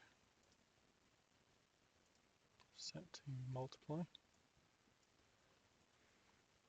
I can leave this one at just multiply by 0.5. We should be able to control how strong it is.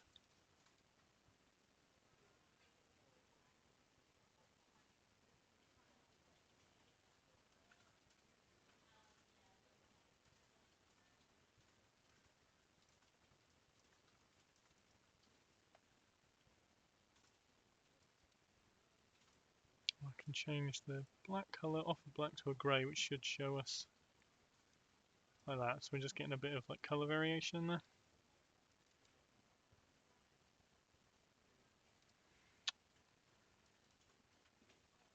I don't think Musgrove's the right choice, so I'm going to delete that.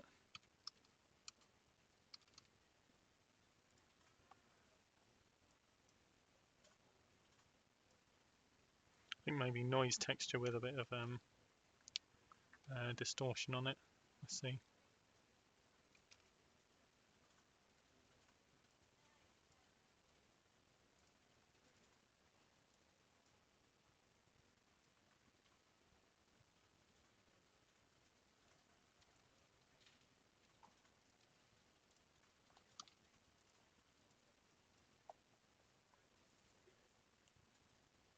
Put this UV map on so it's not going to distort when we move the character.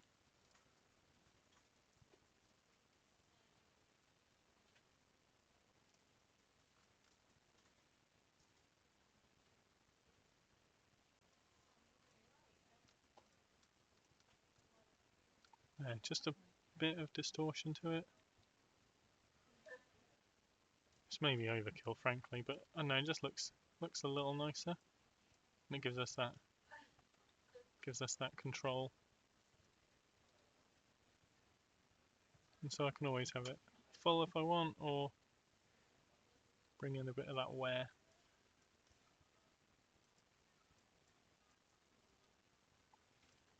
Yeah, so let's see what that looks like now if I go back to pose. I think that looks good. So now I can make like a little dart, maybe a little knife or something, and then have a couple in his back, and then animate one flying in just before he gets mad. Where is it? Yeah, that point. So, hey, he's got all these weapons in his back. We'll see. But yeah, that should be quite good. Hello, so I think I'm pretty much done with this now. You can see I've done a bit of kind of color correction and things. And then yeah, so he sniffs his armpit now, and then put a load of things in his back, and then yeah. So I think his fart was a bit of a glitch at the end of the loop when playing it in Windows Media Player. But yeah, there is also, it's not a perfect loop, and I could fix that probably by changing the noises, but I'd probably animate the offset of the noises, but I don't know, for my benefit, for my purposes, I think that's fine. So I changed the floor to a wood as well, put in a few more little knickknacks, hopefully to give it a sense that it's in like a rowdy like biker bar kind of thing. But with this, I think he's pretty much done. I think certainly from a tutorial point of view. So I hope this has been of use. I apologise it's not been straightforward compared to a lot of tutorials, I'm sure, but I hope this has been of help. So yeah, hit me up if you have any messages or anything or any questions. I just hope it's been of help to someone. Cheers.